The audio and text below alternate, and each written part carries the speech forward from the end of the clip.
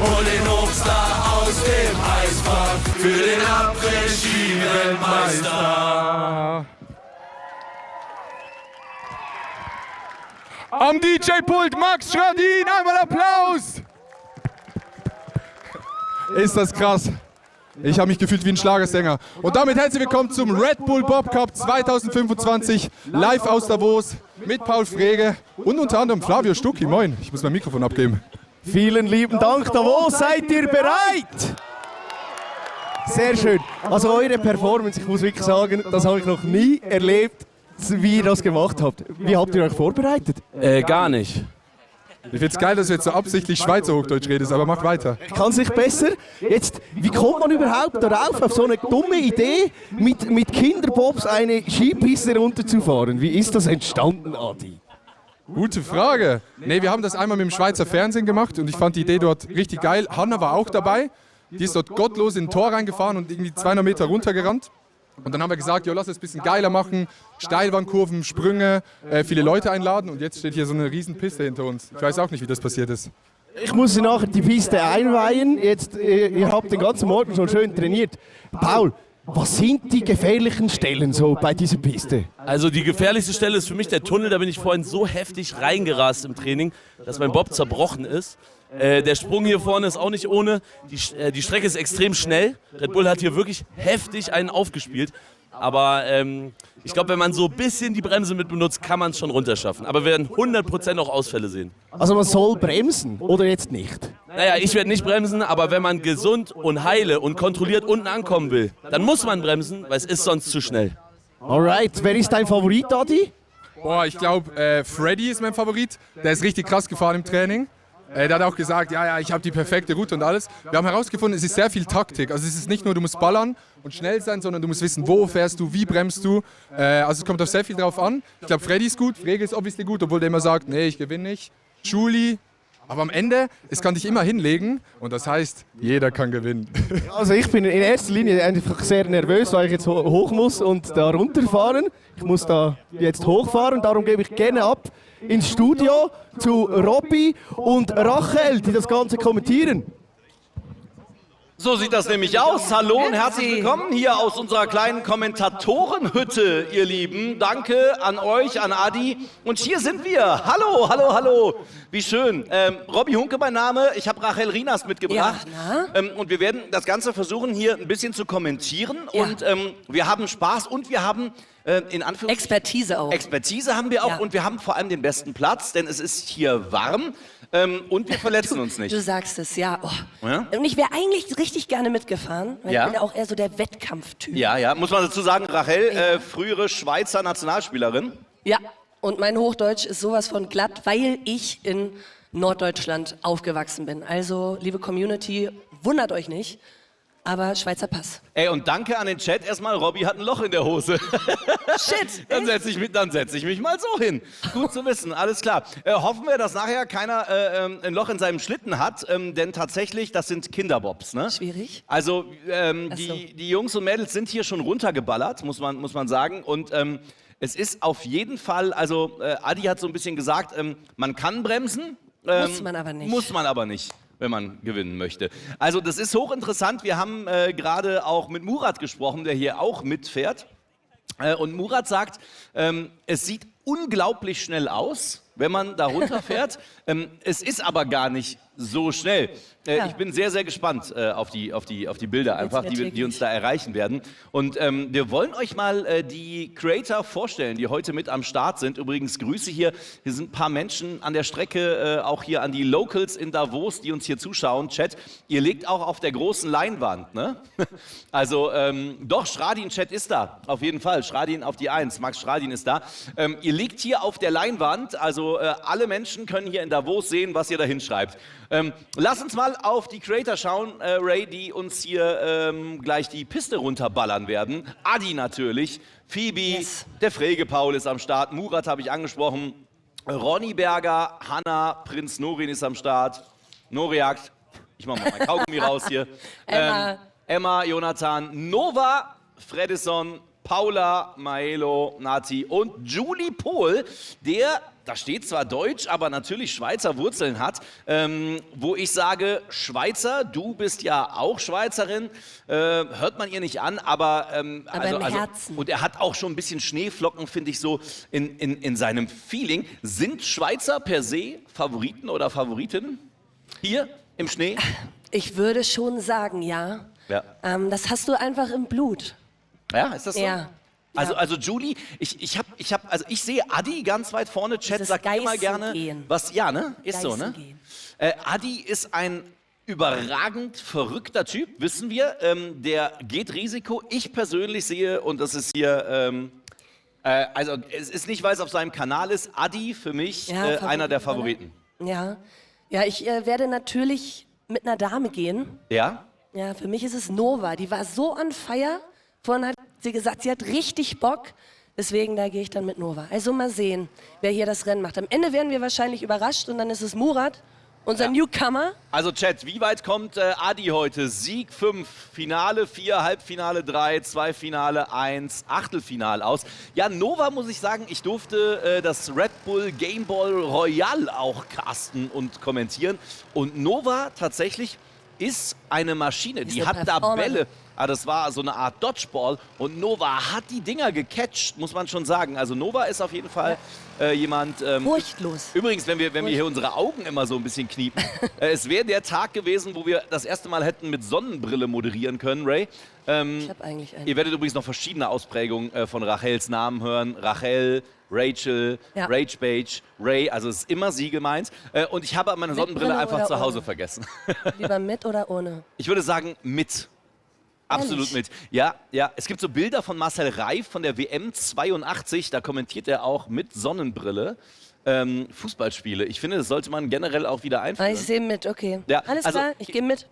Schnee, Davos und so, deswegen kniepen wir hier ein bisschen. Außerdem sind wir fantastisch ausgeleuchtet worden von Red Bull und deswegen kniep ich hier so ein bisschen. Vielleicht kann mir einer noch eine schnelle Brille borgen. Max Schradin übrigens. Ja, guck mal. Jetzt eins mit Oh, Sonnenbrille, nice. 2 ohne. Oh Leute, bitte enttäuscht mich nicht. Ja, Mann. hallo. Also Moini. wenn das hier einer aus der Produktion... Boah, der Fregepaus. Maschine. Gib mir eine schnelle Brille, Junge. Wem gehört die? Deine Brille? Oh, leck. Ehrlich? Nice. Ey, ich probiere die mal. Warte mal. Da können wir auch... Chat, sagt ihr mal. Oh Gott. Ja, Ja, Mann. hat irgendwas von Men in Black. Ja, aber danke, der Frege Danke. Paul, Junge. Ja, ist ein bisschen Man in Black Style, ne? Here. Können wir da im Übergang auch eine Umfrage einmal machen? Das finde ich sehr, sehr geil. Also, wenn ihr auch sonstige Fragen habt an uns, wir sind hier so ein bisschen die Anspielstation. Genau, haut gerne raus, schreibt Ja. in den Chat. Wir hoffen Das übrigens, nehmen dass ich wir auf. Adi noch nicht verausgabt habt, gerade beim Vortrag. Wie fandst du es denn? Wie fandst du den Überragend. Song? Wie Robby fandet mit ihr Sonnenbrille den oder Song? War das Ohrwurmfaktor oder nicht? Ich muss sagen, dieses Playback im Hintergrund, das hat mich ganz besonders abgeholt. Ich bin völlig fasziniert, wie viele sagen tatsächlich mit. Jetzt habe ich ein Problem, weil ich kann Immer. den Chat nicht mehr so gut sehen mit der Brille. Aber ich ziehe die Brille vielleicht gleich einfach auf meine andere Brille. Leute, heute ist was los, ey, Wahnsinn. Ich habe Ronny Berger gerade schon um die Ecke luken sehen. Hier kracht's gleich auf jeden Fall. Hier wird's krachen. Lass uns mal bitte zusammen... Geile Bauchbinde. Sehr, sehr stark. Ey, da sitzt auch in der Regie bei uns mit Dirk ein absoluter Macher. Lass uns mal die Strecke angucken, um die es Ja, hier sehr heute gerne. geht. Und da bekommen wir vielleicht auch so eine Art davon und auch ihr Chat, dass das Ganze hier auch echt ein wildes Ding sein kann. Ein wilder Ritt im wahrsten Sinne des Wortes. Komm, wir gucken uns die mal an. Ja.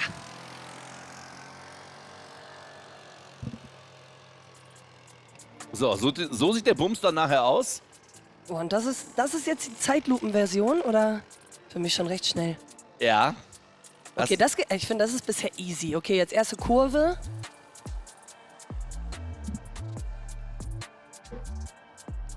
Ich mach Doppelbrille hier. Ja. Oh, vor allem, wenn du da die Bremse ziehst, kannst du ja richtig raushauen. Oh ja. Dirk Abi wird auch schon gefeiert hier vom Chat.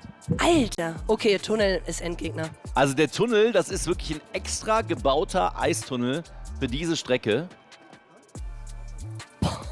Alter. Okay, Chat, was sagt ihr?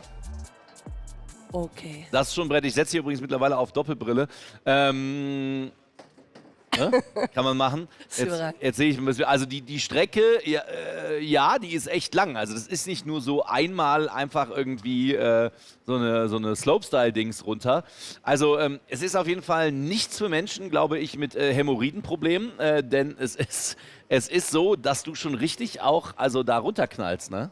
Ja, du bretterst richtig runter und deswegen ist es ja recht vereist, das Ganze. Ja. Also ist auch nicht zu unterschätzen. Also wenn man da dann fällt, das tut auch ordentlich weh und auch in dem Testlauf, da gab es ja schon 1, 2 Blessuren. Ja. Aber ich würde sagen, wir gehen mal hoch. Oh ja, Richtung Max, oder? denn da ist ein Mann, oh, hat der eine geile Jawollo. Brille. Dieser Mann gehört einfach immer auf die 1. Max Schradin, wir schalten zu dir. Der ist nämlich oben und der braucht die Brille, denn da scheint die Sonne. Max, Junge. Ja, Grüße von hier oben.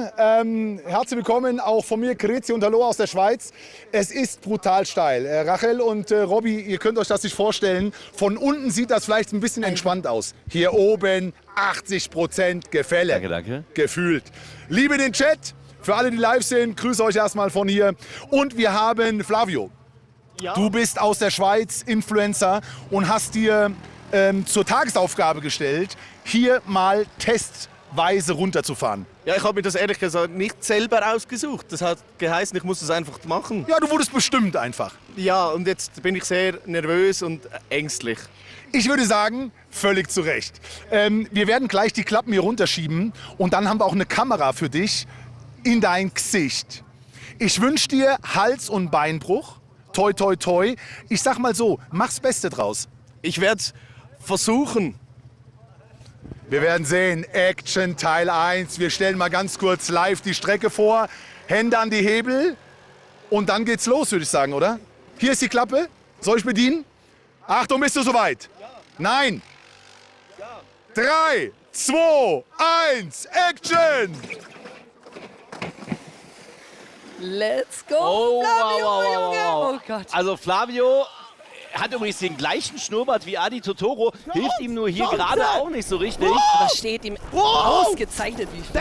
Absolutely, ey, wow. Aber ganz kurz, wie klein Ja. sind diese Schlitten? Also nochmal, Du Chat, musst falls ihr wissen, dazugekommen wie klein seid. Flavio ist. Ja, Flavio ist wirklich kein Riese. Und das sind hier Kinderbobs, ne? Nein! Da, genau, super. Schön, dass wir darüber gesprochen haben. Da möglichst nicht reinfahren. Ja, ich habe es nicht extra gemacht, Alter. Genau, also die müssen umfahren werden. Okay. Also nicht wundern, die Zeitmessung läuft gerade noch Tunnel nicht. oder nicht? Tunnel! Ja!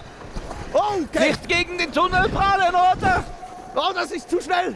Das ist so schnell. Ist so komisch für mich, Okay, weil ich Flavio immer im Schweizerdeutsch höre. Steinhard. Ja, und jetzt versucht Und er jetzt Hochdeutsch. auf Hochdeutsch ist ganz komisch für mich. Zieleinfahrt, da wird's kritisch, ganz kritisch. Oi, oi, oi. Er macht super. Oh, fuck! Yes! Flavio, Junge, bockstark! Überragend. Zeit? Ja, hab ich keine, ne? Zeit wurde nicht gemessen, mein Freund. Ja, ist okay. Flavio, geiler Bre. Sehr, sehr stark. Ja, gut. Also, ihr habt es gesehen, darum geht es so ein bisschen. Und gleich werden wir es so machen. Jetzt hören wir hier so eine schöne Doppelkommando. Also, wir hören uns gerade doppelt. Ich höre deine Stimme gerne. Du hörst meine Stimme gerne doppelt, ne? Oh, das ist sehr irritierend, wenn man sich doppelt holt. Aber das kriegen wir schon gefixt. Also, das ist die Strecke und wir haben gleich Qualifyings. Also, jeder Creator stürzt sich da runter. Es wird eine Zeit gemessen. Ja. Und dann eben Platz 1 bis 16. Wir haben hier gleich auch so eine Tabelle für euch, damit wir nicht. Damit wir selber auch eine bessere Übersicht haben. Genau, genau. Und dann kann sich quasi, sagen wir, Adi wird Erster oder Paul wird Erster, dann würde im Zweifelsfall der Erste gegen den 16. dann im ersten Richtig. Achtelfinale agieren. Die Creator können sich aber oben bei Max und bei Flavio auch aussuchen dann. Der Erstplatzierte kann sich einen Gegner aussuchen. Also wenn jetzt der Erstplatzierte oder die Erstplatzierte sagt, ey, ich möchte am allerliebsten gegen die Vierte fahren, dann können die das auch ausknobeln gegeneinander. Aber sozusagen, die haben dann den Pick, den First Pick. Und das ist der Turnierbaum. So sieht der dann nachher aus. Steht jetzt natürlich noch nichts drin, weil wir gleich eben ins Qualifying gehen. 100 km/h ist es vielleicht nicht gewesen, wie ich gerade im Chat lese. Und boah, Dirk Funk, du wirst schon als Testfahrer hier. Dirk ist nämlich der Macher in der Regie, wird schon hier als Testfahrer gefordert. Und dann vervollständigen wir das dann gleich gegeneinander. Also Erster gegen Achter, Zweiter gegen Siebter. Also es sind so 2 Seiten, kennt ihr vielleicht, solche Turnierbäume und so weiter und so fort. Dann gibt es dann auch noch quasi so eine Lucky Loser Runde. Also diejenigen, die sich nicht qualifiziert haben. Das ist eigentlich so mein Favorite. Lucky Loser, ne? Ja. Hört sich gut an. Dann werden da nochmal die Plätze 9 bis 16 in so einem Massenstart gegeneinander ausgeknobelt. Ist das alles richtig, Dirk? Ja, ne? Dirk? Ich glaube schon, oder? Das ist Dank vollkommen Zeichnen. richtig. der Aber lass mich bitte grafischen schön Untermalung. Toll. Also ich habe es gut verstanden, Ja. aber ich würde sagen, Dirk hat uns jetzt nichts gesagt, dass Ja. es irgendwie falsch war. Dann gehen wir doch einfach hoch an Adi, oder? Der ist ready, haben wir gerade. Adi ist ready? Adi, bist du da? Ja, bitte. Ja, wir sind da. Adi ist der erste Qualifying-Kandidat sozusagen, Platz Start Nummer 1.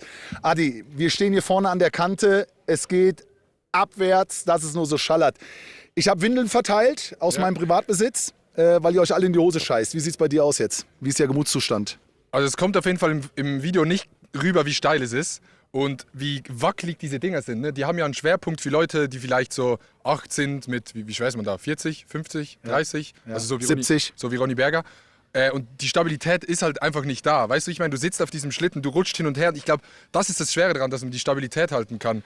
Aber ja, jetzt rein, links und dann rechts und dann Sprung. Hast du, so wie bei den Skifahrern auch, so einen Tunnelblick, dass du dann im Kopf mal das so durchgehst, die Strecke? Man sieht manchmal Ja, ja, oben, ich weiß. dass sie dann so, weißt ja. du, mach mal kurz. Es ist, okay, du gehst raus, erstmal 5 Meter fahren lassen, dass man Speed hat, dass die Kufen greifen, weil wenn du zu früh lenkst, dann rutscht du einfach nur, dann links rein, ganz links nehmen, an der Box vorbei, Speed behalten, möglichst gerade, rechts rein, früh reinziehen, hochhalten rechts, links, rechts dann Entscheidung, gehe ich durch den Tunnel oder oben durch, hinten rum, da muss man so ein bisschen entscheiden, was ist schneller, Tunnel ist riskanter, ist aber schneller, wenn du es gut erwischt. Andererseits, Frege hat sich heute im Tunnel auf den Kopf gelegt, weil du gehst mit so einer schrägen Steilbahnkurve, da ist eine Drohne, hallo? Drohne, wir haben alles da heute. Das lenkt mich ab bei meinen Vorbereitungen. Das leckt dich ab oder das lenkt dich ab? Ich würde dich gerne ablecken. Klar, machen wir später. Okay. Gibt es eine Taktik? Dann Sprung, probieren eine gute Fahrt hinzulegen. Ich Nicht mein, bremsen. taktisch bremsen. Taktisch bremsen. Taktisch bremsen. Wer ist dein Favorit? Freddy, Klar. du bist mein Favorit. Ich liebe dich doch. So, das ist der Bob. Du machst dich bitte bereit. Und die erste Qualifying-Fahrt geht los. Chat, mal ganz kurz an euch. Es wird nachher ein Massenrennen geben. Von hier oben, wo alle runterfahren auf einmal. Das ist keine Massenkarambolage. Krass, bei mir schallert's und knallt's wieder im Kopf. Aber das wird spannend, da freue ich mich besonders drauf. So, wir haben den Timemaker hier. Der wird den Start geben, dann wird auch das Zeitfenster. Willst du noch irgendwas an die Community sagen? Ich hoffe, ich lege mich nicht hin. Ich gebe mein Bestes. Hallo Mama, ich rodle jetzt hier runter. Ja, grüß einfach nochmal die Eltern. Okay. Viel Erfolg, ich drücke dir die Daumen. Adi Totoro, Qualifying beginnt, Abfahrt. Und los geht's. Adi Totoro macht hier also den Anfang in Davos beim großen Red Bull Bob Cup. Adi Totoro liegt, wie ich finde, sehr gut in der Kurve. Ja, die erste hat er schon mal gemeistert. Das ist aber nur eine Lowe. Ich glaube, gleich gibt's auch noch so eine richtige Haarnadelkurve. Und er hat es gerade richtig gut beschrieben, wenn man in die Kurve geht. Erst auf der rechten Seite, jetzt geht er in die erste. Oh, die Drohne ist übrigens für mich der heimliche Star hier, wie die da hinterher fliegt. Aber eben hat er noch einen guten die nimmt er Speed und gut. jetzt kriegt er so langsam, nimmt er den Speed wieder raus. Und ist aber auch das meint er, glaube ich, ne? Mit taktischen Bremsen. Ist vielleicht nicht die Ideallinie, Rachel, aber er macht es fantastisch hier. Der Schweizer Lokalmatador, richtig Speed. Adi Jetzt Totoro, hat er richtig nimmt sich Speed auf. Gleich geht's rein in den Tunnel, Leute. Und da muss man natürlich gucken, dass man den nicht unbedingt verfehlt. Nächste Haarnadelkurve nimmt er auch mit Passion, nimmt er auch mit Würde, wie ich finde. Also bisher sehr, sehr gutes Rennen. Er ist nicht umsonst Und ihr seht's auf der Favoritenposition. Oh, den nimmt er mit. Er hat sich übrigens gegen den Tunnel entschieden. Und jetzt kommt er ins Ziel mit 1:03,4 Sekunden. Es gibt 2 Streckenmöglichkeiten. Man kann sich für die mit Tunnel entscheiden und für die ohne. Ich weiß gar nicht, ob man sich diese Strecke, also ob ich das noch packen würde. Also verrückt. Ich würde Das die ist ohne ein- nehmen. Für mich ist das einfach nur noch Überlebensmodus. Ja. Du gehst dann da einfach durch. Boah. Ah! Der Sprung auf Steißbein. Auf Steißbein. Ei. Alter Vater. Adi Totoro mit 1:03,4 hat sich gegen die Tunnelstrecke, wie gesagt, die Creator, habt ihr gesehen, können sich für 2 Styles der Strecke entscheiden. Eine hat einen Tunnel. Chat, was sagt ihr? Würdet ihr Tunnel nehmen? Ich würde sagen, so in einer Wasserrutsche, ne? Kein Köln im Aqualand oder so. Würde ich sagen, würde ich immer den Tunnel nehmen. Ja, aber Badehose dann in die Arschbacken. Genau. Einmal Oder rein. runterziehen halt bei euch. Und dann gib ihm. Adi ist durch, aber Max Stradin hat schon die nächste. Und zwar Phoebe bei Max. Rachel und Robby, wir haben Kandidatin Nummer 2, Phoebe, Start Nummer 2. Es war beim Warm-up, gab es schon Probleme. Erzähl kurz. Ja, also die ersten 2 Runden waren gut und die dritte hat dann reingeknallt. Ich habe mir meinen Ellenbogen geprellt. Deswegen tut das jetzt ein bisschen weh, aber ich will trotzdem durchziehen. Ich kann es leider nicht 100% geben. Also normalerweise würde ich hier mit gefühlt 50 km/h runterbrettern. Jetzt muss ich mich ein bisschen zügeln. Ich würde einfach dir vorschlagen, dass du ungebremst einfach runtergehst. 1 Minute 3 ist zu schlagen. Mach dich bitte bereit. Ich drück dir die Daumen. Phoebe, zeig der Männerwelt, dass die Damen hier richtig Gas geben können. Gehockt, Ja, ich bin die Einzige, glaube ich. Ich kann das Sitzen nicht. Ich krieg's nicht hin. keine Füße nach vorne. Nee, ich krieg's nicht hin. Oh, das ist spannend. Ich übergebe an Rachel und Robby. Oh Gott. Phoebe kommt.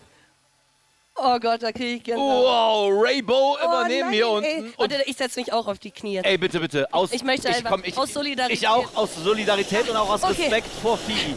Wie schnell geht das? Alter, Boah. du kannst dann ja Ey, gar nichts. das ist so ein bisschen Skeleton-Style. Die Nein, stürzen es sich ja auch fällt mir vorab. jetzt schon schwer. Also sie liegt zwar nicht, aber ich finde das gar nicht so eine schlechte Idee. Phoebe macht das ordentlich, Chillig oder? ist das eigentlich. Ja, sie fährt entspannt, das muss man aber auch noch dazu sagen. Sie hatte sich vorhin Ja. auch verletzt. Es Ja. war kurzzeitig nicht klar, ob sie eben reinstarten kann. Oh, jetzt hat sie die Kurve genommen mit dem verletzten Arm, glaube ich sogar, gegen die Bande geknallt. Ja, dazu muss man sagen, ich hatte hier gehört, Phoebe hat sich den Arm wehgetan. Ich hatte verstanden, sich den Arsch wehgetan. Es ist der Arm gewesen, aber das schränkt einen natürlich ein, muss man sagen.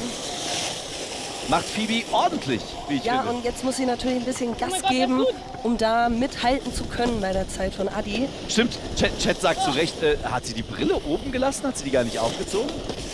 Sagt einer im Chat? Ja, Phoebe, das ist sehr, sehr strong. Oh, geil! nice. Und dann ein geiler Sprung hinten raus und Phoebe ist schneller als Adi Totoro. Ja, bist du denn irre? Phoebe mit 1:02,93 unterbietet den Lokalmatador. Adi Totoro damit knapp und schiebt sich vor ihn. Verrückt.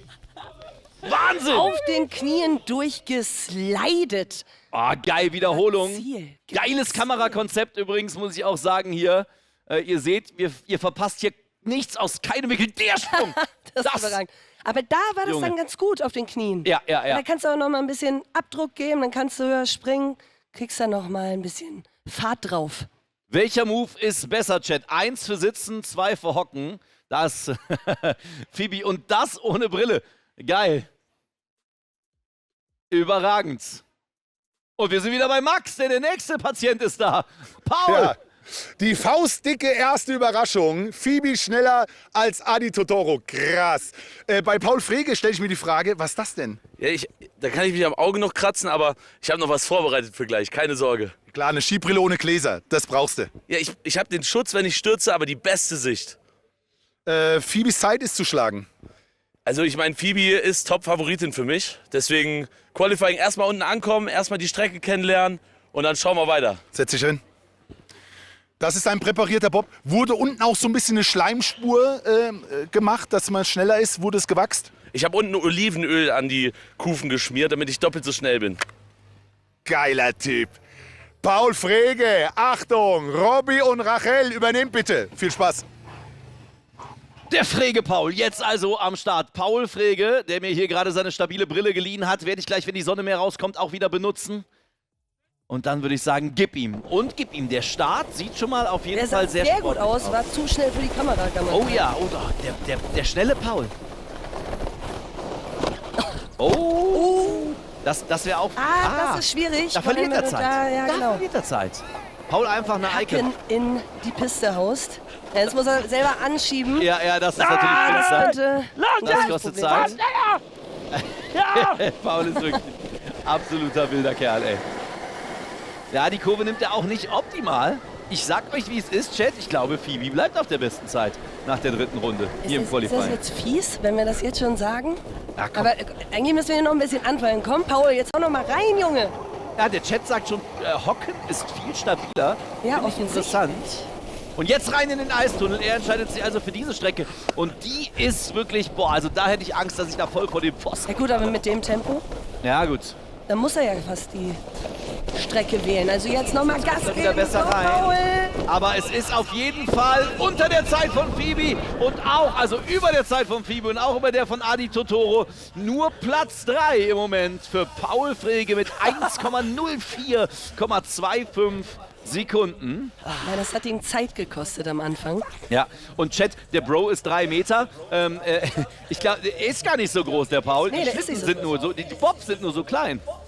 Also ich bin 1,76 und ich glaube, wir sind uns auf Augenhöhe begegnet. Ja. Also müsste nicht viel größer sein. Ja, also die Brille ist wirklich Viel größer. Ja, glaube ich nicht. Glaube ich nicht. Hey, komm mal her, komm doch mal her. Jetzt stellen wir uns nebeneinander. Komm, Paul. Der 2,90 Meter Mann, Paul Frege mit 1,0425. Chat, das ist die aktuelle Übersicht. Phoebe, Adi Totoro, Paul Frege. Wenn ihr noch Fragen habt zu der Strecke oder so, die wir nicht beantworten können, haut sie trotzdem rein in den Chat. Ich kann euch sagen, dass hier abseits der Kameras gerade eine sehr glückliche Phoebe langgelaufen ist. Und es geht weiter. Murat, Murat, Junge, hau rein der jetzt. Newcomer, steht bei Max Stradin. Die mein Favorit, Favoriten mein zweiter wackeln nacheinander und Newcomer Murat ist bei uns. Nochmal einen tiefen Schluck. Wie wichtig ist Masse mal Beschleunigung hier bei dir?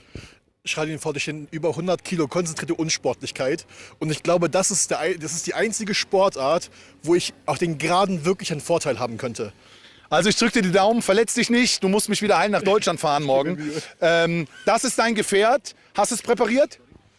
Ich habe noch so einen extra Kufen reingemacht und noch ein bisschen Motor hinten drauf. Hier ist 340 PS drin. Muss noch ein bisschen Sound machen, weißt du? Setz dich. Danke. Es geht los. Stell dein Getränk ab. Jetzt gibt es kein Zurück mehr. Ich drücke dir die Daumen. Frege war gerade bei 1 Minute 4. Versuch mal unter einer Minute. Ja, Frege ist auch so ein bisschen, also den möchte ich auf jeden Fall auch besiegen. Das ist so ein bisschen meine Zeit, die ich bieten Wir werden sehen. Wir werden sehen, Murat. Auf die Plätze, fertig, los. Robin, Rachel, bitte. Murat, also jetzt am Start, man munkelt, die beiden kennen sich ein wenig, Murat und Schradin. Der Ja, aber mag Murat Murat. ist für uns der Newcomer. Ja, Mann. Heute hier wird also ein Creator. Let's go, Murat. Und Murat, No! Murat Halt fliegt dich schon drauf! ab.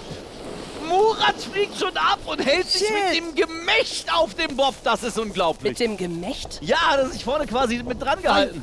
Hände waren schon abgeflogen. So drum geschlängelt oder was? Nee, er ist so quasi dran hängen geblieben, so, weißt du? Ah, Oh, das kostet Zeit. Schade eigentlich für Murat. ja, danke. Vor allem jetzt kann ich mich gar nicht mehr konzentrieren. Cool. Ich darf das sagen. Ja, du bist ein Mann. Du darfst das sagen. Nein, Genau. ich ich darf nicht Pimmel Nein, sagen. ich bin ein Mann, ich darf sagen, ich habe über 100 Kilo und ich darf das sagen, Ehrlich? selbst, Man ja gar also nicht an. das ist eigentlich einer, der über die Masse kommen könnte, weißt du, was ich meine? Also Aber damit das ist ein Punkt. Masse, also kein Shaming hier, Nein, nein. ich wiege mehr als er, ich würde versuchen über die Masse zu kommen, aber er kriegt nicht so richtig Schwung in die Veranstaltung hier. Ja, vor allem jetzt bremst er halt auch durchgängig ab, aber das Thema in den Kurven, ich glaube, das ist nicht zu unterschätzen. Ja, Mann, Du musst halt irgendwo den Speed rausnehmen, Ja, aber ja. darfst halt nicht den Schwung verlieren. absolut. Aber er ist ja nur am Bremsen und ich glaube auch, dass er halt fliegt- so krassen Speed aufnimmt, weil er eben auch ein gewisses Kampfgewicht mitbringt. Ja, absolut. Da fliegt richtig viel Schnee. Okay, also unter einer Minute wird es nicht mehr. Also er bremst halt auch mit den Schuhen. Wow. Und da kommt natürlich richtig Schnee zurück. Aber ich glaube, für die Community ist es auch wichtig zu wissen, wir haben es ja vorhin schon Oh, gehört. er aber. Also, Ja, ist okay. er setzt eine inhaltliche Klammer, ja, Murat mit 1,36. Vorne abgeflogen und hinten abgeflogen. Also er wollte sozusagen inhaltlich einmal einfassen, dass sich der So Kreis kennen wir schließt. Murat, oder? Ja, so kennen wir Murat. Murat. Ey, aber du bist ins Ziel gekommen. Das ist das, was zählt. Oh, das ist... Ah, das ist schon heftig. Aber da dass er sich hält er drauf, sich. Ja. Dass er sich da drauf gehalten hat. Hut Also ab. sagen wir mal so, es ist kein Red Bull Bob Cup Weltrekord, den er hier gerade eingestellt hat. Aber kann ja noch werden. Ja. Glaubst du? Ja, ich glaube schon, vielleicht. You Ja. never know. Mal gucken, was er raushaut nachher noch. Also, alle haben noch eine Chance, ne? Also, Das ist so. Das ist, also jeder fährt auch noch mal. Oh, und ich sehe Ronny Berger, der Schnurrbart der Nation, bei der Brille der Nation, bei Max Schradin. Ronny Berger, 1,20 Meter, geballte Power. Ronny Berger, so ruhig und konzentriert habe ich dich noch nie zuvor gesehen. Junge, ich bin so aufgeregt. Ich war heute schon 3-mal auf Klo. Ich muss jetzt noch. Ich bin. Lass laufen. Ich war lang nicht so aufgeregt, Alter. Okay, er ist wieder der Normale. Setz dich bitte. Okay, Mann. Ja, beruhige dich. Let's go. Beruhige dich. Go. Beruhige dich. Let's go. Setz dich. Meine Fresse, Mensch, schrei mich doch nicht so an. Junge, ich glaube an dich. Du bist mein Geheimfavorit. Du bist 1 Meter Blitz. Bist du soweit? Ja. Ronny Berger, Abfahrt ins Tal. Abfahrt ins Tal, hier runter zu uns an die Kommentatorenplätze. Hier endet die ganze Geschichte, nämlich Max ist oben und Ronny Berger ist auch ein Positivverrückter. Und da können wir einmal drauf Fokus. eingehen. Ihr seht unten rechts dann kurzzeitig die Zeit stoppen. Lasst euch nicht verwirren, das ist einfach die Startzeit, damit wir die dann auch vergleichen können. Genau, danke. Die Regelhüterin, die Anzeigenhauptmeisterin Rachel Rinas. Die regelnde Ray. Die Regelhüterin regelt den Verkehr. Und was ist mit dem Verkehr von Ronny hier? Ja, Aber Ronny ist auch der Einzige, der so von der Körpergröße genau auf diesen Schlitten passt. exakt. Die sind quasi deswegen- an ihn angepasst. Deswegen hat Ronny den Ja. Vorteil, ne? Aber es ist so schwer, sich da drauf zu halten. Ich gehe auch unterdessen mit dieser Fahrweise von Phoebe Ja. auf den Knien. Sie hat sich da richtig gut drauf gehalten. Macht Boah! stark. Und das War ist gut Gefahr. abgefangen. Aber da holt er jetzt wieder ein bisschen was raus und dann versemmelt er die Sekunden langsam wieder. Oh, das bleibt interessant. Ronny macht das gar nicht so schlecht, Und aber jetzt er kann Vollgas. die Minuten nicht auch, könnte aber trotzdem die Bestzeit sein. Ronny Berger fliegt ins Ziel. Ja, bist du denn irre? 1,0221 und das reißt uns hier komplett aus dem Sitz. Was für ein Boss-Move. Gewollt oder ungewollt. Rippenbruch des Todes. Aber Ronny, Junge. Alles für die Zeit. Alles für die Zeit und das ist die bisherige Sehenswürdigkeit des Tages in Davos. Alter, hast du den Schlitten gesehen? Junge, Hast du den Schlitten gesehen? Ich glaube, der ist zerschellt. das ist ganz, ganz wild. Ronny Berger rasiert den Schlitten und zwar gegen den Strich. Wow. Okay, das war krank. Das war krank. Boah, ich muss das mal holen. Wow, also das haut uns hier wirklich komplett aus den Sitzen. Nächste Fahrerin, Hanna, ist bei Max. Genau so ist es. Die liebe Hanna ist bei mir. Die nächste Dame, die nächste Frau. Du bist aufgeregt, hast du mir gerade eben vor dem Start erzählt. Hast du bei den Proben so ein ganz gutes Gefühl gehabt, da runterzufahren? Ja, bei den Proben wird es dann besser, die Aufregung. Ich glaube, der Trick ist einfach Mindset. Ruhig runtergehen, nicht übernehmen, einfach stabil runterfahren. Ronny hat eben gerade gesagt, wenig bremsen, laufen lassen. Du hast jetzt auch keine 110 Kilo so wie ich. Lass laufen. Ich glaube, das ist so ein bisschen der Trick. Okay, nehme ich mit. Danke für den Tipp. In gleichermaßen laufen lassen. Weißt du, was ich meine? So wie bei Ronny auch. Hinten wird noch die Technik ein bisschen präpariert. Startest du auch hier von der Seite? Lieber rechts, weil das habe ich vorher geübt und dann komme ich gut in den Tunnel rein. Das ist eine gute Entscheidung. Ja. Es sieht steil aus, ne, hier. Ist auch steil. Ist steil. Ich werde eventuell, Chat, gegebenenfalls mit Robby zusammen, hier vielleicht nachher in der kleinen Pause, gemeinsam parallel runterfahren. Robby, mach dich auf was gefasst. Wir zwei alten Herren, 110 Kilo, Abfahrt. Der Chat entscheidet. Wie sieht die Technik aus? Moment, wir brauchen noch ein bisschen. Sagst du ganz kurz dem Chat, wer dich nicht kennt. Du bist auch Influencerin. Genau. Wo genau, was machst du? Ja, ich komme aus Österreich und habe viel über Österreich gemacht, Videos, eher so Entertainment-Sachen, aber ich fahre gern Bob, bin schon mal Bob gefahren. Das ist damals nicht so gut ausgegangen, aber heute wird's besser. Entertainment ist immer gut. Ja, ich hoffe. Entertainment ist immer gut. So, wir wechseln den Bob. Fertig? Ihr sagt einfach. Ja. Einsetzen. Wir testen kurz noch, dass das alles passt. Dass wir Hanna auch gut im Bild haben. Ist gut? Fühlst du dich gut? Wir haben ja andere Bobs als vorhin. Da kann man sich nicht festhalten. Sehr gut. Das ist es, Hanna. Wir können, kriegen wir das Zeichen, dann komm nach vorne. Hanna, ich wünsche dir alles Gute. Willst noch jemanden grüßen? Irgendjemanden, Familie, Freunde? Meine Mama. Die Mama natürlich, schaut zu Hause. Wir sagen, bitteschön, Hanna, jetzt geht's los, Tunnelblick. Rachel und Robby übernehmen, Abfahrt. Hanna, let's go! Gib ordentlich Gas! Und an dieser Stelle unbedingt Grüße nach Österreich. Und auch an die Mama. König. Genau, Ja. unbedingt. Interessante Technik mit dem rechten. Oh, da fliegt sie das erste Mal ab. Das kostet natürlich Zeit. Chat, die Frage war gerade, habe ich gerade gelesen, als wir oben waren bei Max und bei Hanna, wer entscheidet, wer welche Strecke nimmt. Das können die Creator selber entscheiden, indem sie entsprechend abbiegen. So ein bisschen wie bei Mario Kart mäßig, ne? Also biegen sie links, biegen sie rechts an. Ab und dann kannst du gucken, wo und welche Strecke du nimmst, je nach Gusto. Ich sag's euch, wie es ist. Ich glaube, ich würde mittlerweile doch die mit dem Tunnel nehmen. Hanna hat jetzt natürlich ein bisschen Probleme mit der Geschwindigkeit. Einmal raus, bist du raus. Ah, das ist jetzt richtig ärgerlich.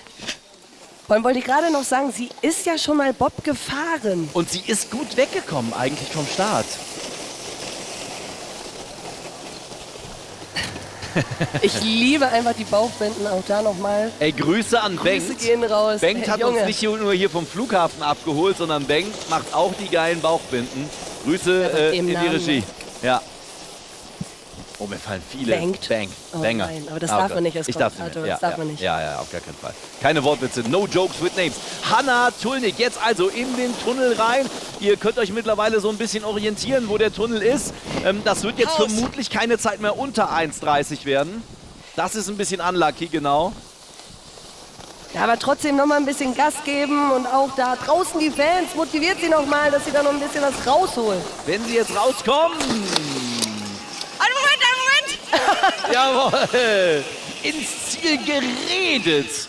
Und das ist natürlich auch eine Kunst. 1,41,81 für Hanna Tulnig aus Österreich bei diesem international top besetzten Red Bull Bob Cup. Okay.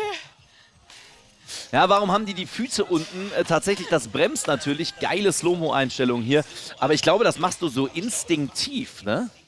Ja, natürlich. Wir haben ja vorhin kurz mit ein paar Creatoren gesprochen. Das Ding ist, du hast auch irgendwie Angst, wenn du da so runterrauschst. Und wenn du dann einmal Tempo aufgenommen hast und dann vielleicht mal falsch den Fuß rausstellst, dann bist du auch ganz schnell aus diesem Gleichgewicht raus. Aber ich fand den Vorschlag vorhin so gut, dass ihr zwei euch auch nochmal auf die Piste begebt. Ich weiß auch gar nicht, warum ich da nicht herausgefordert wurde. Sehe ich undeutlich, weil ich habe keine Moonboots. Maxle, du hattest Angst. Bin auch angeschlagen.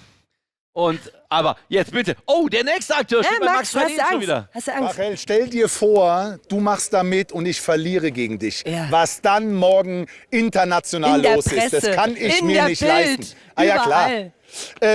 Wir haben den lieben John.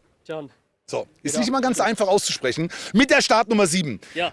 Wie fit bist du? Kannst du das oder sagst du, das ist schwierig? Ich würde sagen, ich kann das nicht schlecht. Ich bin natürlich ein bisschen nervös. Das heißt, es wird... Brauchst du nicht sein, ich bin da. Das ist gut. Dankeschön. Aber Gerne. ich würde sagen, das könnte gut werden. Ich Setz dich hin. trainiert und bin bereit. Das ist mal eine Kampfansage. Setz dich, genieße. Sei einfach schneller als Paul Frege. Das werde ich. Ja? Die Nummer 7 bringt mir Glück. Natürlich. Rachel und Robby, ihr seid dran. Die Startnummer 7 kommt zu euch, bitte. Die Startnummer 7, Prinz Norin mit der Nummer 1, die Mehmet Scholl bei den Bayern oder Luis Figo in der portugiesischen Nationalmannschaft. Kann nur gut gehen. Ey, und der kommt richtig gut weg. Und das ist mal gefühlt die Ideallinie, die er gerade genommen hat, Aber oder? siehst du auch, wie er den Schlitten beherrscht? Er kontrolliert ihn förmlich. Das ist richtig gut. Okay, jetzt geht er mit der Hand dann auch wieder ans Lenkrad. Ja, aber da so mit der linken Hand, er hat schon eine andere Fahrtechnik als die anderen. Also da kann man schon noch mal drauf achten. Ja. Jetzt ist er rausgekommen. Und interessant, was der Chat auch schreibt. Das ist so ein falsches Bild gerade. Sorry. Clean ist besser, da rutscht man nicht so auf dem Sitz. Wir können euch gerade sagen, dass Judy, wer ist gerade noch mal reingekommen? Judy ist zu uns gekommen gerade. Der hat gesagt, Knie ist besser, weil heute so ein bisschen so eine andere Temperatur herrscht als gestern. Judy war es, glaube ich. Oder war es Frege Paul? Weiß schon gar nicht mehr, einer von den beiden. Judy meine ich. Sehr gleich aus. Judy ist reingekommen und hat gesagt, dass es so ein bisschen besser ist mit Knien, wenn ich ihn richtig verstanden habe. Das könnte natürlich Ja, du sein. kontrollierst den Schlitten dann besser. Also es ist, Meinte er, aber- es ist ein bisschen eisig geworden dadurch, also die Strecke ist ein bisschen eisiger geworden dadurch, dass wir heute nur in Anführungsstrichen 3-4 Grad haben. Du bist doch gewesen, Julie, oder? Ja, Julie steht hier gerade. Ich war mir gar nicht mehr sicher, wer gerade reingekommen ist. Aber, Julie war's. aber du meintest, auf den Knien ist besser, ne? Bessere Kontrolle. Bessere Kontrolle, oder? Komm hier. Komm, Julie, schnapp dir Headset. Prinz Oh. Norin mit 1:23:09 Chat. Und Julie ist hier gerade reingekommen. Jetzt nochmal, mein Lieber, erzähl nochmal, was du uns gerade gesagt hast, weil wir haben schon wieder vergessen. Als wir heute Morgen trainiert haben, war eben die ganze Zeit eisig. Also es war komplett eisig. Auf den Knien haben wir es 2-3 Mal probiert. Du rutschst sofort weg, du hast keine Balance. Deswegen sind wir alle normal gesessen. Und jetzt schreibt der Chat die ganze Zeit, macht's doch auf den Knien. Könnten wir probieren, aber wir haben es im Training nie probiert. Ach so. Deswegen sind alle gerade 50-50, ob die es probieren zum ersten Mal oder nicht. Weil heute Morgen hat das auf jeden Fall gar nicht geklappt. Gut. Außer bei Phoebe, da war es echt gut. Ja. Gleich übrigens den Gesamtstand werden wir euch auf jeden Fall einblenden. Bei Max steht der Nächste. Noreax ist bei mir und bei der letzten Aktion habe ich noch so im Ohr, Mensch Max. Und dann habe ich dich fliegen sehen. Kannst du dich erinnern? Ja, ich kann mich schmerzlich daran erinnern. Das war nicht so angenehm. Ja, ich kann mich auch erinnern. Viele von euch auch, Chat. Wir starten direkt rein. Noreax, ganz kurz für dich. Du hast gerade gesagt, wenn ich mit 1,30 runterkomme, bist du zufrieden. Aber das ist nix. Ja, ich bin halt im Qualifying, in der Probe 2-mal runtergefahren, 6-mal hingefallen. Mal gucken, wie das wird. Aber Schneeverhältnisse sollen anders sein und ja, mal gucken. Knie oder normal? In der Hocke oder normal? Normal. Ich glaube auf Knie, dann haue ich mir die ganze Zahnspange raus und das Okay. nicht. Ich würde sie dir wieder reinmachen. Ey, das ist so schrecklich. Ich bin doch da für dich. Setz dich. Okay. Noreax, jetzt geht's los. Noreax, mein Freund. Gib Gas, fall nicht. Rachel und Robby, Noreax kommt zu uns. Abfahrt zu euch. Noreax, Junge, du darfst. Und damit startet er. Ich habe hier wieder umgesattelt auf Doppelbrille, weil die Sonne hier stärker scheint. krass. Seht ihr mittlerweile auch auf der, auf der Strecke. Ja, aber er tut mir echt ein bisschen leid. Wir haben vorhin auch kurz gesprochen. Er hat sich auch wirklich wehgetan. Also seine Hand, man hat richtig gesehen, die ist blau am Daumen. Oh nein. Es kracht bei Nummer 8. Das ist eine absolute Weltbauchbinde da unten. Bockstark. Fuck! So, die Frage ist... Fuck! Ja, glaubst Das ist du... mir jedes Mal Probe passiert, Digga. Ich werde langsam als Murat sein. Bruder, was ist das? Scheiße! Rahel, glaubst du, Bruder, ich wenn man lauf gar einmal nicht kein Strecke. Tempo mehr hat, eigentlich ist es dann fast schon bitte. vorbei, ne? Dann ist vorbei. Wenn du einmal aus dem Stand... Ich muss Tunnel nehmen. Wir müssen sagen, mit den Regeln sind wir nicht so streng, aber man sollte dann auch nicht runterlaufen. Ne? Ja, aber gut, da blieb ihm jetzt echt nichts anderes übrig. Jetzt hat er aber so Speed aufgenommen. Ja. Ich glaube einfach, das Problem ist, dass wenn du Angst hast, Ja, dann haut es dich raus. absolut. Absolut. Aber deswegen, Phoebe, sie ist halt kontrolliert gefahren, Ja. hat es richtig gut gemacht, hat nicht zu viel Speed aufgenommen, wusste auch genau, wann sie bremst und sie hat vor allem sehr, sehr viel mit dieser Bremse, die im Schlitten drin ist, gebremst. Ne? Ja, genau. Hat sie clever gemacht. Das haben wir jetzt bei den Jungs vermehrt eher über die Füße gesehen. Und aktuell sagen so um die 70%, Phoebe wird Erste. Ich bin gespannt. Er kann sie auf jeden Fall nicht mehr angreifen. 1,26,62 für Noreax. Boah. Also das ist schon steil. Das sieht nicht so aus, aber das ist schon steil. Wir haben hier unten, bevor wir auf die Plätze hier gekommen sind, quasi das Ziel ist so parallel zu uns. Ey, da guckst du schon so hoch gefühlt, ne? Also Aber hast du das ehrlich, nicht auch oft auf dem Schlitten gehabt, Robby? Du bist doch bestimmt auch oft Schlitten gefahren. Ja, mit als vielen Junge. Popo-Prellungen. Das ist übrigens aktuell die Gesamttabelle. Ronny Berger hat tatsächlich Phoebe unterboten. Beide mit 1,02 Sekunden, aber Ronny Berger schneller in den Hundertsteln. Adi Totoro mit 1,03. Aber der hat ja auch alles reingeworfen. Ja, der hat alles Also reingeworfen. Ronny, wow, der hat einfach seinen Schlitten zerschellen lassen. Ja, absolut. Ja, ich bin viel Kopf Schlitten über gefahren reingeflogen. früher, aber das ist, ich will nicht von der Zeit vorm Krieg reden. Besser ist Gut, das. dann gehen wir ab. An Maxle. Ja, genau. Zu Max. Ja, Emma ist bei mir. Die sagte gerade zu mir, willst du nicht lieber für mich fahren? Emma, ich glaube, das wäre keine gute Idee. Ich würde da unten nicht ankommen. Ich wüsste gar nicht, wo lang. Also, das ist sehr kompliziert. Nee. Du hast Bock. Du hast ja eben gerade auch gesagt, boah, ich habe da Spaß dran. Gebremst wird nicht. Nee, habe ich nicht gesagt. Ich hoffe, ich überlebe es einfach. Ich mache langsam. Gut, bitteschön, nehmen Sie Platz. Ist der schon leicht angebrochen, der Bob? Ja, das macht nichts. Nein. Da kannst du ruhig locker runterfahren, das ist kein Problem. Möchtest du noch jemanden grüßen? In den Chat?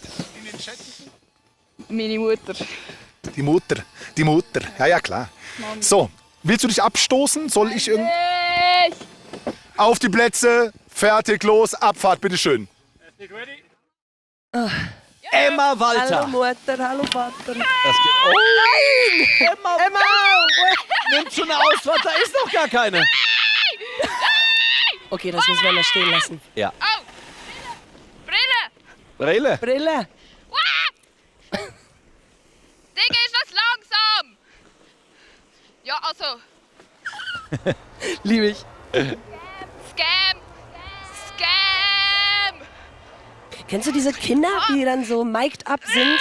So 3, 4 Jahre alt und die sind so süß, wenn die dann dabei kommentieren, während sie gerade Skifahren und so. Das hab ich auch erinnert mal mich gemacht. jetzt gerade an Emma. So cute. Komm, Emma! Gib mir mal ein bisschen Gas. Ja. Jetzt. Wo sind die Schweizer hier im Chat bei Dahin, Schweizer. Schweizer Flagge einmal rein, bitte, Chat. Adi war schon, ja, als Erster, ist aber Stand jetzt nur Zweiter. Nee, Dritter sogar nur. Hinter Ronny Berger und Phoebe. Ja, Mann! Und selbst das käme mir persönlich sehr, sehr schnell vor. Doch, die kommt schon an, Chat. Wir sind im Qualifying. Danach geht's rein in die 1-gegen-1 Duelle. Ich bin auch gespannt, wie dann ausgewählt wird, ne? Ja. Weil man dann ja auswählen darf. Also wer es nicht mitbekommen hat, man darf sich dann aussuchen. Ja. Oh mein Gott. Aus der Pole Position heraus, gegen wen man da antreten möchte.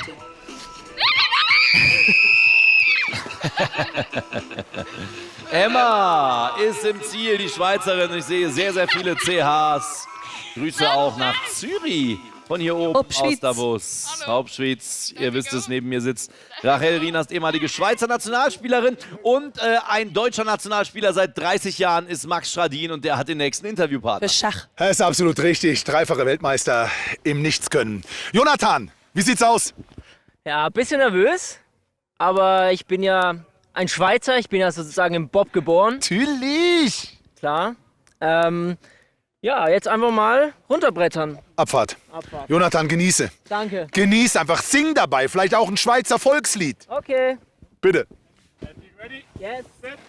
Ich lese im Chat gerade schon Schaffhausen auf die 1. Ich wollte gerade sagen, woher kommt ihr denn? Community, haut mal raus, woher ihr kommt aus der Schweiz und wo es am schönsten ist, eurer Meinung nach. Und auch bitte, wenn, wo ihr aus Deutschland oder Österreich oder sonst wo zuschaut, bitte auch mal Bern sehe ich hier im Chat Zürich. Jonathan ist am Start, der Schweizer also. FCZ-Fans haben wir ja auch im Chat. Wallis. Jonathan hat gerade gechanged, ne? Hast gesehen? Ja, Erst im Sitzen gestartet, jetzt auf die Knie. Eine klassische Mischkalkulation. IB-Fans haben wir auch da aus Bern, Aargau. Sehr schön. Davos, Nürnberg. Jawohl, Oerlikon. Likre. Servet, Genf. Nee. Ich hab mal in Zürich in Wiedikre gewohnt. Ja, ist schön, ich liebe Zürich. Sehr, sehr schön. Herrlich, herrlich hier. Bin auch regelmäßig in der Oh, Schweiz. Schleswig-Holstein. Ich komme aus Bad Segeberg. Grüße gehen raus. Voller Körpereinsatz wird hier im Chat zu Recht gesagt. Es ist wieder, sagen wir mal so, das spoilern wir nicht, da sind wir auch keine Hellseher. Das wird auch von Jonathan nicht mehr unter einer Minute werden. Also wir haben schon... Nee, spätestens jetzt. Ja, würde ich sagen. Ne? Der Schnee ist viel zu sulzig. Was heißt in dem Kontext sulzig? Ja, aber so immerhin seifig. 1,13. Ah ja, okay, alles klar. Jo. Ist aber okay, mit der Jonathan. Nummer 10 ist auch eine Ansage. Absolut, mit der 10. J10, würde ich sagen. Jonathan. Ah ja, sulzig, nass, amtschig. Okay, alles klar. Aus Österreich auch sehr viele. Und Max Schradin, der hat die nächste. Es geht hier Schlag auf Schlag, Freunde. Ja, es geht Schlag auf Schlag. Die Sonne geht auf in den Schweizer Bergen. Nova ist bei mir. Hallo. War das eine geile Anmoderation? Danke. Gerne. Wer berührt. Ja, ich gebe dir nachher meine Kontonummer. Kannst ein bisschen was machen. Deine Taktik? Ja, ich hatte eigentlich eine andere Taktik, weil wir mit anderen Bobs geübt haben. Da habe ich mich hinten festgehalten, damit ich mit meinem Arsch nicht nach vorne rutsche. Praktisch so. Das ist ja Wie nennt sich diese Haltung? Ja, es ist das Mikro. Es ist das Mikro. Es ist das Mikro. Oh, danke. Ich bin da. Danke. Warte kurz. Oh, okay. Wir checken noch. Ja? Alles gut? Gut. Ja? Ja, Nova, ich wir machen den Cowboy genannt, weißt du, weil ich mich den Cowboy-Sitz. So, aber geht jetzt gerade nicht, deswegen, ja Leute, ich versuch's einfach, ne?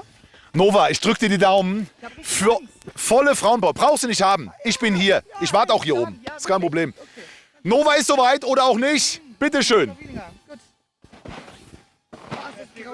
Und wir hier am Kommentatorenplatz sind bereit geboren. Und ich habe gerade schon gesehen, Rachel hat gesagt, Fingers crossed für Nova.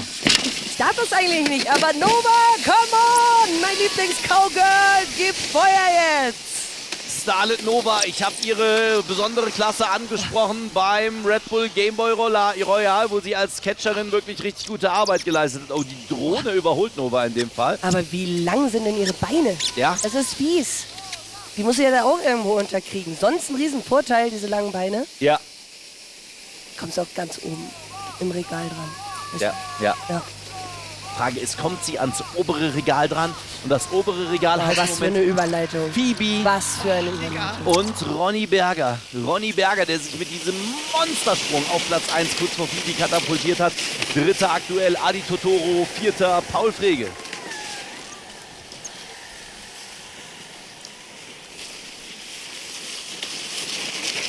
Ja, also... Ja, ich habe auch gerade überlegt. Ja. Also ich würde es technisch definitiv nicht sauberer hinbekommen.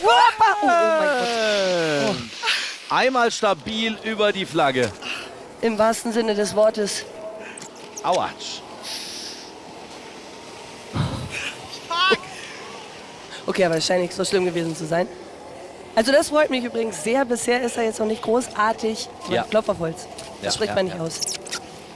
Piste wurde übrigens. Ja, aber ich gehe mit euch. Ich habe jetzt auch schon ein paar Mal gelesen, Schnee ist so tot. Es nimmt auch ein bisschen Speed raus, ne? Dadurch, dass es gerade so seifig ist. Ja. Aber jetzt hat Muss man mit Nova umgehen. den Bogen raus. Jesus. Und dann haut es sie auch raus. Chat, wir haben das übrigens vernommen. Ich hoffe, Nova geht's gut. Na, da ist sie in den Zaun reingerast, ne? Ja. Dann da noch die Hatte Stange gerade mitgenommen. eigentlich Hoffentlich hat sie sich dabei jetzt nicht groß verletzt. gutes Tempo, gute Besserung auf jeden Fall an Nova. Ich kann euch sagen, dass wir natürlich den Sprung von Ronny Berger auf der Pfanne haben. Ne? Also der geile Sprung ins Ziel. Ich weiß gar nicht, Regie, liegt dieser Sprung weil einige hatten Werbung, liegt dieser Sprung schon vor von Ronny Berger ins Ziel? Könnten wir den eventuell nochmal zeigen? Wenn ja, dann feuert ihn einfach zwischendrin ab. War das jetzt meine Schuld? Nein, wieso? Weil ich es eben noch gesagt habe. Nein. Aber ich bin so abergläubig. Ich habe auf Holz geklopft, 3-mal. Ja. Also, Aber im Fußball, ich bin so abergläubisch. Nova kriegt das schon hin. Jau, Fonde wieder. Das ist wichtig und richtig.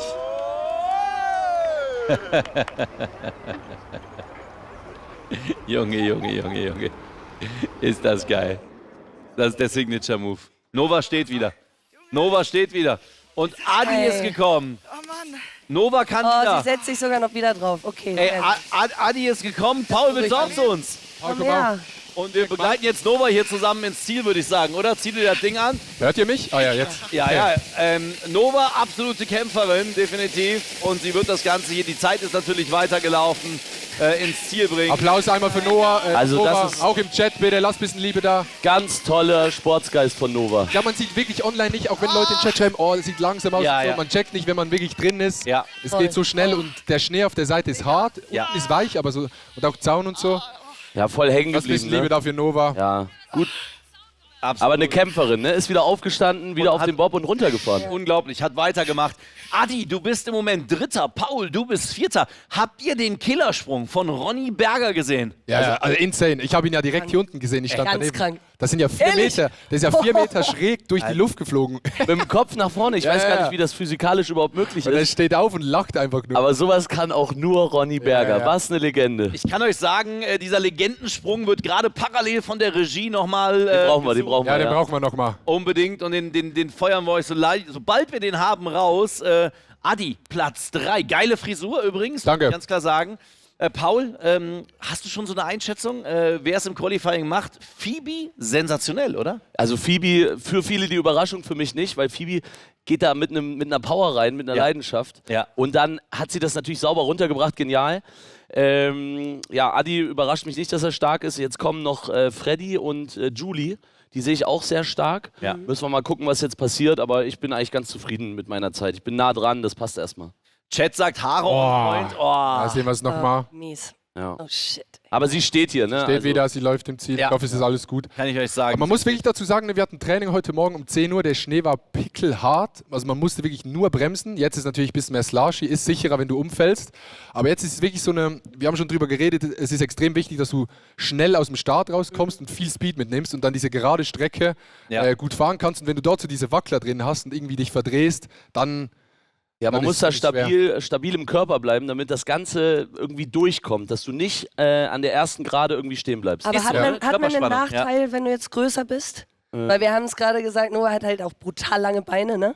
Also die dann auch noch da irgendwie unterzubekommen. Also auf jeden Ronny Fall. hat ja schon durch seine kleinere Körpergröße einen ziemlichen Vorteil. also da spielen zwei Sachen mit. Du bist natürlich, du hast weniger Platz, weil der Bob klein ist, aber wenn du etwas mehr Gewicht mitbringst, dann bist du natürlich ein bisschen schneller, Also wenn's am besten bergab geht. klein und fett. Robby, let's go. Also so wie ich. Lass uns gehen. Lass uns Das war Es ist Ja, Nee, das wollte ich nicht damit auslösen. absolut. Ich gehe gleich noch auf Das ist die Debatte jetzt. Aber Vor allem, nee, es stimmt schon. Also wenn du größer bist, ich merke das schon auch bei mir. Erstens, wenn du die Beine so hast, du musst sie so hoch spannen, dass sie nicht in den Schnee kommen. Das ist extrem anstrengend, weil du musst die so hoch drücken. Klar, wenn du kleiner bist, ist der Körperschwerpunkt ein bisschen tiefer, ein bisschen weiter unten. Ich glaub, Also das merkt man Ronny? schon. Aber egal. Robby ist die Style-Ikone, wie man sehen kann. Absolut, absolut. Krass, dass du so eine Brille hast mittlerweile. Unglaublich hier, Robby. von dem Mann. Ich kann euch sagen, wir haben die Slow Da ist er. Ja, Ronny Berger mit dem Superman. Wie geht das? Heilige Wie geht das? Mutter Gottes. Meine Güte. Und jetzt guckt auf die Finger, achtet auf seine Finger. Lässiger wird's nicht mehr heute. 3, 2, 1. Warte. Yeah! Ronny Berger! Yes! Ronny Berger! Also Wahnsinn. Was Ist da das noch krass. Ey, Ronny Berger, also jetzt habt ihr, glaube ich, Chat den Sprung alle gesehen. Ronny Berger hat sich mit diesem Sprung im Qualifying direkt auf die 1 katapultiert, kann man, glaube ich, so sagen. Ja. Absolut. Ja, sensationell. Und ich bin echt gespannt, was jetzt noch möglich ist im Qualifying. Ich sage, mit der perfekten Fahrt kommt man unter eine Minute. Es geht noch. Und Max Schradin ist schon wieder bereit. Es ist die nächste Runde eingeläutet. Qualifying ist noch nicht durch. Bitteschön, Max. Vielen Dank von unten nach oben, auch von mir hier oben an Nova natürlich alles Gute. Ich konnte es nicht sehen. Freddy ist bei uns. Mach langsam, Noah ist gerade gestürzt. Ich will keine Angst machen, aber Safety first. Ja, Testruns liefen gut, aber jetzt halt anderer Schnee, anderer Bob. Aber wir gehen confident rein. Freddy, Abfahrt, ich drücke dir die Daumen und Vollgas, bitteschön. Dankeschön. Freddy, und jetzt bin ich gespannt. Freddy wurde gecallt von Adi Totoro als Favorit. Paul, was sagst du dazu? Ja, gehe ich mit. Ja? Freddy, Und das ist genau das. Aber pass mal auf, der gibt Gas, der wird nicht aufhören. Das Handy ist abgerissen und liegt auf der Piste. Okay. Ich glaube, was wirklich krass ist, du musst am Anfang erstmal 5 Meter laufen lassen, weil diese Kufen greifen erst, wenn du Speed hast. Ah ja. Viele drehen direkt rein. Das ist dann, der Grund, dann warum kippst du so. Ja.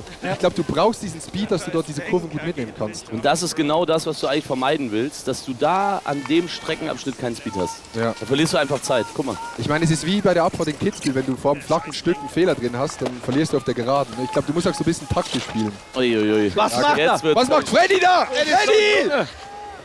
Der Drohnenpilot wird hier übrigens als MVP des Tages schon geschautoutet. Zu Recht, wie ich finde. Was der macht, ist wirklich stark. Ja, aber es ist tatsächlich krass. Ne? Also Freddy und Johnny waren im Training mit Abstand, würde ich sagen, die Besten. Ja. Aus meiner Sicht. Und konnten jetzt oben beim Start nicht so ganz den Schwung mitnehmen. Okay, er geht durch den Tunnel. Das ist immer spannend. Mal gucken, wie schnell er wird. Genau, Chat. Also man kann sich quasi entscheiden, fährt man durch den Tunnel oder nimmt man die andere Variante. Tunnel ist auf jeden Fall Risiko, macht aber mehr Bock. Ne? Ich glaube, du warst durch den Tunnel, oder? Ich bin durch den Tunnel eben gefahren und heute Morgen im Training mit so viel Wucht in diesen Tunnel eingeschlagen. Oh, shit. Direkt erster Run.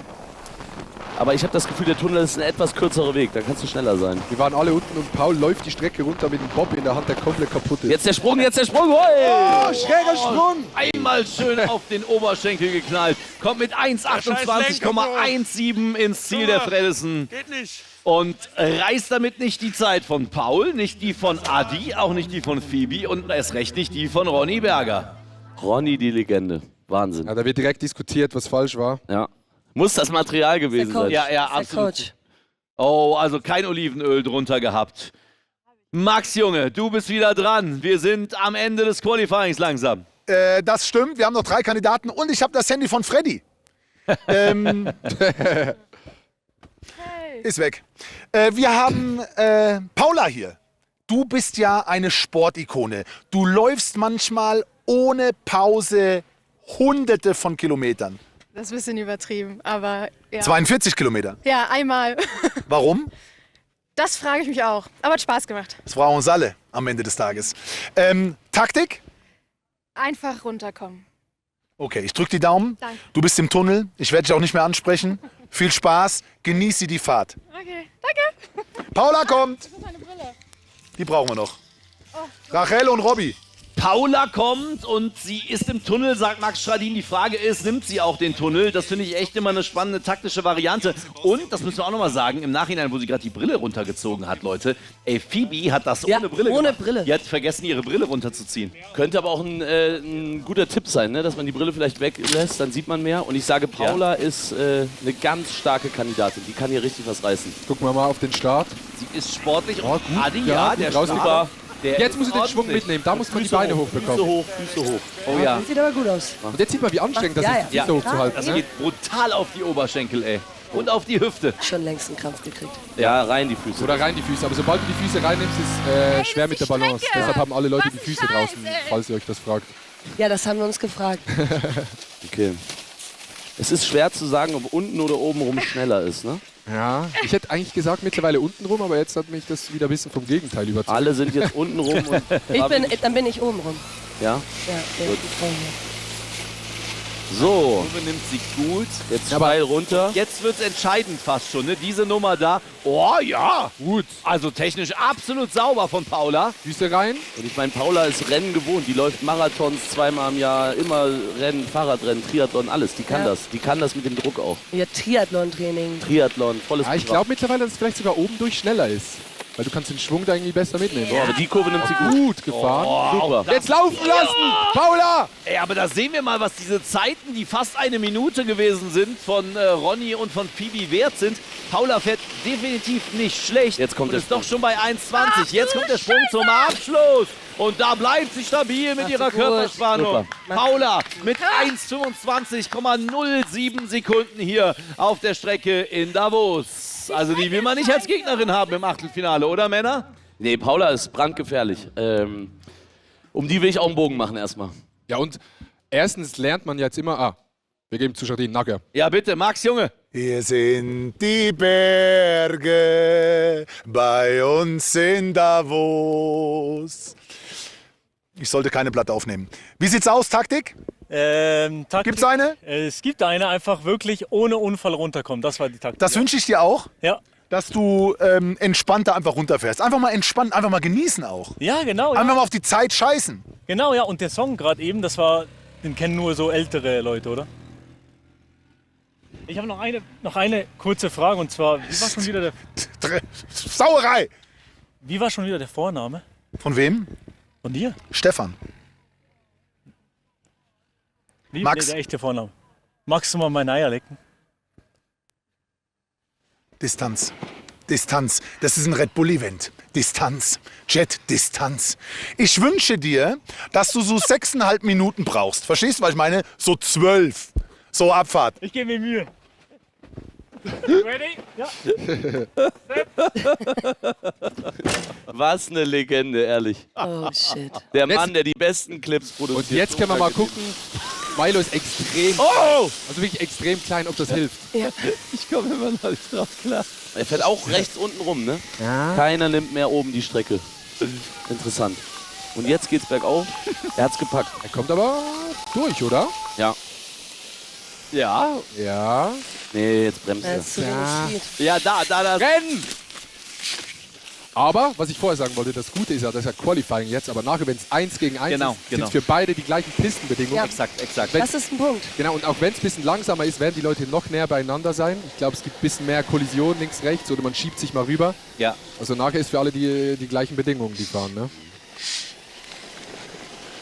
Ja. 50 Sekunden. Auch er wird euch nicht unterbieten. Euch zwei nicht und auch Phoebe und auch Ronny Berger nicht. Aber es ist eine stabile Zeit. Ja.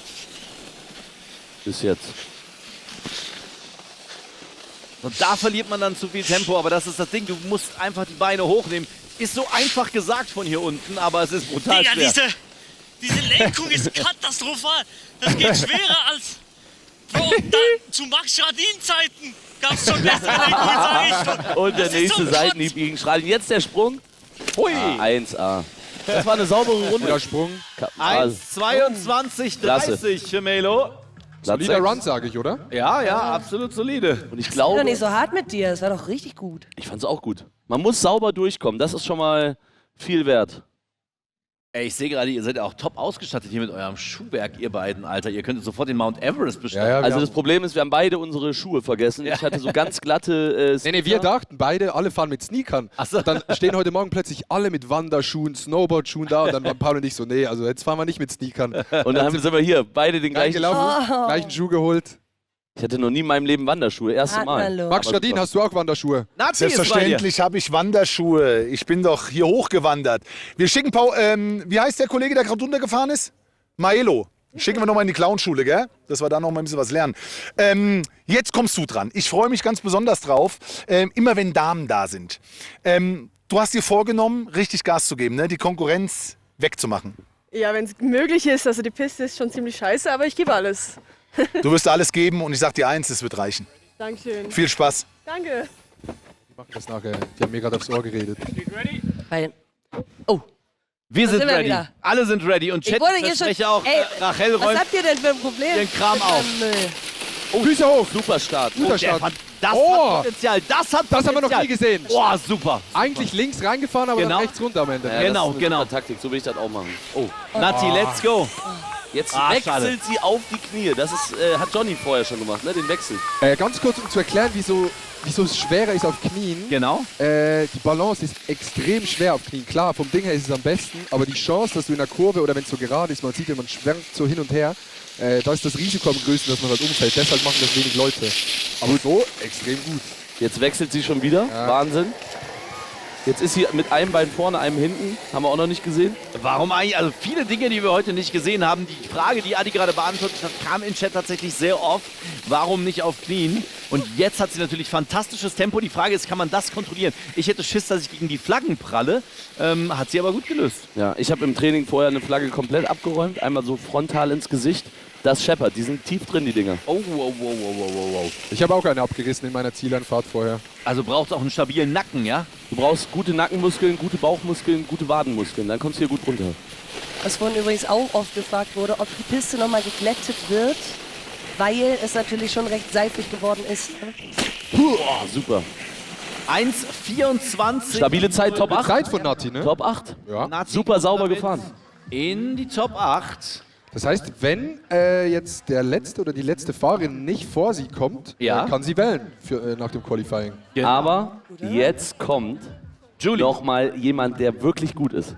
Ja. Favorit heute für mich. Da sind sie nochmal, die Jungs. Da, Jungs. Jetzt kann ich das mal sagen. Ja, die sorgen immer ein bisschen für Stimmung hier an der Piste, wa? Aber das sind ja die beiden Volllegenden. Die sehen viel besser aus als wir beide in Kitzbühel. Und die haben ein richtig gutes Die haben Käsefondue. echtes Fondue. Wir hatten so ein Cheese Nacho Dip und die haben ein echtes Fondue. Hey, Grüße an die beiden Jungs. Grüße. Ganz großes Kino. Hallo. Einmal Applaus von der Mega auch. Super. Überragend. Ihr beide seid wirklich top. Ja. Überragend. Also das müssen wir uns nochmal genau angucken, damit wir nächstes Jahr in Kitzbühel so aussehen. Und Julie Pohl ist der Nächste. Was ist das für ein Outfit? Das Outfit habe ich mich auch gefragt, aber er kann es tragen. Heute eher nackt. Ja, also es ist schon ziemlich warm, der Schnee schmilzt. Ich dachte, das ist ziemlich passend an heute. Ja klar, du kannst es auch zeigen. Ich werde hier vorne so ein bisschen Schnee machen. Hier, Ja, danke, Mann. Ja, ich glaub, das dass man da ein bisschen, hier auch ein bisschen Schnee. Nee, damit schön der Fahrtwind auch schön kalt ist. Weißt du, was ich meine? Ja, sehr gut. Mein Tipp, Diago. Du bist nie gefahren, was wollte ich für einen Tipp annehmen? Hey, Ton. Ich sag dir, Diago, ich werde nachher runterfahren und unter einer Minute sein. Herrgott nochmal. Juli, viel Spaß. Dankeschön. Du siehst sehr, sehr gut aus. Dankeschön. Kannst ebenfalls. nichts für. Aber ich drücke dir trotzdem die Daumen. Danke, Mann. Ich gebe mein Bestes. Abfahrt. Julie Pohl, der Mann, der in der Schweiz aufgewachsen ist Also, der ist auch auf Skiern geboren und im Schnee quasi. Ich hoffe jetzt. Also ich würde sagen, die nackte Kanone. Runter. Ja. Wow, ist der schnell! Sehr gut, sehr gut. Und für mich ist das absolut legendär. Oder ist, aber das Gute ist ja, der darf ja nicht umfallen. Der ist wahnsinnig Der hat sich schnell. Pressure gemacht, der darf nicht umfallen. Der ist wahnsinnig Der beste schnell Start gerade. bis jetzt. Ja. Bester Start bis jetzt. Jetzt Schwung mitnehmen. Oh, Man kann auch mal Oh, rausfahren. ist das schnell. Wahnsinn, Wahnsinn. Julie Pohl. Doch, ist gut, ist gut. Oh, ist das eine Halt dich! Rechts irre geworden hier! Und der fängt wieder! Schwung mitnehmen. Meine Güte! Und das alles nackt! So gut. Das alles nackt! Das ist perfekt. Das ist Ist jetzt das perfekt ein gemacht. Run? Jetzt Oh, er rein, geht rein, in den rein. Tunnel, er Schwung geht mitnehmen. Oh, ich glaube, er wird hier die neue Bestzeit aufstellen. Das ist ganz Wahnsinn. sanft geht er da durch den Der Tunnel. fährt unter der Jetzt die letzte Kurve. Er gehört Ausgeholt rechts, wie bei Formel 1. Hau rein. Jawohl. Kommt gut rum. Egal. Oh mein Gott. Wahnsinn! Oh mein Gott. Da ist er selber. Oh mein Gott. Wow. Komm on. Was war das für eine Fahrt? Wow, und jetzt flippe ich hier aus, Julie, Junge. Das war wirklich die nackte Kanone. Bestzeit. Ich kann's nicht Alle fassen. Achtung, Julie. Boah, wie wunderschön war das. Es war so schön. Das war der beste Start, das war der beste Sprung. Also mit Julie müssen wir uns gleich mal unterhalten, wie das Ja, geht. Julie soll eigentlich direkt reinkommen. Kann Julie direkt reinkommen? Und ich sag's euch, wie es ist, auch die Oberarme, also optisch eine 10 von 10 dieser Run von Julinho. Und es zeigt, es ist möglich. Ja. Es ist möglich. Julie hat vorhin erzählt, der ist als Kind immer mit dem Schlitten zur Schule gefahren. Julie, komm rein. Daher kann der das. Ich dachte, das wäre ein Gag, aber das meinte der ernst. Das meinte der ernst, ja. Jetzt kommt er zu uns, oder? Ja. Julie, komm mal eben rüber. Er muss noch das Mic wegnehmen, weil alle sind mic'd up. Er ist wirklich legit. Können wir den Zielsprung noch mal haben? Ich glaube, der ist ins Ziel gesprungen, auf die Ziellinie. Da rennt er. Regie, wenn wir das vorbereiten könnten, wäre wirklich überragend. Julie Pohl. Da kommt er rein. Da fehlt uns nur ein Headset. Komm her, ich gebe meins ab. Julie, Macht's gut. setz dich hin. Paul, Junge, danke dir. Julie. Einmal Applaus für Julie in den Chat für diese Fahrt. Junge, wir sind hier ausgeflippt. Julie, als wir gerade gesprochen haben und wir gesagt haben, du fährst nackt, dachte ich, das ist ein Spaß. Es war dein voller Ernst. Und es ist wirklich nicht kalt. Es geht wirklich voll. Aber hast du dir selber Druck gemacht, dass du sagst, wenn ich nackt bin, dann darf ich nicht umfallen, dann muss ich voll rein? Gegenteil, weil wenn ich nackt bin, dann ist es eh witzig, egal was ich mache, ob ich jetzt hinfalle oder gut. Ja. Und du hast mit Abstand den Start am besten getroffen. Das war perfekt. Ja. Ich war mir nicht sicher, ob ich links oder rechts gehe und vor allem, als ich runtergefallen bin, dachte ich, die Zeit ist voll verschissen. Nee. Du warst so gut drin. Headset soll er näher dran, Regie? Okay, sorry. Oder nimmst du die Hand, kannst du auch in die Hand nehmen einfach. Nee, ich dachte einfach, dass ich euch einmal runtergefallen bin, dass die Zeit vorbei ist. Man kann das gar nicht einschätzen, ob man schnell oder langsam ist gerade. Ja, aber du hast schon wirklich eine sehr, sehr, sehr gute Fahrt. Also beste Fahrt mit Abstand. Geil. Wie viel war das denn? 56 Sekunden. Nein, das ist ja 4 Sekunden. Können wir den Zielsprung einmal haben? Das muss ich ziemlich Oh mein ausdrücken. Gott. Ja, Clap in den Chat für Julie, no joke. 56,07 damit vor Ronny Berger. Aber Judy, interessant, ihr seid beide mit der exakt selben Technik ins Ziel gesprungen. Nur du bist stabil geblieben. Ronny ist dabei beinahe von uns gegangen. Ich wäre fast frontal übergeflippt. Ich hätte fast den Frontflip gemacht. Aber was wollte ich noch sagen? Ich habe in dem Trainingsrun keinen einzigen Run runtergebracht. Das war der erste, wo ich nicht hingefallen bin, sozusagen. On point. Leistungssportler, die on point So ist das halt. Wirklich. Also du bist quasi in dem Moment in deiner Peak gewesen. Diese Handtechnik, wie du dich mit der Hand gehalten hast, den Schnee gestreichelt Wie hast. bist du Das kennt man aber aus der geslidet? Kindheit. Das Ja, habe ich ja. aus der Kindheit gelernt, ja. Boah. Das sind halt die Und da Schwarzen. kommt Guck, das jetzt, Replay. guck dir das jetzt an, wir Guck dir sind das an. ausgerastet. Guck dir deinen Sprung an. Die Airtime ist schon crazy. Das war die krasseste Airtime von allen. Insane. Wo rohe Kräfte sinnvoll walten. Julie Pohl. Und das ist wirklich in der Gesamtsumme eine wunderschöne Geschichte. Und das als letzter. Die Pointe haben wir uns zum Schluss aufbewahrt. Ja, Unfassbar. also wirklich perfekt. Und das ist der Turnierbaum. Ihr seht's. Beziehungsweise die Hälfte davon, denn alle, also die Top 8 können sich jetzt von den letzten 8 jemand auswählen. Genau. Fürs Achtelfinale. Und dann sind das die Paarungen. Achso, das ist noch nicht fix jetzt sozusagen. Genau, wollt ihr spoilern? Also ihr seid ja in den Top-Platzierungen. Wen wünschst du dir? Wen suchst du dir aus? Ich muss mir jetzt mal die Zeiten von den anderen angucken. Aber ich hab da schon was gesehen. Die Regie hat mich absichtlich in den gleichen Baum gepackt wie Frege. Ja? Das wären wir beim Achtelfinale weitergekommen. Ich habe schon keinen Bock mehr. Also wenn ich weiterkomme ins Viertelfinale, dann ist vorbei. Du meinst, Regie hat das absichtlich gemacht, ich sehe es schon. dass es schon früh zum Duell der Ja, Giganten ja. kommt zwischen dir und Ja, Frege. aber da mache ich mir keine Sorgen. Ich bin heute gut drauf. Oh, wow.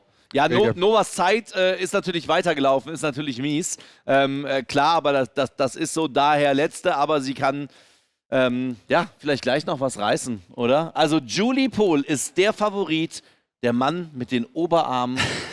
Da können andere drin wohnen. Muss ich jetzt alle Fahrten so machen? Ja, absolut. Ja, Eigentlich schon, ne? Ja, fuck, okay.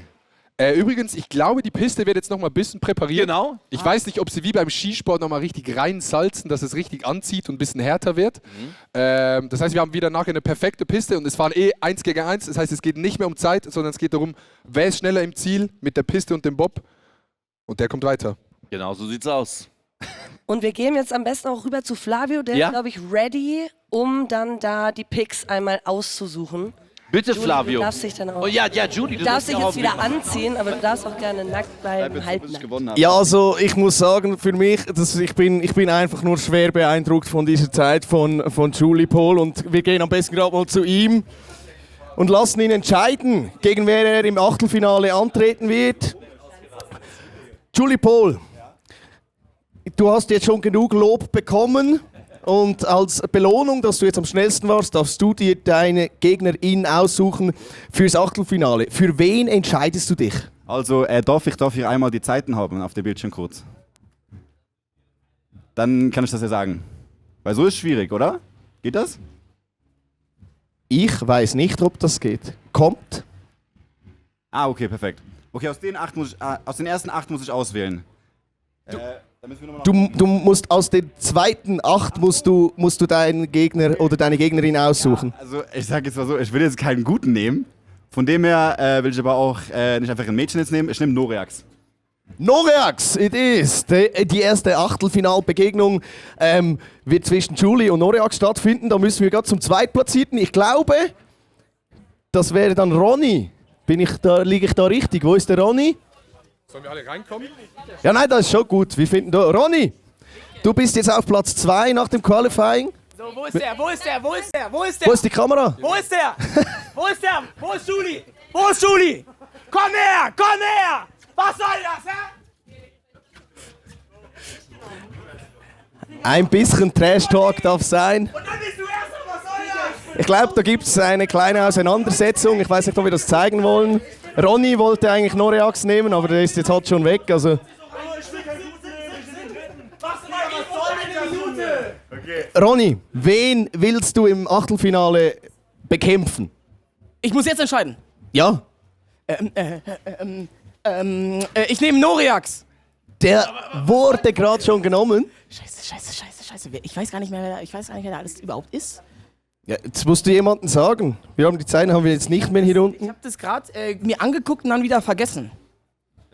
Das ging. Ah ja, okay. Hier, jetzt kommen die zweiten 8. Kannst du dich entscheiden. Noreax ist weg. Komm, mach jetzt. Murat nicht? Murat nicht oder verprügelt er mich auf der Piste? Nee, Murat. Ist es Murat? Okay, dann nehme ich Murat. Gut, Ronny entscheidet sich für Murat, die zweite Achtelfinalbegegnung. Und wir gehen direkt weiter zur Drittplatzierten. Das ist Phoebe, soweit ich weiß. Phoebe ist auf Platz 3, richtig? Richtig. Nee. Du darfst jetzt entscheiden, gegen wen dass du antreten willst im Achtelfinale. Für wen entscheidest du dich? Wer will gegen Wir müssen rein. Wir sollten rein, dann kannst du schauen, von wem du die Auswahl hast. Hier könnt ihr auch schauen, ne? Ah, wir können auch hier? Ja.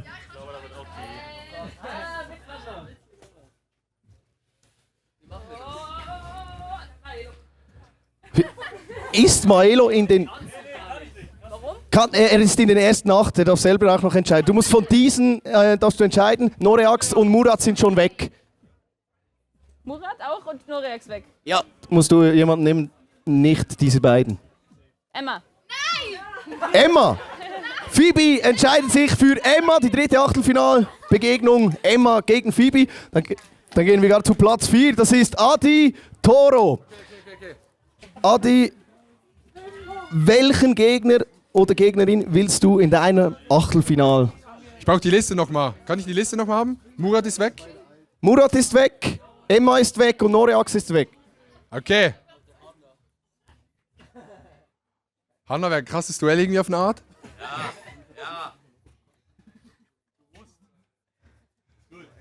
Ja, okay, ich fahre gegen Hanna. Hanna gegen Adi! Die Hälfte der Duelle stehen schon. Wir gehen zum 5. Platzierten. Ich weiß gerade nicht. Ah, Statement. Hanna, wie fühlt sich das jetzt an? Der Streit geht seit 3 Jahren, Österreich gegen Schweiz. Ich glaube, heute entscheidet sie das. Na, ja, okay. Ich setze 1.000 Euro auf Hanna, wenn sie Adi abzieht, weil Adi ist ein guter Konkurrent. Wir brauchen Hanna. Muss ich jetzt auf Adi setzen? No pressure, no pressure. Ich bin offensichtlich als Schweizer bin ich für Adi. Gut. Hanna gegen Adi. Jetzt darf die nächste Person entscheiden. Das ist Paul. Paul, gegen wen willst du im Achtelfinale antreten? Ja, ist schwer. Ich habe auf jeden Fall Angst vor Freddy. Deswegen, es gibt hier eine Wundertüte in der Runde, die gerade gestürzt ist und deswegen eine Zeit hat, die komplett weg ist irgendwie. Das wähle ich jetzt nicht, weil sie letzte ist, aber weil ich einfach gegen sie fahren will. Nova! Okay, Paul gegen Nova. Ist das fair? Wie fühlt sich das an für dich? Wie fühlt sich's an? Ja, ich freue mich. Willst du zum Après-Ski, Nova? Nee, ich möchte nicht zum Après-Ski, ich möchte erstmal gegen dich fahren. Ja, wird geil. Ich finde es auch einfach, das Zeug von Stärke, sich die Gehandicapte auszusuchen. Aber ich werde alles geben. Die Motivation ist hoch. Wir gehen zum nächsten. Das ist Jontan. Wo ist der Boy? Hallo. Gegen wen willst du im Achtelfinale antreten? Darf ich hier mal die Liste? Was sind deine Gedanken? Keine Ahnung. Bist du nervös? Keine Gedanken. Ja, ein bisschen. Bisschen noch. Aber es geht. Was geht dir durch den Kopf? Nicht viel. Mir geht nie was durch den Kopf. Erzähl uns etwas über deine Gefühlswelt. Nee, habe ich nicht. Wer ist noch zu haben? Paula ist noch zu haben. Nati und Freddy. Gegen die Fahrradmaus. Paula, darf ich dich bitten? Jontan bittet Paula zum Achtelfinalduell. Es bleiben noch 2 übrig. Maelo. Also, was geht dir durch den Kopf? Was sind die Gedanken? Du hast nicht mehr viel Auswahl. Ich habe noch 2 Optionen. Wer? Das musst du mir jetzt sagen. Ich weiß nicht, wer ist. Was sind die Optionen? Da sollten sie gut kommen. Freddy, Nati. Ich kenne sie schon seit 6, 7 Jahren. Aber dann fällt jemand aus der Schweiz, Das wird sowieso passieren. Ich muss Nati nehmen. Okay, Maelo entscheidet sich für Nati. Let's go. Wer ist besser? Wer ist besser? Ja, ich natürlich. Ja, klar. Und somit steht auch die letzte Achtelfinalbegegnung eigentlich schon fest. Prinz Norin gegen Freddy.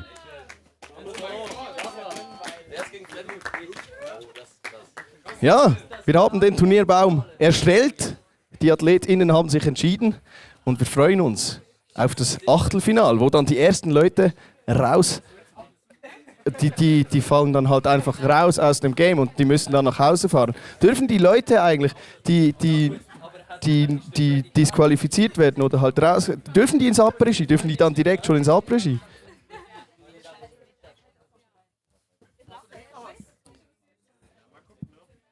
Ja gut. Ist Can, war das dein Favorit fürs Achtelfinale? Ich hätte es mit jedem aufgenommen. Für mich ist jetzt einfach wichtig, dass ich oben den Wagen nochmal gegenchecke. Nochmal links lenk, ne? Schau, ob die linke Lenkung auch geht und dann wird es ein gutes Rennen heute. Was machst du anders als im Qualifying? Eigentlich will ich gar nichts anders machen. Vielleicht ein bisschen weiter zurücklehnen, weil der Schnee einfach schon sehr slushy ist jetzt. Ja. Genau. Ronny, hast du dich für den Sieg schon sicher gefühlt vom Qualifying? Oder hast du erwartet, dass jetzt Julian einfach da komplett alles abreißen wird? Ich dachte, ich hätte Glück, weil ich früh drangekommen bin und der Schnee jetzt immer slushier wird. Und deswegen die Leute immer mehr driften und sliden. Aber er hat bewiesen, dass niemand hier eine Ausrede parat hat, weil hier irgendwas mit den Bobs und dem Schnee nicht stimmt. Er hat so einen guten Bob. Und deswegen sage ich, es ist noch alles möglich, alles offen, selbst die Leute, die unten im Bracket gelandet sind. Und ich muss mich auch, glaube ich, vor Murat warm anziehen, auch wenn er erstmal jetzt nicht so eine gute Zeit gemacht hat, aber jetzt 1 gegen 1. Das heißt, vielleicht reicht es nur, wenn er am Start einmal vor mir ist, besseren Start hat und dann komme ich nicht mehr hinterher. Die Motivation in Person. Ich gebe zurück ins Studio zu Robby und Rachel. hier im Studio. Und ich glaube, wir wollen uns mal den Turnierbaum miteinander alle angucken.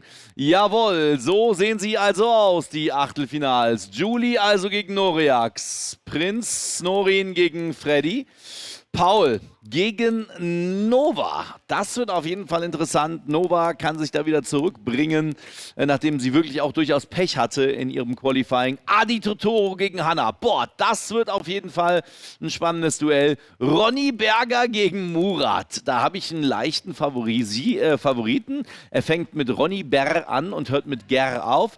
Maelo gegen Napti und Jonathan gegen Paula, Phoebe gegen Emma. Das wird auch hochinteressant. Also das sind spannende Achtelfinals. Und ihr seht, es ist also theoretisch möglich, das Gigantenfinale dann am Ende zwischen Julie und Phoebe. Beispielsweise. Oder zwischen Adi und Ronny Berger. You never know in Red Bull Bob Cup. Der Weg ist das Finale und es gibt richtig, richtig geile Pokale. Und Rachel ist wieder bei mir. Die war gerade kurz weg. Da. Ich kann aus dem Nähkästchen plaudern. Die Wege zum Pipi machen hier sind weit. Ein bisschen länger, ja. Aber ich bin wieder da. Wer ist denn jetzt dein Favorit? Das haben wir noch gar nicht besprochen. Chat, sagt ihr mal. 1 für Judy, 2 für Ronny, 3 für Phoebe, 4 für Adi, 5 für wen anders. Ich sag wen anders, da falle auch ich drunter. Nein, also ich sage, Adi macht's. Adi Totoro wird den Lachs hier krachen lassen. Glaube ich. Ich gehe jetzt weiter mit Nova, weil ich glaube, sie kommt zurück. Sie wird sich zurückkämpfen. Still bei Nova, okay, alles klar. Wir haben übrigens auch so einen geilen Turnierbaum hier hängen. Ja. Richtig, richtig geil. Der wurde gerade von Red Bull, den seht ihr hier im Anschnitt noch. Der wurde von Red Bull so händisch hier so mit Magneten gemacht. Absoluter Win. Vielen, vielen Dank. Sehr, sehr geil. Das sind tatsächlich Magnettafeln. Wild. Sehr, sehr wild. Ja, gerade noch sortiert. Oh, geil. Ich sehe hier gerade ganz, ganz viele Dreien für Adi tatsächlich. Und das ist der aktuelle Zwischenstand. Mit Julie auf der 1 hat er sich sowas von verdient, nachdem der nun wirklich in das Ziel geflogen ist. Wie schön war das. Aber es war ein komplett sauberer Run. Und zeigt er auch nochmal, ich meine, er war der Letzte. Und wir haben ja gesagt, die Piste sieht schon nicht so gut aus. Ja, ja. Und er hat es geschafft, als Letzter so eine Performance abzureißen. Also, Piste, keine Ausreden. Ja. Wann geht's weiter, wird hier schon gefragt im Chat. Ruhig. Ruhig. Also es ist noch ein bisschen was zu gehen. Die Strecke wird auch noch mal so ein bisschen ready gemacht. Bisschen glatt gemacht. Genau. Ich hole mir jetzt noch mal so einen, den mochte ich tatsächlich sehr hier. Pink Grapefruit Waldmeister.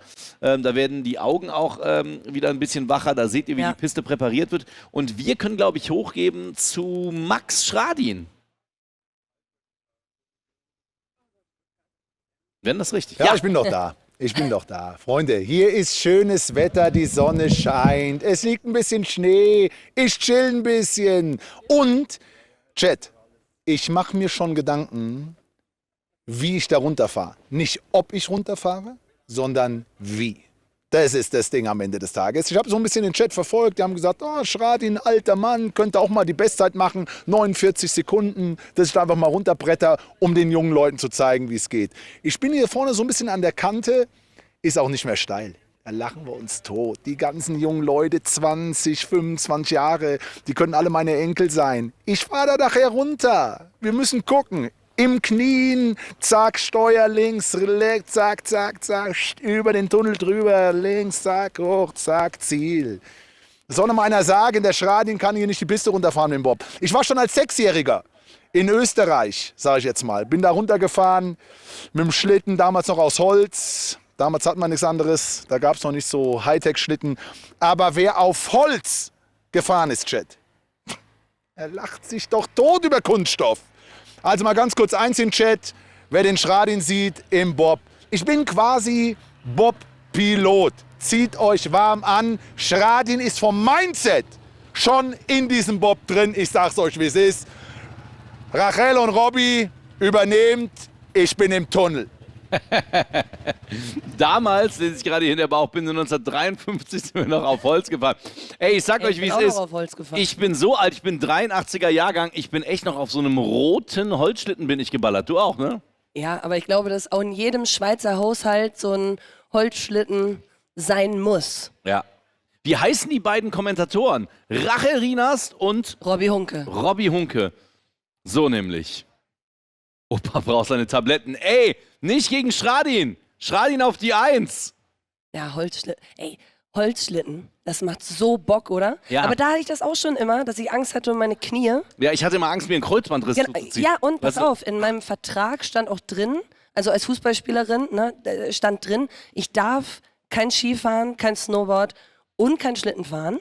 Ja. Weil gerade beim Schlittenfahren ja so häufig Genau. Verletzungen passieren. Steht in den Verträgen auch drin. Ne? Steht drin. Also dazu muss man sagen, Rachel arbeitet als Kommentatorin, unter anderem bei Sky, hat aber in der ersten Bundesliga gespielt und für die Schweizer Fußballnationalmannschaft. Und das ist tatsächlich so, das ist verdammt ungesund. Also wenn man Profisportler Das ist, ist sehr sollte man das vermeiden. Auf jeden Fall. Also nicht so wie Manuel Neuer dann mal kurz eine Runde Skifahren. Aber Nicht den Neuer machen. wenn ich jetzt schon mal Werbung machen darf, Frauen-EM, also Europameisterschaft. In der Schweiz. In der Schweiz. Leute, wenn ihr noch kein Ticket habt, holt euch ein Ticket. Das wird ein mega geiles Event. Und da sind so gute Teams mit am Start. Und die Schweizerinnen, sie haben gestern 0:0 gespielt gegen die Isländerin. Es war ein bescheidenes Spiel. Am Dienstag geht es dann weiter.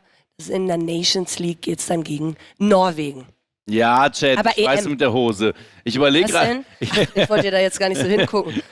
Aber ich habe noch eine lange Unterhose mit, die ziehe ich mir da vielleicht gerade, also eigentlich so eine Ski-Unterwäsche. Aber die brauchen wir hier gar nicht, das muss man wirklich sagen. Das hier ist der einzig warme Raum, ne? Also dass Judy Es Pohl ist da so gerade. warm. Also es sind. Hier Aber ich kann ist jetzt auch warm. nicht mehr ausziehen, weil jetzt habe ich so, Jetzt ist so das- geschwitzt jetzt. ja. Ich habe Angst, dann noch krank zu werden. Aber ich habe eh schon.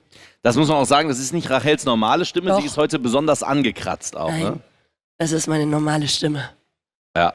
Auf jeden Ist es Fall. eigentlich okay mit meinem Müll hier unten, die sich beschwert Müll haben? besser geworden, ne? Ey, ich dachte, das sieht man nicht.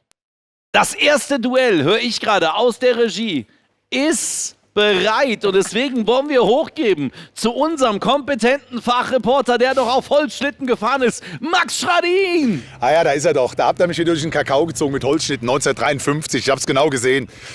Ja, wir haben hier wir haben einen Top-Favoriten und einen Favoriten, sagen wir so. Wir haben gerade gesagt, dass ihr parallel, wenn ihr parallel seid, euch gegenseitig auch mal kurz so in diesem Rennen so ein bisschen schubsen dürft. Mit So ein bisschen- Schubsen, Beißen, Spucken, Treten. Spucken nicht, aber schubsen so ein bisschen. Ja, Spucken muss echt nicht sein. Aber eigentlich nach dem Regelwerk dürfte man das nicht, aber wir machen dieses Rennen einfach alles erlaubt. Wie fühlt sich das an? Alles erlaubt. Der hat genauso dicke Oberarme wie ich Schenkel. Das ist richtig. Ich werde mir so einen dicken rechten Haken einfangen und dann könnte mich da hinten irgendwie von der Bande kratzen oder so. Schon Wir mal den haben- Medico schicken. Ja, da hat der Boxenstopp hier eine ganz andere Bewandtnis wieder. Setzt euch bitte. Macht euch ready. Sehr, sehr gute Zeit, ne, die ich nachher schlagen werde. Julie. Mal kurz mal Lenkung testen. Bist du einmal runtergefahren jetzt? Ich fahre nachher. Du hast noch nicht dein Versprechen eingehalten. Ich fahre nachher. 49 Sekunden. Ich fahr mit dir dann. Ich fahre erstmal allein, du siehst dann mich von hinten. So, ihr seid soweit? Viel Spaß, Achtung! Bitte. Los geht's, das erste Achtelfinale. Noreax gegen Julie Pohl. Julie Pohl geht natürlich als absoluter Favorit hier rein. Hat gerade das Qualifying als erster beendet, aber Noreax strauchelt! Freie Fahrt, Rachel, für diesen Mann hier, für Julie Pohl, den Kölsch-Schweizer. Ja, und wenn er das jetzt so entspannt runterfährt, wie er es auch schon im Vorlauf getan hat, dann kann ihm das hier keiner mehr nehmen. Und das ist ja mein Lieblingsleid, hat bisher noch kein anderer gemacht. Diesen Move mit dem Arm. Oh, so schön. Freilos. Oh, der Palla.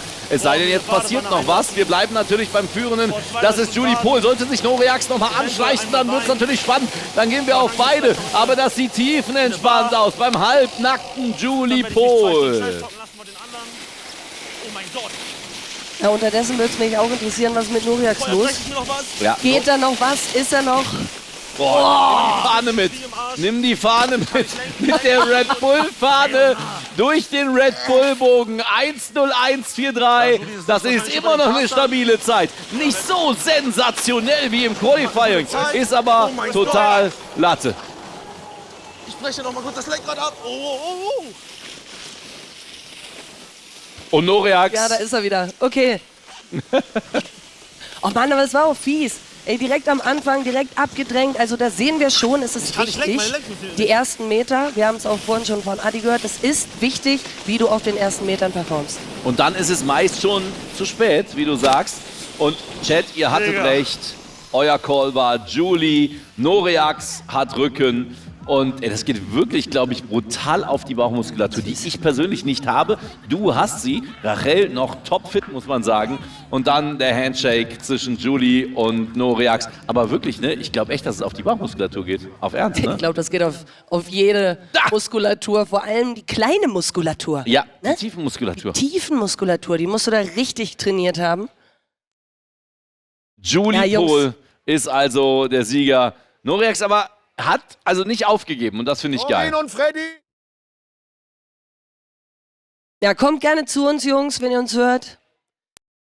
Dann reden wir noch eine kleine Runde.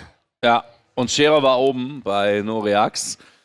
Julie, boah, es ist jetzt draußen kracht die Sonne wirklich auch richtig. Also Julie ist der Bestangezogene hier.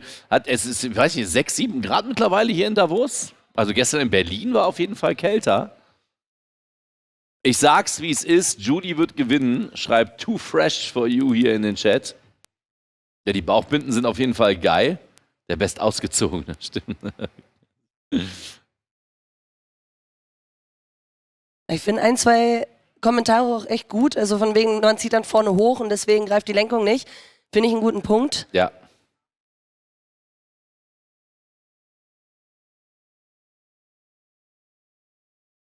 Fünf Grad, strahlender Sonnenschein, tatsächlich. Also, die Boys sind auf dem Weg. The boys are back in town. Boys are back in town, kommt rein. Noreax und der Sportskamerad Julie Pohl, setzt euch auf die Stühle. Wir haben euch extra da so Wärmedecken zurechtgelegt. Aber die braucht ihr ja gar nicht, denn ihr seid heiß.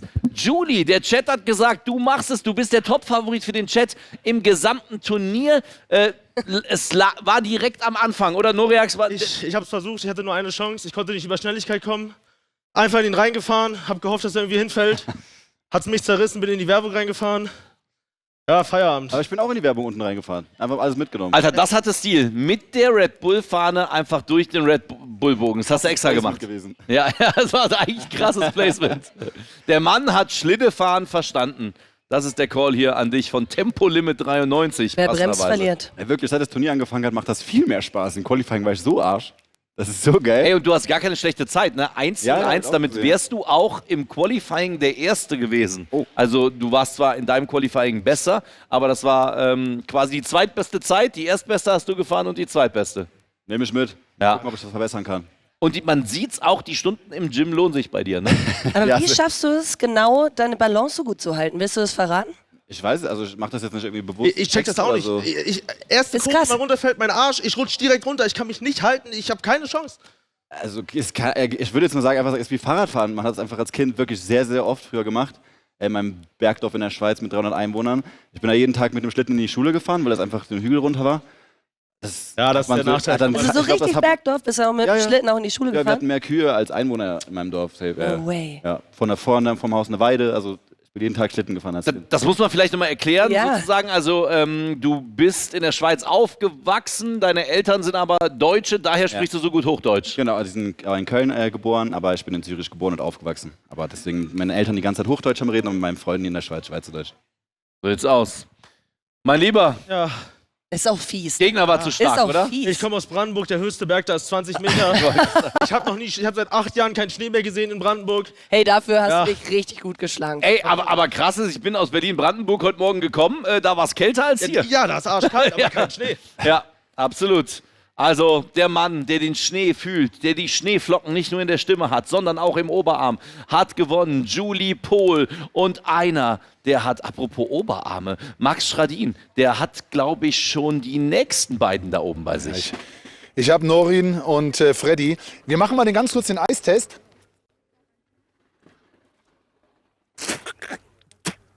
Okay, schmeckt kacke.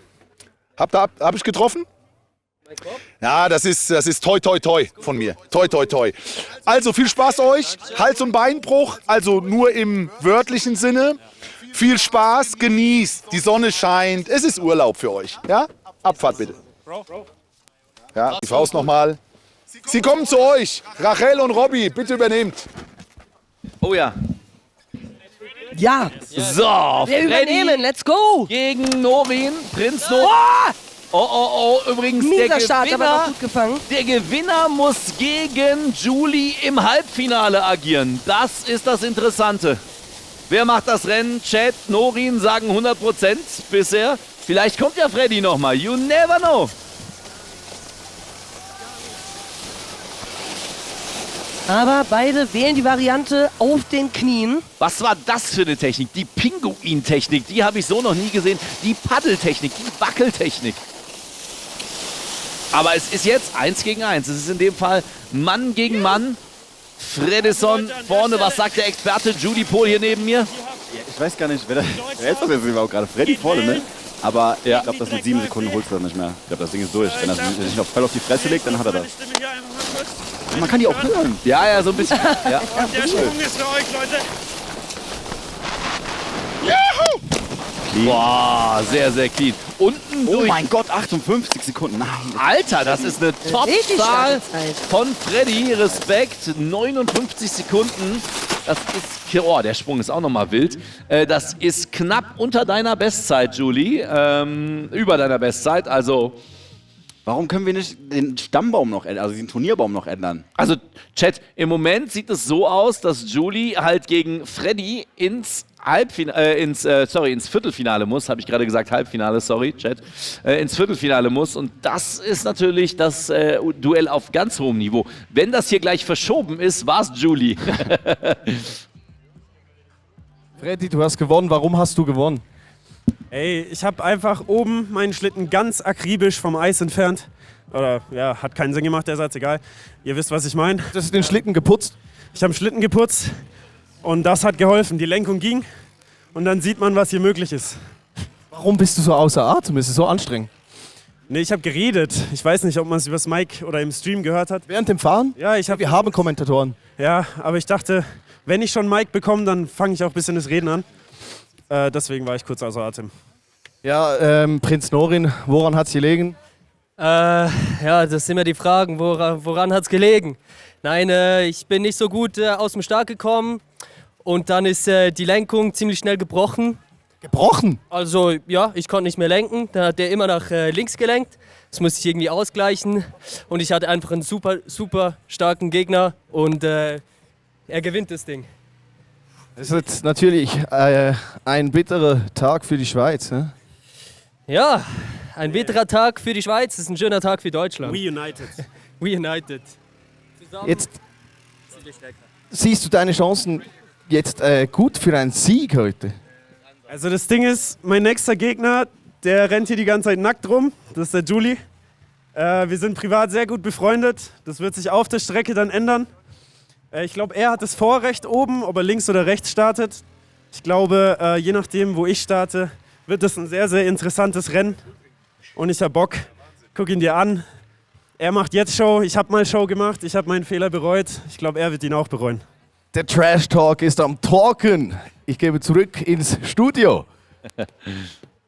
Danke, Flavio. So, wir schauen nochmal zusammen mit Rachel hier auf den Turnierbaum, der im Moment so aussieht. Wir haben das erste Viertelfinale. Julie gegen Freddy. Ein Duell auf ganz, ganz hohem Niveau. Und die Frage ist, wer zieht jetzt ein? Paul gegen Nova, Adi gegen Hanna, Ronny gegen Murat, Melo gegen Nati, Jonathan oder wie wir ihn nennen, Johnny gegen Paula und Phoebe gegen Emma. Das sind die Paarungen hier im Achtelfinale, die wir noch haben. Und ich würde sagen, so langsam können wir uns bereit machen, ne, für das nächste Achtelfinale. Sie sind schon versammelt. Da sehen wir sie oben bei Max Schradin, Nova und Paul. Los, Nova!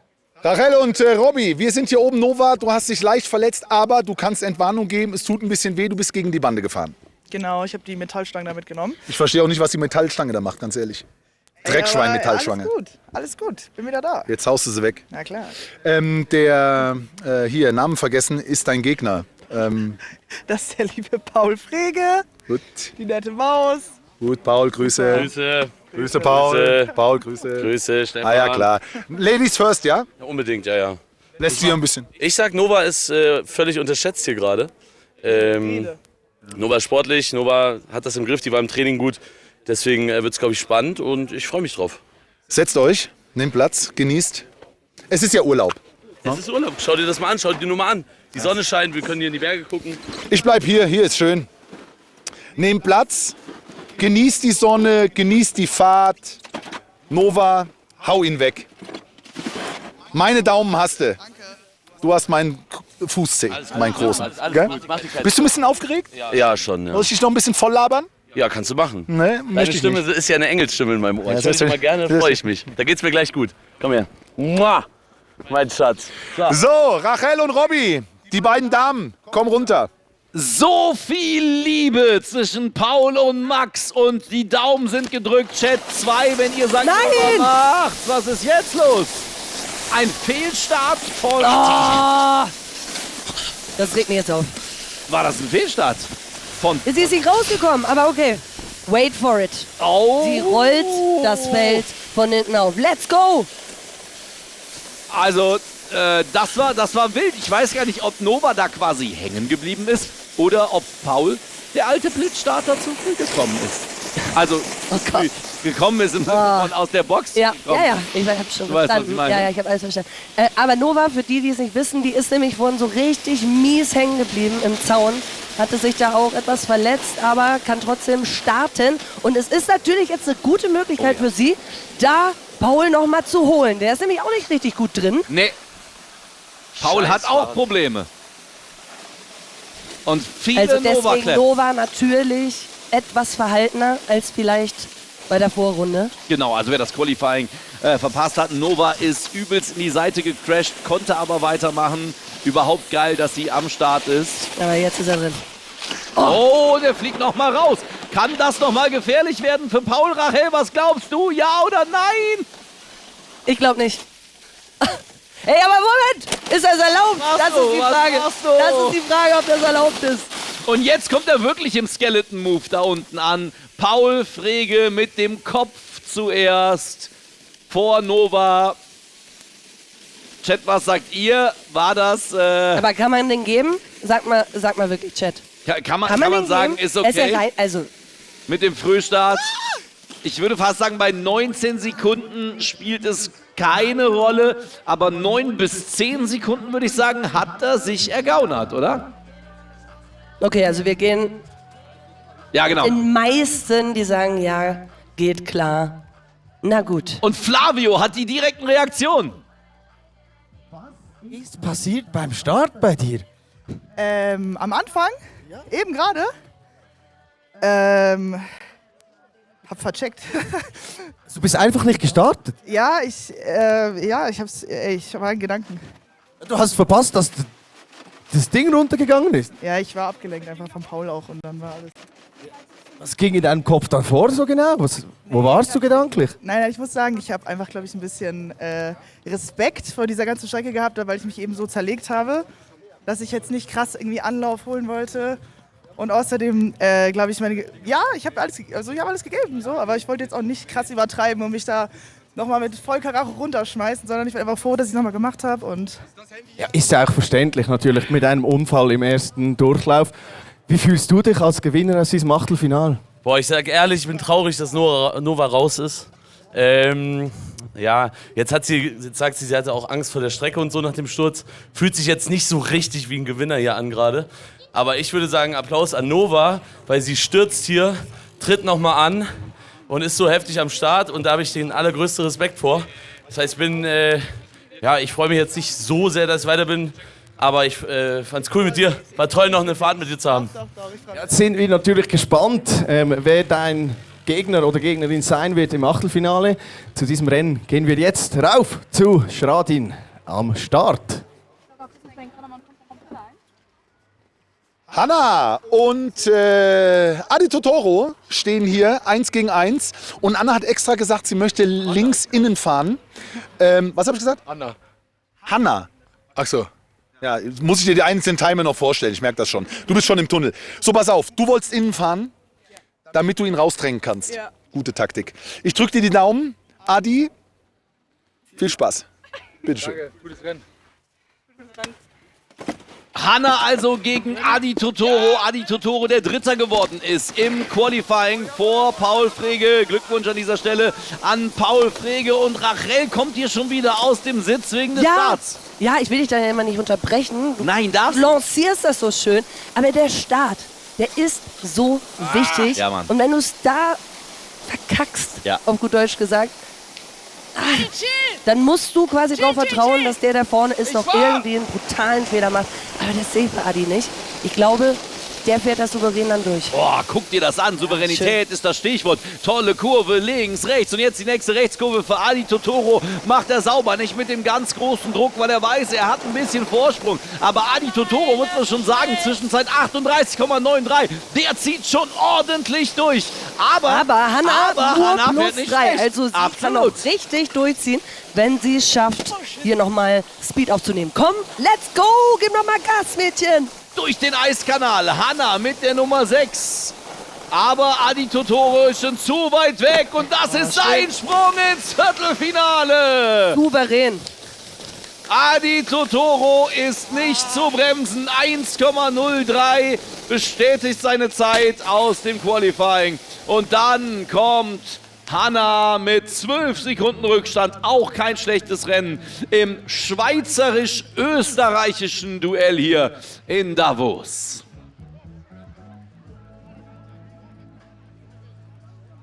Ja, wo Also ich bin in erster Linie einfach glücklich, dass die Schweiz hier das Rennen gemacht hat.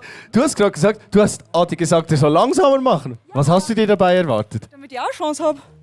Dann denkst du, dass er auf dich hört? Also. Ich bin auch der kooperiert vielleicht ein bisschen, aber... Und hast du sie gehört? Ich war im Tunnel, ich habe da nichts gehört. Nee, ich habe es irgendwie ein bisschen gehört und dann habe ich noch zurückgeschrien, ich fahr. Weil du warst gar nicht so weit weg, nur so 5 Meter waren das noch. Aber dann habe ich, glaube ich, eine Linkskurve gut erwischt. Du weißt, was das jetzt bedeutet. Du bist eine Runde weiter. Gegen wen, dass du im Viertelfinale stehen wirst? Ich glaube, Frege fährt erst, oder? Frege hat gerade gewonnen vor uns. Wirklich? Vor euch. Okay, dann fahre ich gegen Frege. Das ist krass, scheiße, Mann. Schaust du zuversichtlich auf dieses Rennen? Frege! Mach dich ready. Ich werde alles geben, auch wenn meine Zeit jetzt gar nicht so gut war. Ich komme und ich hol dich. Ich gehe jetzt trainieren. Tschüss. Wir sind auf jeden Fall gespannt, wie dieses Viertelfinale dann ausgehen wird. Aber die Achtelfinals sind noch nicht durch. Wir gehen zurück an den Start zu Schradin, wo die nächsten KandidatInnen am Start stehen. Wenn ich die Nase in die Sonne halte, dann ist das ganze Tal Schatten. Haben Sie Pech. So ist das. Was ist hier los, Murat? Du hast keine Bremse, du brauchst keine Bremse. Weiß ich nicht. Was heißt, weiß ich nicht, du brauchst doch keine Bremse, ist doch scheißegal. Ja, bevor ich in die Wand reinfahre, will ich... Ich habe keine Bremse, mi. Was ist denn da los? Ich fahre nachher im Stehen runter. Ronny. Ich bin's, der Robby, mit der Gülle. Ist rein und dasselbe, komm. 30 Kilo gegen 130 Kilo, wie machen wir's? Ich sag, er behauptet immer, er hat die Bobs, wo die Lenkung nicht funktioniert. Überleg mal, woran es liegt. Woran hat es gelegen, fragt man sich da manchmal. Setz dich mal bitte dahin. Jetzt kein Beef hier, kein Beef. Setzt euch hin. Hey, Ronny, komm. Ja, komm doch. Willst du einen kleinen Wichsen schlagen oder was? Das ist doch wieder lebensmüde von dir. Guck ihn dir doch an. Der frisst dich doch. Komm, setz dich dahin. Setz dich, beruhigt euch. Ist krass hier oben schon wieder am Start, was hier schon wieder los ist. Ich muss die Streithähne trennen. Holen wir die Bällen beißen nicht, wa? So, viel Spaß, Ronny. Ich sehe dich als leichten Nicht-Favorit. Muss ich ganz ehrlich sagen. Viel Spaß. Yes. Es geht rein ins nächste Achtelfinale. Wer macht das Rennen? Chat 1 für Ronny, 2 für Murat in den Chat. Aktuell sagt ihr Ronny ganz weit vorne. Aber Rachel, der Start ist beiden eigentlich ganz gut gelungen. Jetzt kommt Ronny und überholt. Ein Kopf-an-Kopf-Duell. Murat ist doch vorbeigezogen. Murat, Junge, vorbei. Und wie? Und Adi ist auch zu uns gekommen. Adi, Junge, in was für einer Geschwindigkeit führt Murat hier das Ding an?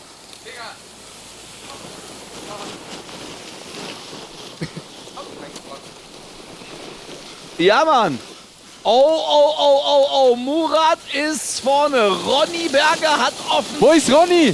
Da ist Ronny. Allgemeine administrative Probleme. Ja, aber jetzt wird's Ronny schwer. Berger kommt noch mal ran. Murat mit 43,87 Sekunden. Komm, Ronny, komm bitte. Und Ronny, was ist Aber da Hunde, los? die bellen, beißen nicht, hat Murat gerade gesagt. Hat er gesagt, genau. Sorry, es ist genau das. Also Murat, mach das Ding jetzt. auf den Geraden. Da kann aufgrund des Gewichtsnachteils in dem Fall natürlich Ronny nicht viel rausholen. Er muss über die Kurven kommen.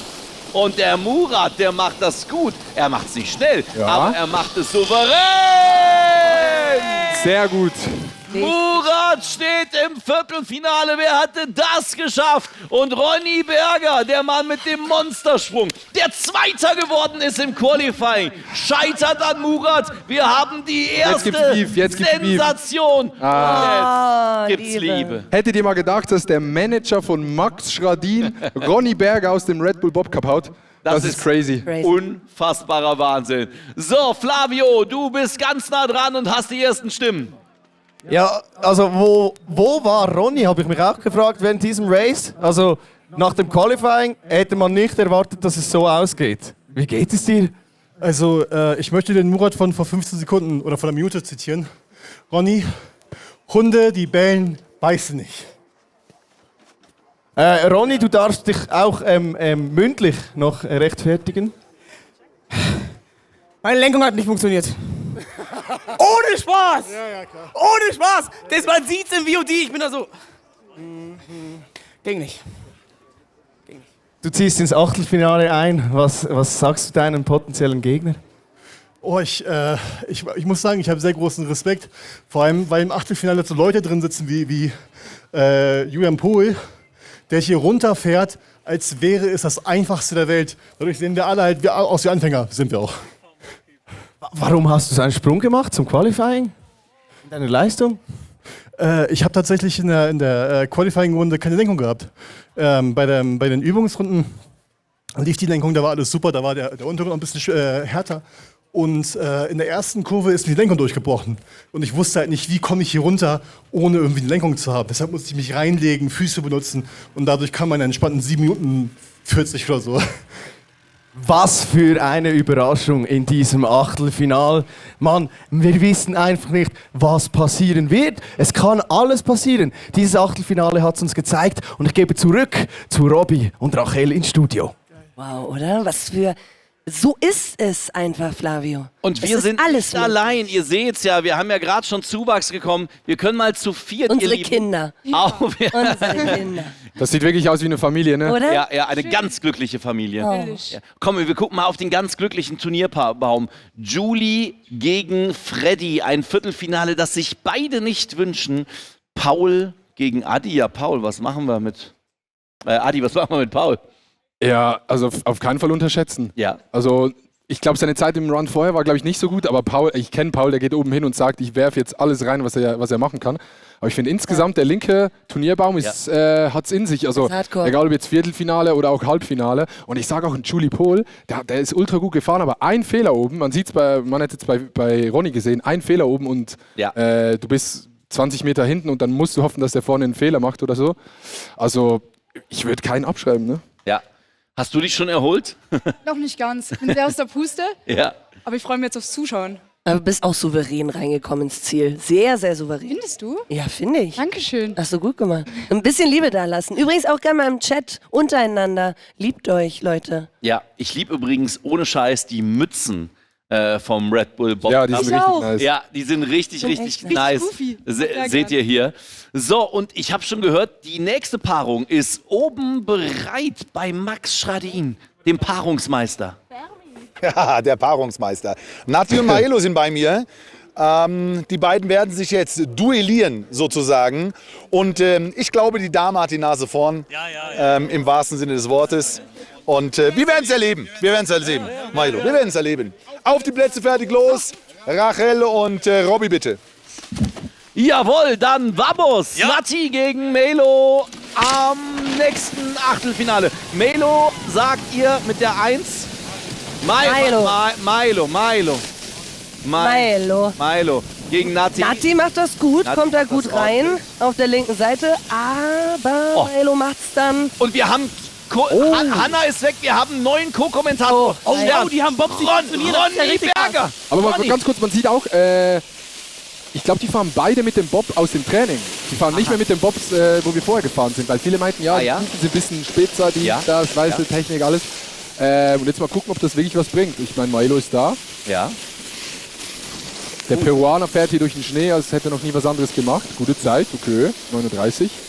Wir haben noch nicht rausgefunden, ob oben der untere oder obere Weg schneller ist und ob der Tunnel oder hinten schneller ist. Wir wissen es bis jetzt noch nicht, ne? Ja, absolut. Ich habe auch den Chat mal gefragt, unterschiedliche Meinungen. Ne? Also ich glaube aber aus der Ferne schwer zu beurteilen. Ja. Ist wie man fährt, glaube ich. Ist wie Ja, man fährt halt. am Ende ist immer die Frage, wie du es durchfährst, ne? Ja. Ja, aber Maelo ultra souverän. Ich bin gespannt auf die Zeit. Mit südamerikanischer Klasse. Ja. Maelo mit 1:04, das ist eine absolute Und Nati rennt ins Ziel. Renn! Und jetzt geht sie wieder hoch. Pack den Bob und lauf! Das wäre wär eine gute Strafe, finde ich, wenn jemand richtig Scheiß baut, die Strecke hochlaufen. Das wäre eine Bergläufe. gute, oder? Bergläufe. Mit Bob aber, mit Bob. Ja. Und ja, Ronny, was ist bei dir passiert? Ja, Ronny, erzähl mal. Nee, also, das sind ja, ich will nicht der Ausreden heimgegangen. Ne? Ich habe verloren, okay, ich nehme den L, ich take ihn, nehme ihn mit nach Hause und sitze ihn aus.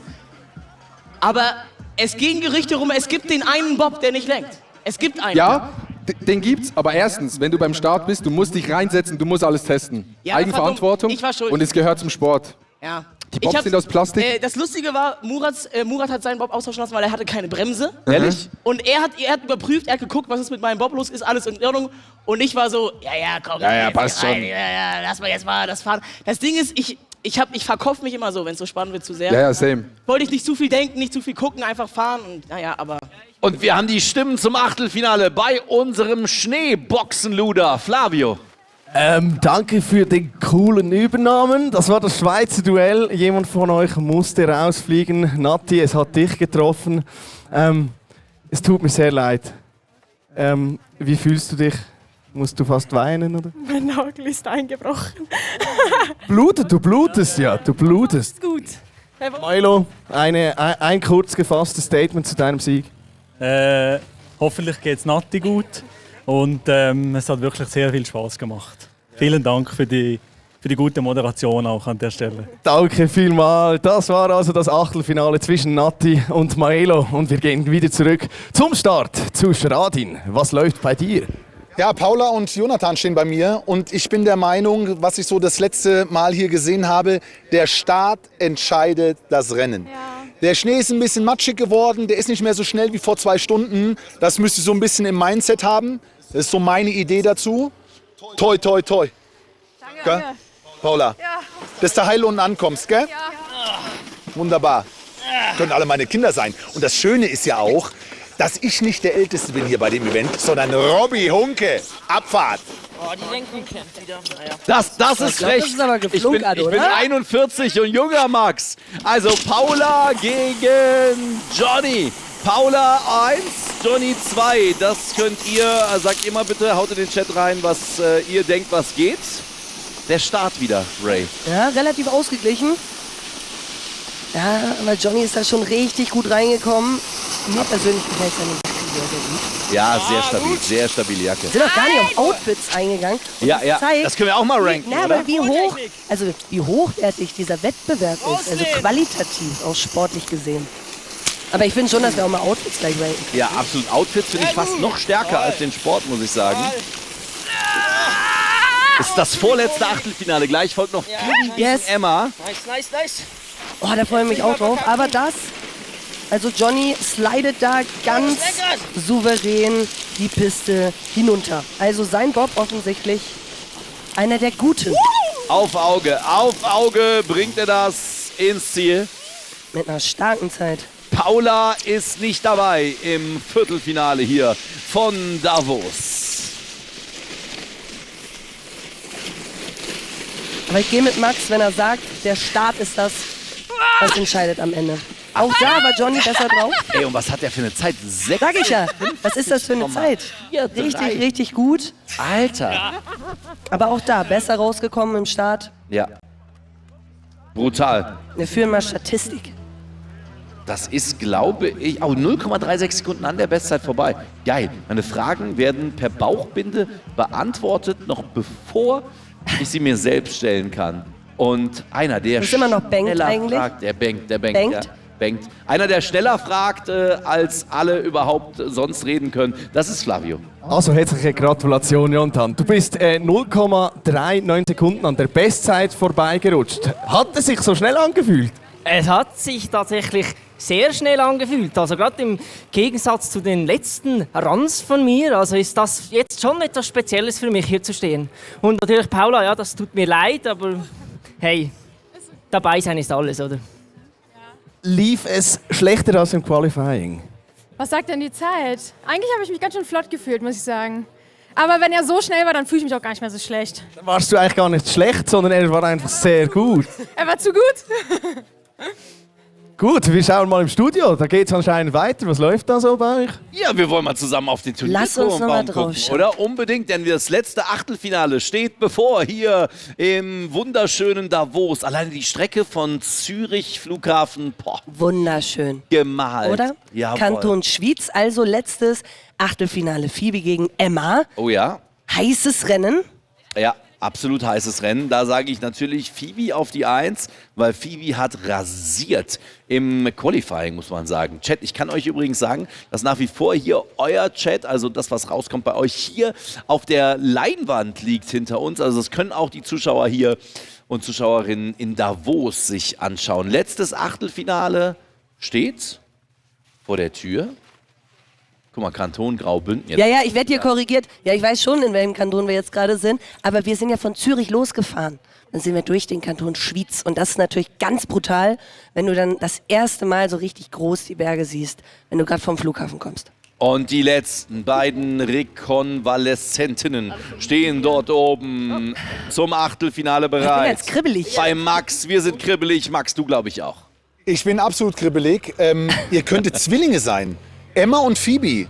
Ich sehe keinen Unterschied. Ich habe es bei mir im Chat gelesen, dass sie sich auch anhört wie ich anscheinend. Vielleicht bin ich am Cosplayen. Habt ihr vielleicht dieselben Eltern? Wir müssen noch mal eine Ahnenforschung betreiben. Wir müssen gucken. Wäre mir neu. Müssen gucken. Vielleicht bin ich auch der Vater, man weiß es nicht. Robby, vielleicht du. Wir wissen es doch alle nicht. Kann sein ja, kann sein nein. Nee, wir müssen ein bisschen Zeit machen, deshalb. Sonst so? Ey, ich habe mega Bock. Gut, jetzt können wir los, höre ich gerade. Ab geht's. Phoebe, bitteschön. Halte deinen Satz. Darfst du mir gleich noch mal sagen? Habt ihr eine Idee gegeneinander? Wie wollt ihr gemeinsam durchs Ziel oder? Ich will einfach nicht sterben. Ich will einfach nicht sterben. Und damit zu Rachel und Robby. Danke. Dankeschön, lieber Max. Und jetzt also das letzte Achtelfinale. Chat, was sagt ihr? 1 Phoebe, 2 Emma. Und beide kommen verdammt gut aus den Startlöchern. Nahezu identisch. Das wird Duell auf absoluter Augenhöhe hier. Und das hatten wir bisher auch noch nicht, dass man sich da gegenseitig anfängt zu rammen. Das hatte hier wirklich was von Mario Kart. Und Phoebe geht in Front. Also Phoebe hat das brutal drauf mit dem Sliden auf den Knien. Ich komme darauf immer noch nicht klar. Das ist so stark, das sieht vor allem so einfach aus bei ihr. Oh ja. Oh Gott. Wahnsinn. Wahnsinn. Ein hochinteressantes Rennen. Phoebe mit einer fantastischen Zwischenzeit. Phoebe kommt das fantastisch rein und auch wieder raus. Ey, das war lebensgefährlich. Oh, Phoebe mit ganz viel Risk, aber auch mit ganz viel Output aus der ganzen Situation. Das könnte eine absolute Bestzeit sein. 57,16 Sekunden für Phoebe. Chat, Clap für Phoebe. Aber sowas von, Alter. What? Wow. Alle Achtung, was ein Rennen, wie gut. Tunnel ist am schnellsten. Ja, aber wie nimmst du den Tunnel? So mäßig oder was? Das war absolute Alter, sie ist einfach Weltklasse. so ein Stück am Tunnel vorbei. Wow. Phoebe, ey. Und ich kann euch sagen, Nova steht hier auch bei uns. Die hat ja auch mal reingeguckt. Ja, komm. Nova, komm her. zu uns. Ey. Hast du es gerade gesehen? Hast du es gesehen? Ey, Phoebe ist ein Rennen gefahren von einem ganz, ganz anderen Stern. Und was und wie das vonstatten gegangen ist, das wollen wir uns unbedingt anhören bei Flavio. Der steht nämlich bei den beiden.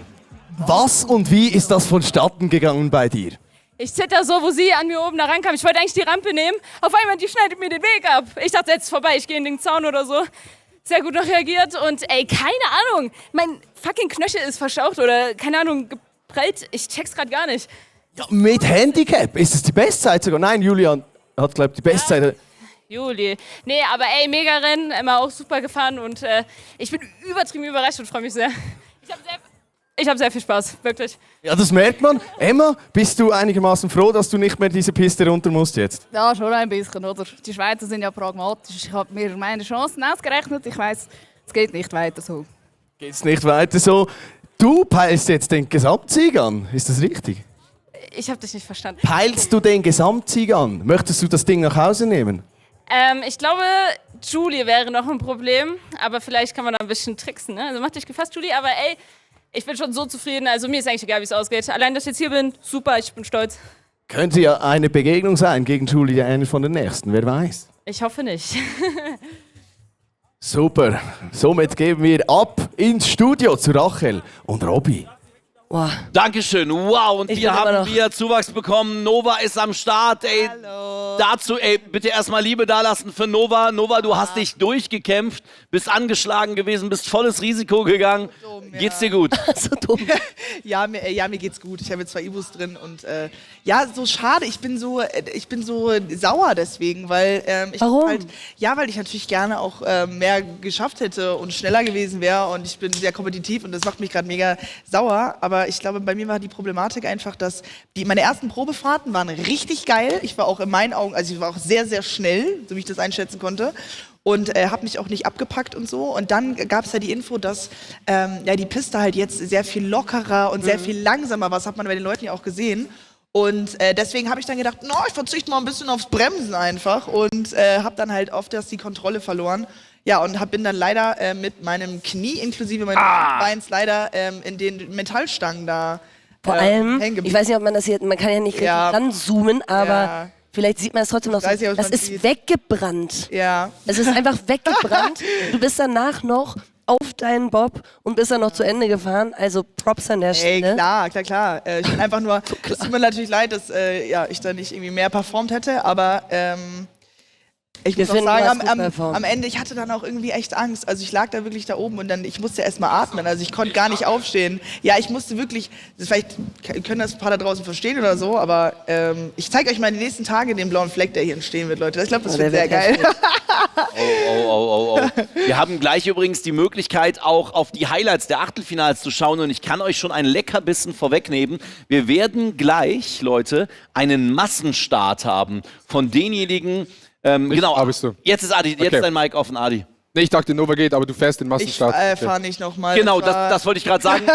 Nova ist also von denjenigen, die ihre Achtelfinals verloren haben, gibt es jetzt noch einen Massenstart, wo wir quasi den Platz 9 bis 16 ausspielen. Das wird eine wilde Geschichte, wird wild aussehen. Nova wird verständlicherweise nicht mitmachen. Ja, wie gesagt, das letzte Mal war jetzt noch und dann... Oh mein Gott, Bibi, komm her. Ich bin so stolz auf dich. Du hast das so gut gemacht. Warte, hier.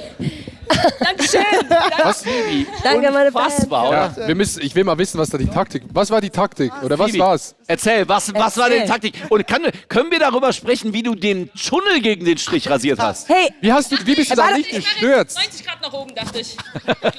Haben wir vom Tunnel eine Wiederholung? Direkt hochgegangen. Regie, Dirk, du bist doch eine Maschine. Ja, ich weiß. Haben wir da eine Aber wir schauen gleich auch noch mal auf die Highlights. Wir gucken auf die Highlights. Komm, und wir schauen das ist zusammen. safe bei den Highlights dabei. Also Ja. Vielleicht schauen wir einfach auch dann gleich mal drauf. Komm, wir gucken zusammen auf die Highlights des Achtelfinals. Gemacht. Warst du schnell? Okay. Alter. Also das ist mein Lieblingssprung im Ziel gewesen. Ja. Das ist auch gut. Das war der beste Start von allen, muss man sagen. In jede Richtung einmal gegangen. Legenden. Ey, ganz großes Kino, ne? Auch die Jungs von Spontan, die das Ganze hier produzieren. Das ist echt stark. Julie mit der Bestzeit immer noch bis jetzt, ne? Ja, das war ein unfassbarer Sprung. Und ich hoffe, dass wir gleich Phoebes Tunnel fast Rammer da auch noch drin haben. Outfit-technisch Ja, fand ich das wollte ich gerade übrigens fragen. 12 von 10. Ja, das war krass. Wichtig auch immer die Flaggen mitnehmen. Hanna, Siegerin der Herzen, lese ich im Chat. Oh, das war ein geiler Moment. Wenn da Norax nicht umgefallen wäre, hätte er was Gutes machen können. Es sind ja auch Handys vorne auf den Bobs drauf für die Crews. Ich glaube, 8 Handys lagen schon im Schnee oder sind abgefallen.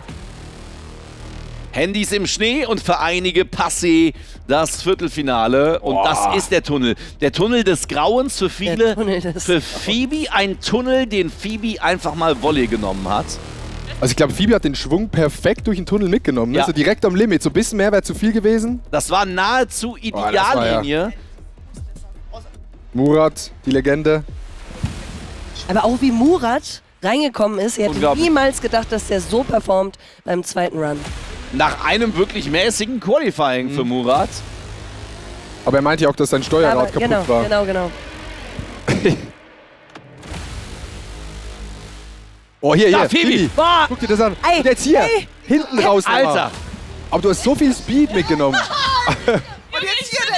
Yeah. Ey, Phoebe, sag uns, wie ist das für dich, das zu beobachten? Das ist eine völlig andere Perspektive, wenn du es fährst und jetzt, wie du es siehst. Ey, ich find's mega fein. Ich glaube, am Ende checkt man immer, wenn ich bei dem letzten Sprung bin, ich fühle mich da wie so ein Dackel oder der den höchsten Sprung hat. Ich liebe das. Es ist aber auch sehr lucky, da wo ich meine Hände immer genommen habe. Ich weiß nicht wie, aber das ist so reflexartig. Ich dachte so, okay, du rettest was und es hat geklappt. Also, keine Ahnung. Ich glaube, ich sollte E-Sport Bob fahren anfangen. E-Sport Bob. Nee, E-Sport ist ja normal Sport. Es gibt auch normalen Sport. Ja. Phoebe hat Speedrun gemacht. Öfters schon die Frage, es gibt ja den einen oder anderen Kandidaten hier, lieber Adi, der seine Stärken nicht im Bobfahren hat, aber beim Party machen. Gibt es eine Party eigentlich nachher? Fragen schon viele. Ich glaube, es gibt eine Party, ja. Und ich sehe da tatsächlich Paul Frege auch ganz vorne mit dabei. Absolut. Klassiker. Paul Frege spielt da gut einen auf. Ja, hat da natürlich seine ganz besondere. Ja. Julie auch immer gut mit dabei. Und das Gute ist ja, man muss ja sagen, auch an den Chat. Tschüss. Niki ist heute nicht dabei. Leider, Niki ist krank, der wäre auch mitgefahren. Niki, wenn du uns zuschaust, Niki Stemmler. Ne? Ja, wäre geil gewesen beim Rennen, aber ich sag mal so, bei der Party im Abend ist es mal gut, wenn Niki nicht dabei ist. Ja, und ich weil der zieht die Leute dann doch mal sehr krass mit. Absolut. Da habe ich auch immer ein bisschen Angst vor. Gerade kommt die Info von der Regie. Noriax ist auch schon im Hotel, ist nicht mit beim Massenstart. Grüße gehen raus an Noriax. Was steht jetzt beim Massenstart? Die Menschen, die sich nicht qualifiziert haben fürs Viertelfinale, treten nochmal gegeneinander alle an und werden dort die Plätze. Da haben wir sie. Das sind die Teilnehmer und Teilnehmerinnen. Emma, Paula, Nati, Ronny Berger, Hanna und Prinz Norin, die jetzt in einem spektakulären Massenstart an den Start gehen. Ey, ich hoffe sehr, dass die sich nicht wehtun, weil ich glaube, das ist ja verrückt, das ist ja wie eine Mario Kart Lobby. Ja. Da fehlen noch die Bananen und die roten Panzer. Ich würde wirklich eine Banane mitnehmen, no joke. Gerade Freddy meinte zu mir. Ah ja, stimmt. Nicht verraten. Okay, also Taktik von Julie Pohl verraten. Freddy hat mir gestern auch gesagt, er nimmt eine Banane mit. Er hat gesagt, ja. Freddy meinte, er nimmt eine Banane mit und schmeißt sie dann. Aber ich glaube, der Start ist das Ding. Ne? Beim Start sortiert sich dann ein bisschen und danach muss man gucken, wer da am besten Also Ronny ist auf jeden Fall Sieger der Herzen offensichtlich, obwohl er gerade überhaupt nicht performt hat. Ich muss auch sagen, Ronny tut mir sehr leid, der hatte auch extrem viel Spaß. Und der dachte, Murat, schlechter Platz und so ein Scheiß. Guck mal hier. Aber Murat hat auch geil trainiert heute Morgen. Also der hat wirklich krass trainiert, der war gut dabei. Aber ist halt hart bei dem, ne? Du hast halt Qualifying und ein Rennen und dann kann es vorbei sein. Oh ja. Ey, Chat sagt Ronny 71%. Mhm. Ja. Mal gucken, ich hoffe, Ronny fährt in die Wand rein. Wisst ihr, was richtig fies ist? Was? In-game, ne? Ohne Verletzung. Wisst ihr, was fies ist? Hier ist ja so eine Bude, so eine Hütte. So eine Après-Ski-Hütte. Und da riecht's richtig geil das nach habe ich die ganze Hühnchen Zeit. mit Pommes. Das rieche ich die ganze Zeit. Boah. Willst du haben? Ey. Hier so ein bisschen? Oh. Alles würde ich würde meine Mutter 2 dafür Pommes. verkaufen. Jo, kann das jemand holen? Das riecht richtig, richtig geil. Und für diejenigen, die dann reinkommen hier, gibt es dann natürlich auch Pommes, oder? Hast du einen Gesamtfavoriten jetzt nach der ganzen Geschichte? Also Turniersieg. Ja, also no joke. Auf keinen Fall Phoebe. Nee, also wir haben Phoebe, Johnny und Julie, die alle unter 1 Minute gefahren sind. Dann halt obviously die 3, ist ja statistisch gesehen. Ja. Aber wärst du vom Charisma, vom Charakter? Also ich würde sagen, du bist schon eine sehr krasse Senderin, aber ich habe auch immer Angst. Ich habe auch zu Phoebe heute Morgen gesagt, bitte verletz dich nicht. Weil ich glaube, Phoebe ist auch, du bist auch jemand, der gerne einfach mal Vollgas gibt und dann guckt, was einfach so passiert mit dem Bob und so. Wir haben die Geschichte erzählt, wir sind heute hier angekommen, alles vereist, richtig hart. Phoebe sagt, yo, ich nehme Bob und fahre hier hoch. Ist sie die Zielkurve hochgelaufen, der Schnee war knallhart. Liegt aus Versehen noch ein Bob im Ziel. Sie springt über den Zielsprung, no way. Fullspeed, in den Bob rein. Bob fliegt so nah am Gesicht vorbei. Ich hab das Ding in mein Gesicht bekommen oder so. Es gibt einen Clip auf dem Handy, wir können den später mal zeigen, meine aber... Insta-Story tatsächlich auch. Ist okay, guck mal in die Insta-Story Ja, von Phoebe. Abchecken, Insta-Story von Phoebe. Und man muss auch sagen, Phoebe ist ja auch sehr sportlich. Wer dich kennt, weiß, Turn, Trampolin, Basketball auch. Ne? Alles so ein bisschen. Ich glaube aber eher, das ist schon gefühlt eine Sucht. Ich denke mir immer so, ich kann irgendwie alles so ein bisschen, nicht perfekt, aber so von jeder Kleinigkeit so ein paar Sachen und dann probiere Das ist doch das halt Beste, aus. oder nicht? Schlüsselbein ist wieder okay, ne? Ja, also eigentlich hat er gesagt, dass ich so mit Turnen und sowas aufhören soll, aber...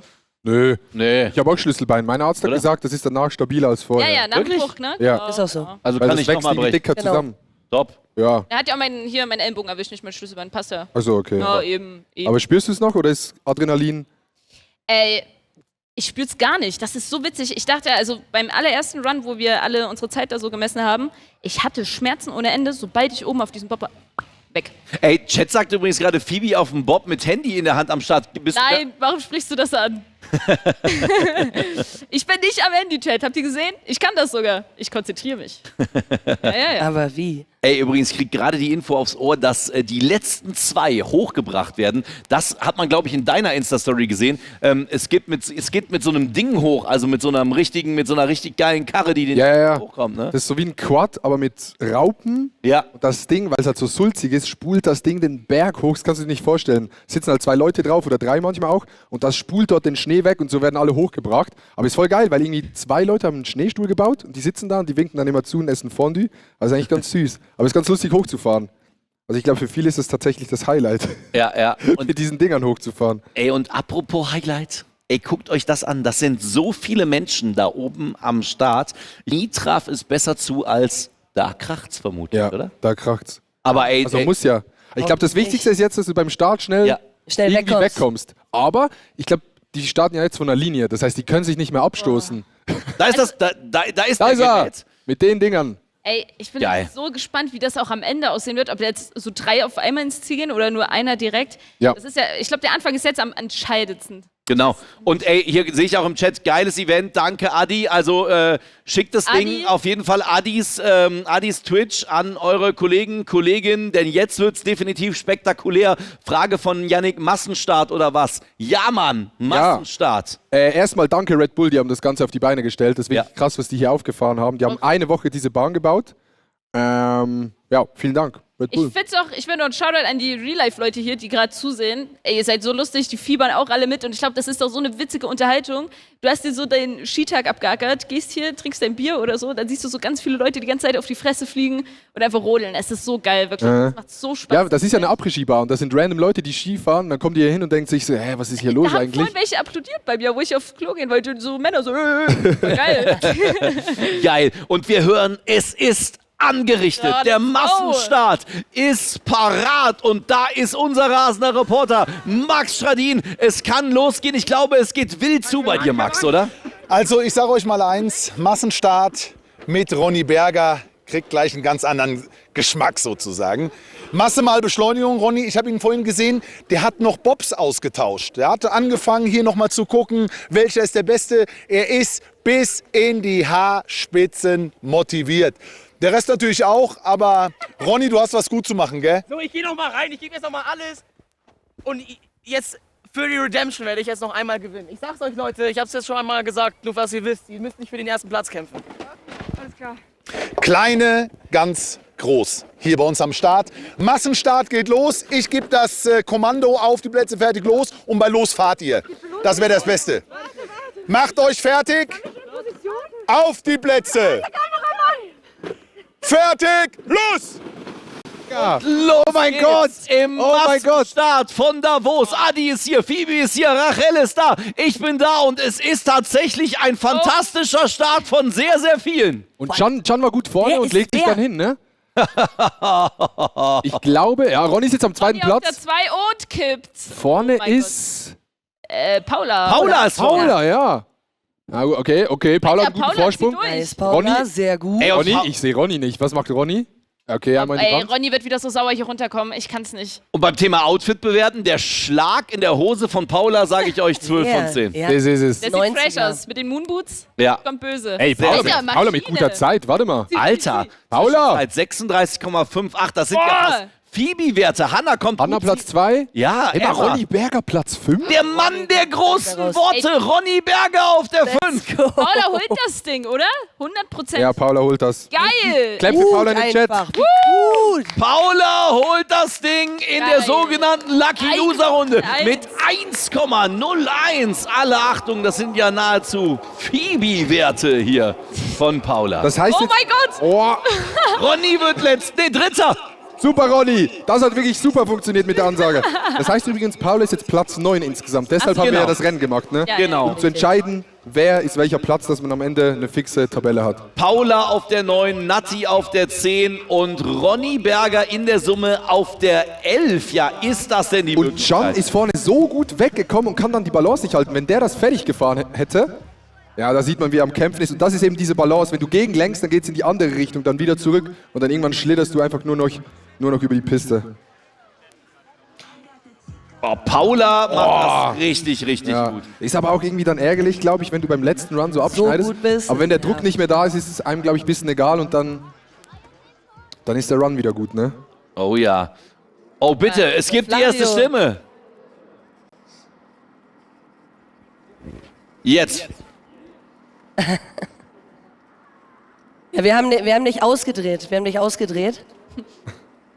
Ich kann dich, rede einfach, ich tue so, als würdest du reden. Schnucki, red du. Kannst du bitte aus dem Bild Schnucki, halt. gehen? Flavio, könntest du bitte einmal aus dem Bild gehen?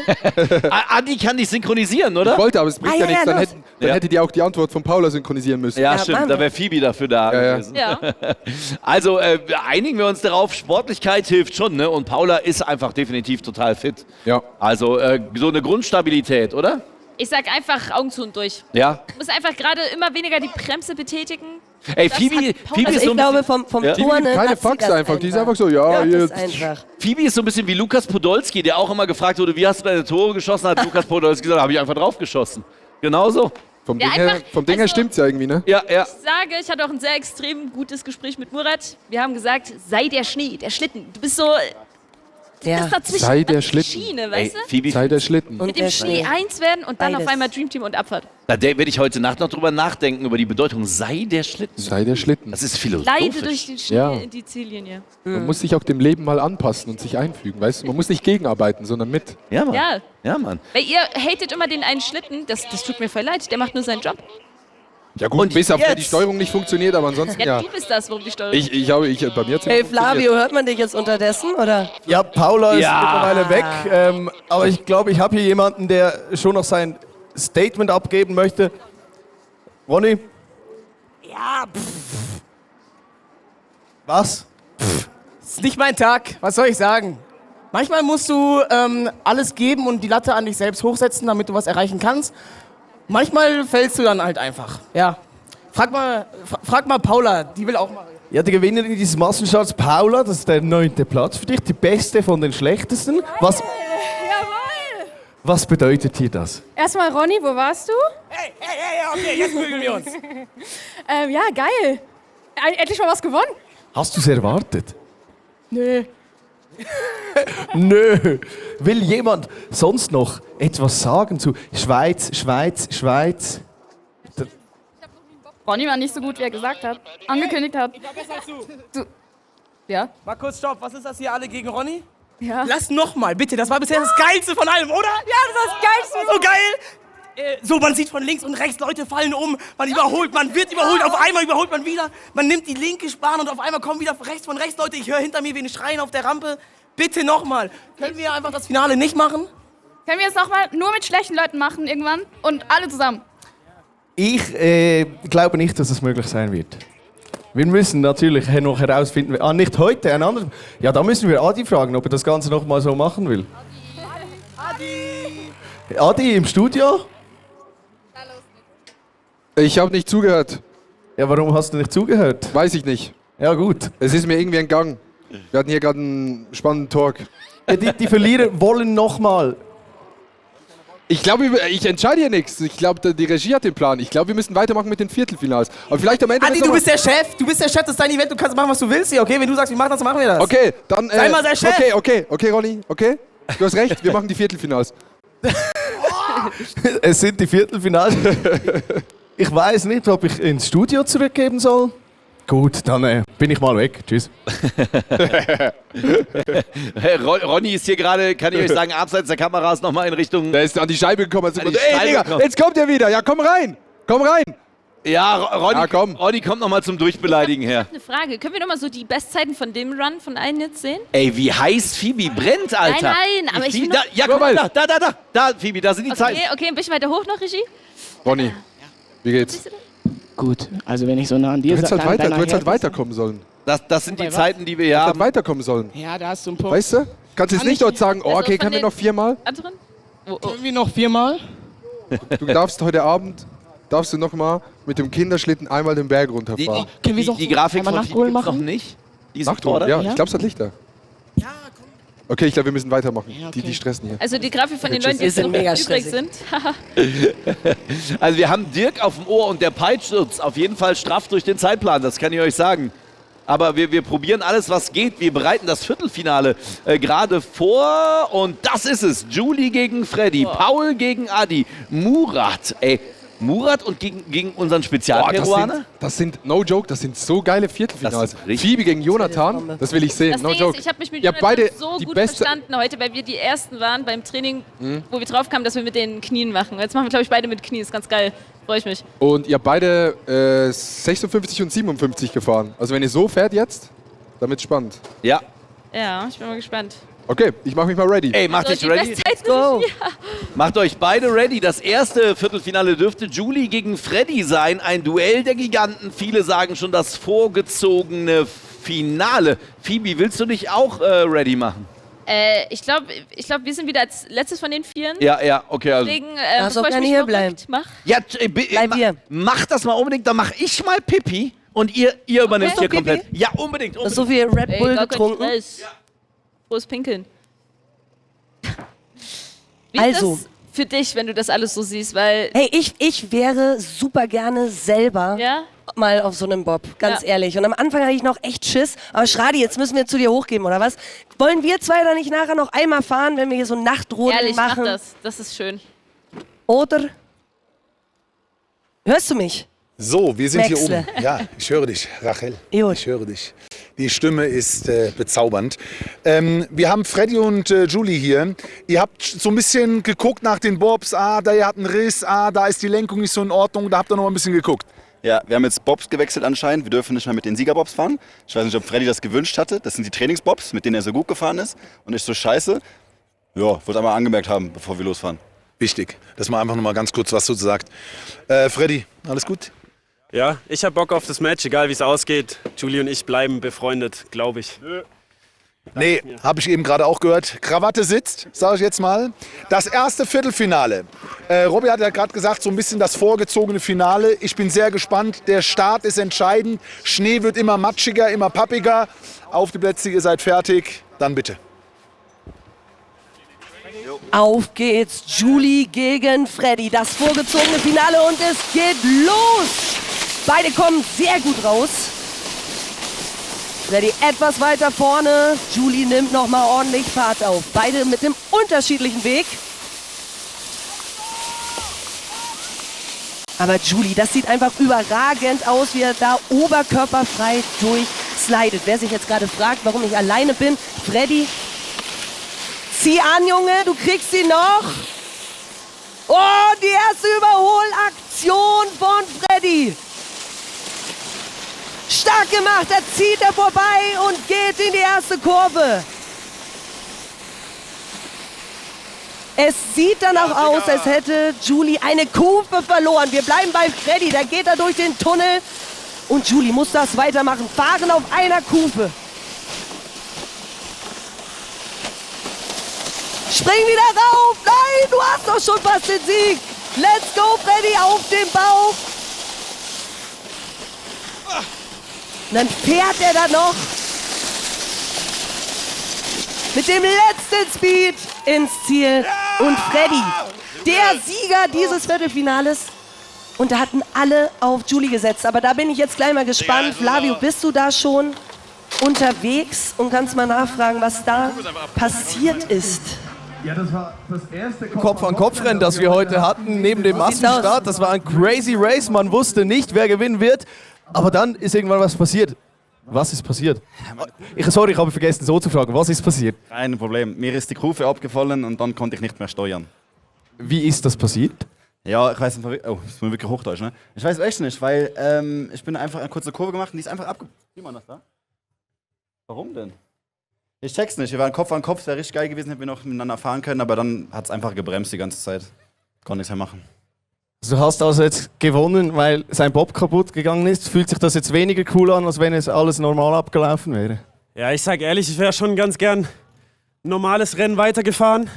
Da in der Kurve, ich habe gesehen, er ist halt extrem scharf rein. Und ich dachte mir schon, boah, also er hätte sie auch mit Kurve, mit Kufe sehr schwer bekommen. Und da dachte ich, das ist meine Chance. Ich habe sie genutzt, aber es fühlt sich natürlich trotzdem irgendwo schade an. Aber ja, ist so. Und ich weiß nicht, wir haben es oben gesagt, sind wir jetzt weiterhin befreundet? Wir sind weiterhin befreundet, das ist alles, was zählt. Let's go. Sehr, sehr schön. Jetzt habe ich meine Frage vergessen. Ich wollte dich noch mal was fragen. Aber ja, ich habe sie jetzt vergessen. Jetzt muss ich etwas anderes fragen. Wie zum Beispiel, ja genau, am Schluss bist du noch mal ins Straucheln gekommen. Ja. Du bist ab dem Bob drauf. Dann bist du in den Stress gekommen und kommst gar nicht wie richtig wieder drauf. Nee, also das Ding war, mich hat's gedreht. Und ich konnte nicht gegenlenken und ich hatte ja keine Ahnung, wo Julie ist. Also klar, die Kufe war weg, aber ich bin beim Testlauf, ist mir genau das Gleiche passiert und ich habe es einigermaßen noch ins Ziel bekommen. Deswegen, ich wusste nicht, wo Julie ist und habe gepanikt. Das passiert mir demnächst nicht, aber es hat ja noch trotzdem funktioniert. Ja, am Schluss ist alles nochmal gut gekommen für Freddy. Und jetzt schauen wir mal, was im Studio so läuft. Wer habt ihr da? Ja, wir haben jetzt vor allem wieder Robby dabei und du hast einfach... Hab ich verpasst? Du hast dieses Rennen verpasst. Wer hat gewonnen? Das erste Mal ein Kopf-an-Kopf-Rennen. Wer hat gewonnen? Rate? Julie. Nein. Nein. Er hat eine Kufe verloren. Das war ein krasses Rennen Kopf an Kopf und du hast es verpasst. No way. Doch. Es ist auch genauso wie beim Fußball gucken. Wenn du dann auf Toilette gehst, dann fällt das Tor. Das ist belastend. Same. Das ist eine sehr, sehr belastende Situation. Oh mein Gott. Aber hier kannst du nochmal auf die Highlights schauen. Ey, das war richtig, richtig stark. Aber da sieht man es. Nein. Und dann? So bitter. Und dann hat er den rechten Oberschenkel einfach als Kufe genommen, oder was? Ja, dann musst du halt auf der einen Seite ein bisschen mehr belasten, aber... Boah. Und dann musst du so dann auch erstmal reacten, ne? Alter Schwede. Wie, und Freddy hat sich noch hingelegt? Noch mehrmals sogar. Am Ende ist er dann mit dem Kopf zuerst auf den Bob reingeslidet. Also, das ist hart. Es ist wirklich alles möglich. Ja. Es ist sogar möglich, dass du noch eine Kufe verlierst auf dem Weg. Du bist abhängig von deinem Bob. Wow. Das heißt, da ist er jetzt. Julie kommt ja zu uns, inshallah. Ey, Julie, Junge. Bist du jetzt... Julie, ich schwöre dir, ich dachte, boah, Alter, hier ist ja Schnee, wer hat sich hier mit Schnee hingesetzt? Ich vielleicht selbst. Ich habe das Viertelfinale verpasst. Ich war Pipi machen, ich sag's dir, wie es ist. Ich dachte, es sind noch 5 Minuten bis zum Viertelfinale. Ich habe es verpasst. Ich habe jetzt die Highlights gesehen. Was geschah? Ja, schade. Wirklich schade. Ich hätte echt gerne einfach runtergefahren. Das geht kaputt, ne? Kufe. Ja. Aber warum? Hast du gespürt, woran es lag? Es war fast ähnlich wie in dem ersten Run, wo ich so mit der Hand einlenke und da ist halt, I guess, viel Druck auf der Vorderkufe und die ist einfach weggebrochen. Krass, ey. Das ist brutal. Freddy. Shit, Freddy, komm her. Winner, Chicken Dinner.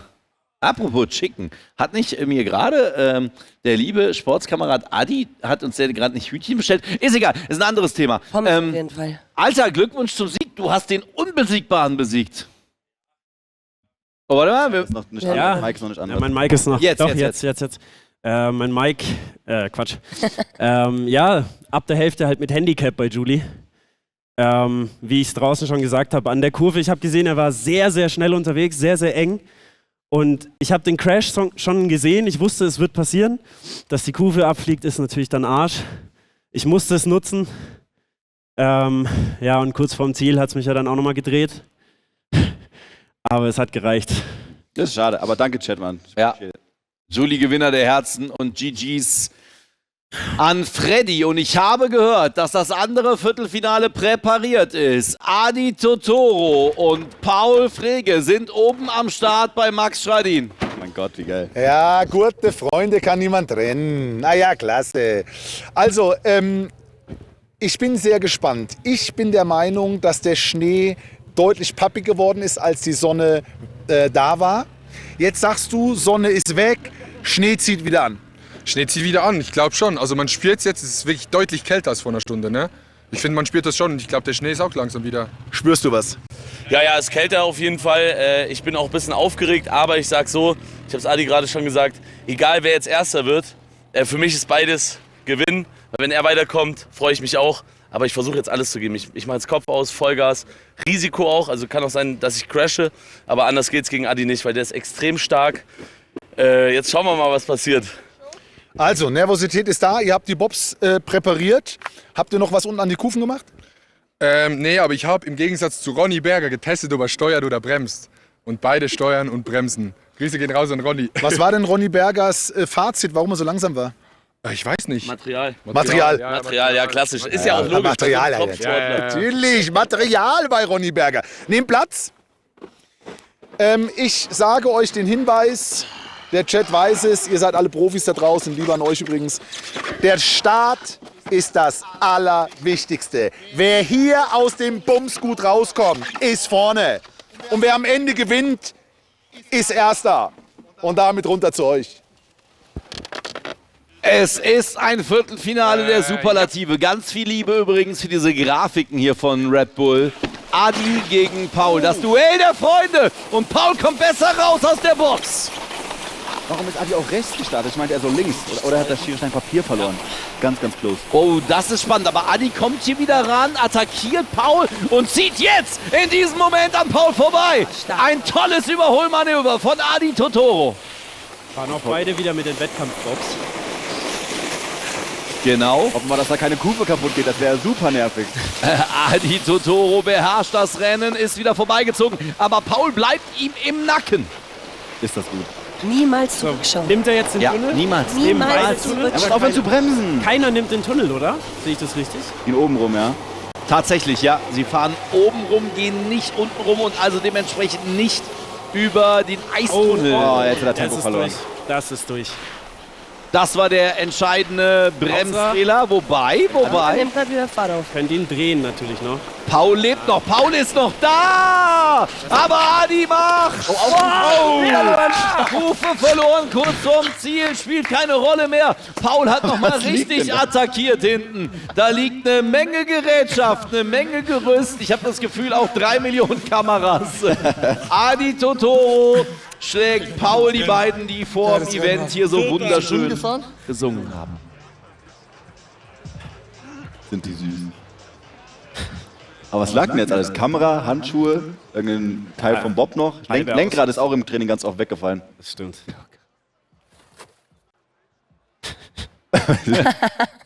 Ich glaube, die denken, ihre Mics sind an. Oh. Okay. Ich glaube, er hat gerade Batista-Bomb probiert. Die entscheiden jetzt im Nachhinein nochmal, wer gewonnen hat. Flavio, trau dich. Trau dich. Oh. Du bist raus. Ja, ich bin raus. Wir haben auch das ganze Material zertrümmert hier. War aber ein gutes, knappes Rennen, war fair. Und Glückwunsch an Adi. Super. Ja, herzlichen Glückwunsch. Hey, ich glaube, das war das geilste Rennen bis jetzt von Kopf, oder? Paul ist gut aus dem Start rausgekommen. Ich glaube, Schwung ein bisschen besser mitgenommen und konnte rechts vorbeiziehen. Da. Und ich hatte Angst, dass Paul rüberzieht. Ich habe ganz kurz gedacht, jetzt zieht er rüber. Und wolltest du? Oder? Also ich hätte dich da auch echt treten können, aber so machen wir das ja nicht. Nee, du warst einfach ein Ticken schneller, ist so. Glückwunsch, super. Aber gute Sprünge, ne? Komplett zerlegt bei dir alles. Was hast du auf dem letzten Schwung gemacht? Ach, das war bei mir. Nee, das war mein Bob. Beide. Ja, okay. Die bremsen. Also, ich glaube, diese Bobs sind wirklich nicht für Leute gemacht, die irgendwie 80, 90 Kilo wiegen, ne?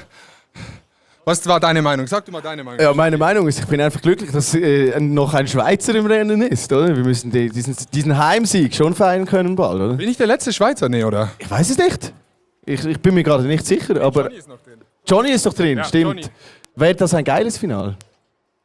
Boah, ich nehme alles, was jetzt kommt, no joke. Wir haben so viele Events gemacht, immer gegen Paul gespielt.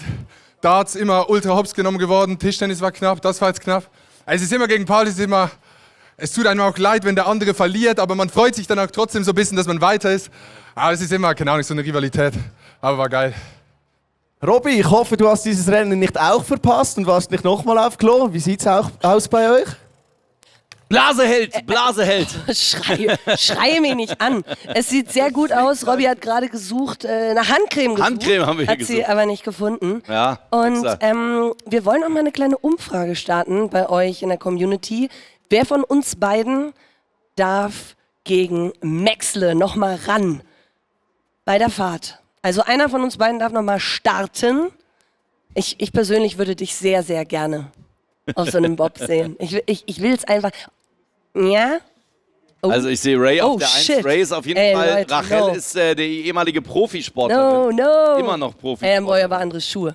Sehe ich auf jeden Fall ganz Oh, das ist jetzt weit hardcore. vorne. Let's go.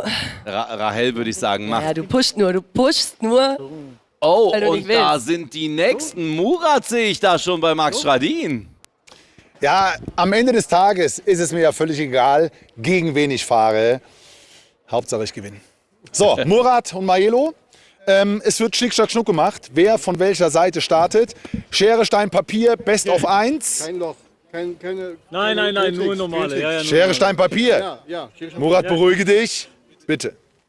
Schnick, Schnack, Schnuck. Gut. Wo fahren wir? Links, natürlich. Murat, komm zu meiner anderen. Ja, also, das nächste Viertelfinale. Ich bin sehr gespannt. Masse gegen Beschleunigung. Wir müssen gucken. So schnell bin ich doch gar nicht. Sehr gut. Bitte, auf die Bobs. Danke für die Beschleunigung. Ne? Und dann seid ihr so in circa 60 Sekunden unten. Rachel und Rob. Bitte. Ready? Ja. Dankeschön, ihr Lieben. Murat, ihr sagt, Maelo macht's mit der 2. Er kommt auf jeden Fall besser weg, aber Murat hat uns alle beeindruckt im Achtelfinale, Ray. Auf jeden Fall. Also Murat ist für mich jetzt der neue Favorit. Wenn er genau die gleiche Leistung abruft und man sieht es jetzt auch, er hat es gerade richtig gut im Griff, hat ordentlich Fahrt aufgenommen. Ich finde vor allem, es sieht so lustig aus. Jetzt sieht es aus wie die größte Slow-Mo. Bleiben beide stehen. Und jetzt natürlich auch nochmal schön festgefahren. Aber beide, ich glaube, das wird eine knappe Kiste. Es ist nicht das niveauvollste Viertelfinale, das wir heute zu sehen bekommen, aber es ist eines, das von der Spannung lebt, wie man sagen würde. Es lief doch so gut. Es lief doch so gut. Ich habe verstanden, es riecht so gut. Ja, es riecht auch gut. Es riecht weiterhin richtig gut. Nach Hühnchen. Nach Hühnchen. Und es riecht nach Sieg. Hey. Und wie? Maelo. Und wieder ein Kufenbruch. Wieder eine Verletzung am Bob. Aber es ist schon krass, dass jetzt die ganze Zeit die Kufen abfliegen. Die werden hier auf jeden Fall getriggert, die Dinger. Aber da sehen wir auch, keiner lässt nach, jeder hat Bock, jeder will. Es geht langsam ins Eingemachte.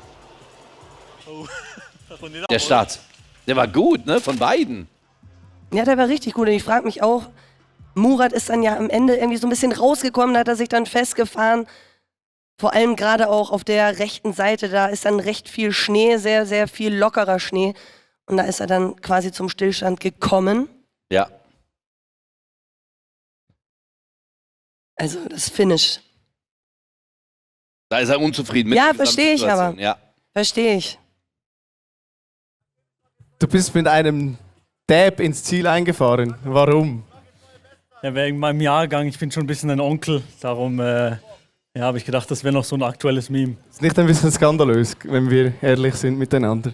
Doch, schon ein bisschen, ja. Und es tut mir auch leid, dass ich jetzt hier unten alleine stehe, ohne Murat. Liebe Grüße an Murat. Ich hoffe, ihm geht es den Umständen entsprechend gut. Ich glaube, Der steht da oben und probiert sein Bob zu flicken, aber das funktioniert, glaube ich, nicht. Nein.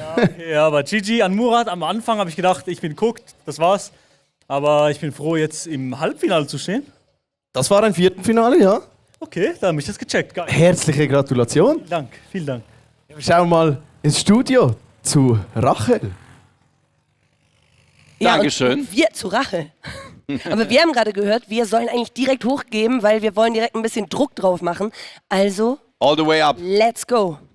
Ja, ich bin da. Phoebe ist bei uns, Jonathan ist bei uns. So ein bisschen die Geheimfavoritin, die Phoebe, als einzige Dame noch im Rennen. Ja, ich freue mich sehr. Ich finde es cool, dass man so als Dame ein bisschen weiterkommt. Also Frauenpower. Und du hast gesagt, du bist ein bisschen aufgeregt. Kribbeln ist jetzt da. Ja, aber jedes Mal, wenn man hier steht. Aber ich habe vor dir richtig Respekt. Ich weiß nicht. Oh, danke. Ich vor dir auch. Also, wir werden es erleben. Auch für euch der Hinweis, ich sage das auch immer den Kolleginnen und Kollegen, der Start. Ne? Der ist der Entscheidende, da müsst ihr gut aus der Box raus. Setzt euch, nehmt Platz. Ihr habt schon gewählt, wer von wo startet. Innenbahn Phoebe und dann auf der Außenbahn Jonathan. Und wir sind soweit. Rachel und Robby übernehmt das letzte Viertelfinale. Genau so sieht's aus. Jonathan gegen Phoebe. Ihr seht Phoebe vorne und zu uns hat sich als dritter Co-Kommentator quasi Adi Totoro gesellt. Der Mann, der schon im Halbfinale ist. Und Schweiz sucht das nächste Halbfinale. Phoebe. Und jetzt sehen wir zum ersten Mal, ob oben oder unten schnell ist. Und es ist genau gleich schnell, oder? Ja. Ja, okay, unten ein bisschen schneller. Unten ein bisschen, ja, das ist die innere Spur. Und ich glaube, oben, hinten raus ist oben ganz bisschen. Aber da ist noch alles möglich. Jetzt bin ich gespannt, für was es hier entscheiden. Phoebe ist überholt. Wenn jetzt Phoebe so nochmal in den Tunnel reingeht, komm Phoebe, komm. Da könnte sie noch was rausholen. Komm Phoebe, komm. Das ist nicht schlecht, aber Phoebe... Jetzt will ich Phoebe sehen. Er hat den heißen Atem von Phoebe im Nacken. Phoebe geht in den Tunnel. Komm, nimm mit den Schwung. Nimm mit. Nimmt sie Stark mit. gemacht. Nimm mit. Fantastisch. Oh mein Gott. Oh mein Gott. Überholt. Oh mein Gott. Sieh rein, Phoebe. In der Schlussfolge. Oh mein Gott. Es ist Jonathan. Es ist Jonathan. Wow. Oh mein Gott. Wow. Und beide haben sich quasi gegenseitig unterboten. Jonathan mit 57,42 Sekunden. Ich weiß nicht, wie die diese Zeit bekommen. Ey, wie knapp ist das? Ich weiß nicht, wie die diese Zeit bekommen. War das ein krasses Rennen? Ich glaube, bestes Rennen bis jetzt, ne? Unfassbar. Das beste Rennen bisher in der Summe. Phoebe hat nochmal alles probiert, ist auch auf Risiko gegangen durch den Tunnel, aber dann ist Jonathan zweimal auf der Innenbahn quasi weggezogen. Auch eine fantastische Technik. Beide, muss man sagen. Ja, und ich glaube, oben ist unten schneller und unten ist der andere Weg schneller. Ey, und ich finde, wann gibt's den Phoebe-Charakter in Mario Kart? Den fordere ich hiermit. Es wurde nochmal richtig knapp. Wie knapp vorbei, ist auch vorbei, wie man so sagt. Knapp. Wie hat es sich angefühlt zu verlieren jetzt? Also das Ding, ich habe ja die linke Strecke genommen, weil ich die Rampe nehmen wollte. Und dann dachte ich so, okay, vielleicht verarsche ich ihn auch und was nicht. Weil eigentlich ist man da, wo er lang fährt, ja schneller. Aber mein Plan, dass ich dann ein bisschen vorher auf also dieses untere da ziehen wollte, ging nicht, weil ich dann schon zu spät war. Dann habe ich halt die Rampe mitgenommen. By the way, ist ja cool, keiner hat das von den anderen gefühlt gemacht. Und ja, das Rennen war mega geil, hat Spaß gemacht, ich freue mich. Und ich bin mega happy, dass ich hier jetzt erstmal bin. Und ultra geiles Feeling wieder, super. Ja, Jonathan, herzliche Gratulation und wir geben ins Studio. Dankeschön, wir sind alle noch immer ziemlich beseelt von diesem Rennen, oder? Chat sagt auch, bestes Rennen bisher. Ja, einer schreibt, die Strecke ist ja maximal Scam. Jeder, der von uns aus rechts startet, hat eine längere Strecke, also die oben links starten. Was aber meiner Meinung nach nicht stimmt, weil wenn du links startest, kannst du theoretisch straight runter reinstechen und den rechts abschneiden. Also genau. Theoretisch ist eine Strecke kürzer und die Strecke ist ja, das ist ja nicht Pi mal Daumen, sondern die haben das ja alles ausgemessen mit links, rechts starten, Kurven und so, dass es passt. Also ich glaube nicht, dass es an dem Start liegt, wer jetzt da den Vorteil hat. Musst du dir jetzt ja auch Gedanken drüber machen, Robby, weil du musst ja auch ins Rennen gehen. Auf gar keinen Fall. Ich bin verletzt am Hüftbeuger. Sonst würde ich natürlich Max Schradin abziehen. Aber ich bin dafür, dass Dirk, unser Redakteur und auch Regisseur, der unglaublich sportlich ist, dazu auch geile Tattoos hat, ja. Ob der nicht vielleicht gegen Max Schradin antritt. Ich muss leider arbeiten, Robby. Das ist schwierig. Oh, stimmt. Wir brauchen ihn. Dann vielleicht nochmal Adi. Dann vielleicht noch kurz jemand übernehmen. Ja. Oder Bengt. Der die geilen der muss nicht arbeiten. Der macht fast gar nichts. Bengt, das ist die Idee, oder? Der Mann, der uns hier getrieben hat mit dem besten Bauchbinden. Chat, dann seht ihr ihn auch mal. Wäre das in Ordnung, wenn Bengt antreten würde Ich glaube, ja, Rachel ist auch verletzt. Das ist das Problem. Es sind alle verletzt hier. Alle verletzt. Ist das krass. Ey, viele Leute haben auch noch reingeschrieben vorher, oh, die Bobs sind so instabil und so. Aber das ist ja genau der Sinn von diesem Rennen. Es ist ein Rennen mit Kinderbobs. Es ist kein Rennen. Klar kannst du krasse Bobs kaufen, die ultra stabil sind. Aber genau das ist nicht der Sinn. Das ist hier das Kinderbob-Rennen. Ich glaube, wir wollten es am Anfang auch Kinderbob-Rennen nennen. Hat dann irgendwie von der Länge und so nicht gepasst. Aber genau das ist ja der Plan, dass erwachsene Leute auf einem Kinderbob so ein Rennen fahren. Das ist ein bisschen der Twist. Und da kann es halt passieren, dass der Bob kaputt geht. Ist halt ein bisschen Lack, macht es irgendwie auch wieder fairer. Ja. Ja, genau, für die Leute, die das im Chat geschrieben haben. Aber ich finde das eigentlich ganz gut so. Ja, und es gibt hier von Laurin im Chat einen guten Call. Flavio soll doch auf den Schlitten gegen Max Schradin, oder? Flavio soll fahren, ja. Flavio, will ich sehen. Der wirklich exakt denselben Schnauzer hat wie Adi Toto. Johnny ist hier, nimm dir das Headset. Johnny ist da und er... Okay, ich will ganz kurz etwas wissen. Als du oben durchgefahren bist am Schluss und links rein. Also nicht durch den Tunnel, Genau, nicht durch den Tunnel. Ja. Du bist ja drüber, Ja. oder? Und dann siehst du Phoebe links oben. Ich nehme an, du hast sie irgendwann gesehen. Nee, ich habe sie nicht gesehen. Ach, du hast sie gar nie gesehen? Ich habe sie einmal gesehen, aber das ist nach der ersten Rechtskurve. Ja. Also erste Kurve war so runter, dann bei der zweiten, weil es mich da gedreht hat, dass ich einmal nach hinten gucken konnte, was ich sonst eigentlich nicht mache.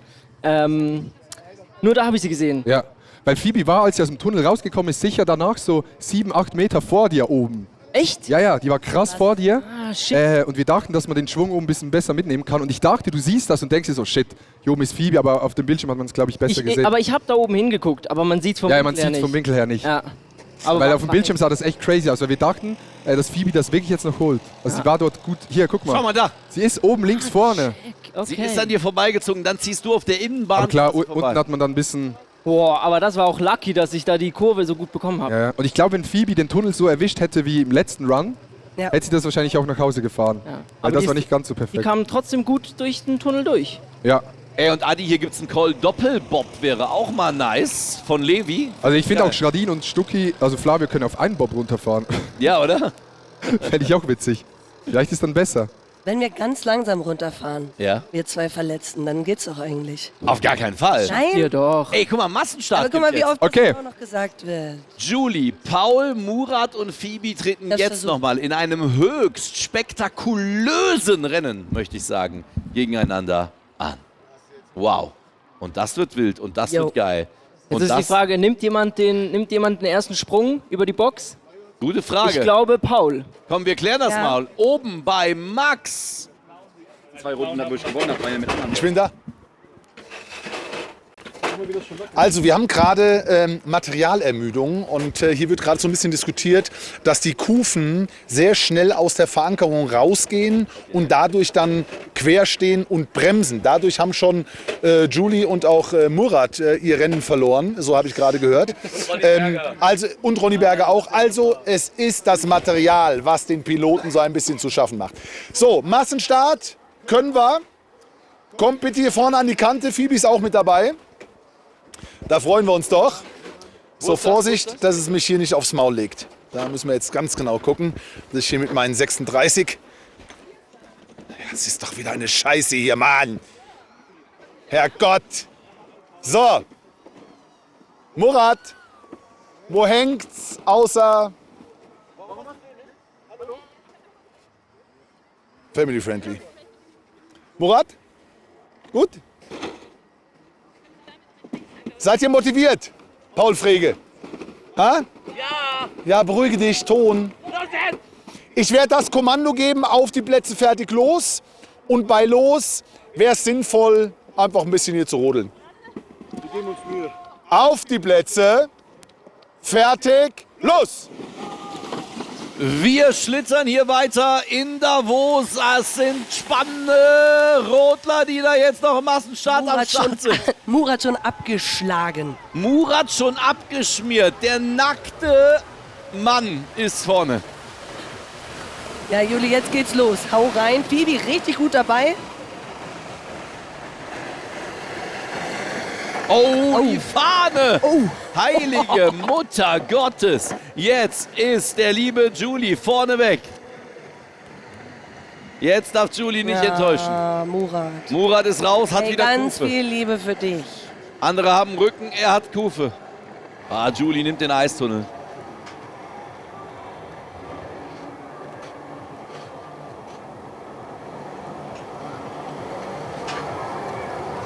Läuft.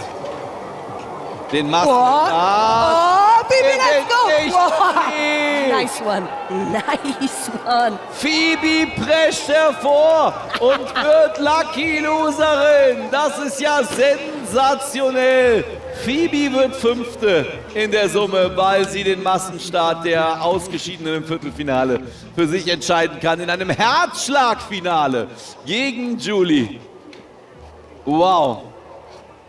Was ist gerade passiert hier gegen Schluss? Ich weiß nicht, wo ist mein Bob? Wo ist er? Irgendwas ist da wieder kaputt gegangen, da bin ich wieder in den Boden rein. Genau so eine Situation habe ich mir gewünscht und ich habe sie bekommen. Ja, plötzlich sah man Julia nicht mehr. Hm? Wer hat gewonnen? Wer hat gewonnen? Phoebe? Was hast du mich reingefahren? Oh mein Gott. Plötzlich taucht sie auf aus dem Nichts. Hättest du das noch erwartet? Was? Hättest du das noch erwartet? Nee, ich habe schon losgelassen und es war so satisfying. Ich glaube, ich werde mir diesen Clip runterladen, jedes Mal vorm Einschlafen anschauen. Geil. Julie, du hast meinen Tag nochmal gerettet. Richtig toll, richtig krass, dass mich das freut. Sah auf jeden Fall extrem episch aus. Du, nicht der ganze Verlierer, aber Platz 3 von den Verlierern. Ja, ich habe eine neue Technik entworfen. Ich bin irgendwann in den Zaun reingebrettert und dann habe ich mich auf den Bob gelegt, mit dem Kopf nach vorne. Du bist viel windschnittiger, du kannst richtig geil in die Kurven und dann bin ich da drüber gesprungen. Wenn ich nicht gestürzt wäre mit der Taktik, wäre ich ganz weit vorne heute gewesen. Ich hätte natürlich auch gerne noch die Stimme von Murat gehört, aber der ist wieder mal nicht im Ziel nach seinem Rennen. Ich gebe zurück ins Studio. Ja, die Taktik mit dem Kopf voraus, die wäre tatsächlich auch nicht erlaubt gewesen. Das ist uns dann doch etwas zu gefährlich. Und Julie definitiv vom blauen Panzer getroffen worden. Das gibt's ja nicht. Sehr, sehr lucky für Phoebe. Aber wie hat es schon ein bekannter Fußballtrainer gesagt, wenn du immer Glück hast, dann hast du es dir verdient. Also sensationell. Es war wirklich verdient für Phoebe, die wir alle gerne, glaube ich, im Halbfinale gesehen hätten. Was für ein bitteres Aus für Julie Pohl. Hier ist sie nochmal, die Grafik. Auch wieder eine starke Zeit. Ja, ich glaube, was für ein Instinkt auch. Er wollte dann ins Ziel rennen. Aber du hast es gesagt, Rachel, niemals zurückgucken. Und Julie hat zurückgeguckt. Ja. Und dann in dem Moment ist es passiert. Das ist das Gleiche. Beim Leichtathletik sagt man das auch. Wenn du zum Beispiel Sprinterin oder Sprinter bist, ja. Du lauf einfach dein Ding durch, auf gar keinen Fall nach hinten gucken, dich vergleichen irgendwie mit den anderen. Und ich denke mal, das ist bei jeder anderen Sportart, die genau hier auch so stattfindet, das Gleiche. Also Phoebe, geil gemacht, gut durchgezogen. Alle Achtung und immer dran geglaubt. Perfekte Orga und Ablauf, ohne lange Pausen, macht mega Bock, lese ich im Chat. Das ist die sanfte Peitsche von Dirk Funk, die wir so im Rücken spüren. Oh, ja. Aber das ist gut, der treibt das auf dem Ü-Wagen. Das muss so sein. Ne? Genau. Finde ich auch. Das Halbfinale steht vor der Tür, aber wir wollen noch mal schauen auf die Halbfinal-Highlights. Auf die Viertelfinal-Highlights. So rum. Und das gucken wir uns jetzt alle zusammen mal an.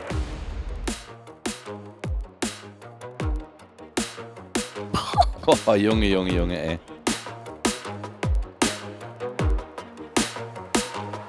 Vor allem, das ist so ein Überlebensmodus, oder? Ja. Paula, alle Achtung. Paula und Phoebe haben richtig Spaß gemacht hier auf dem Bob.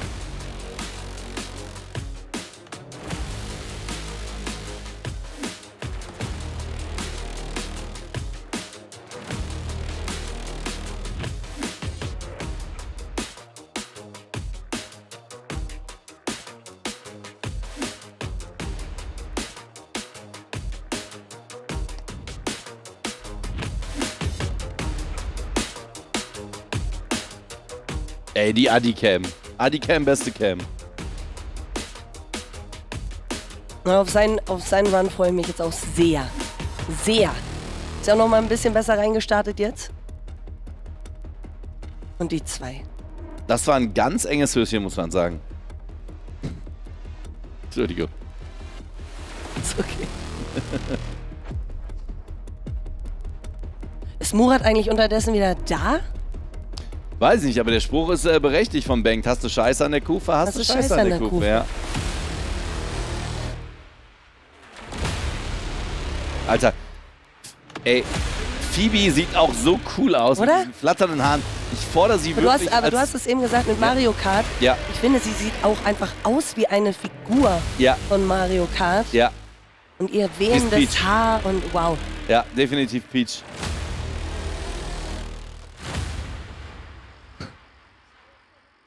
Phoebe MVP.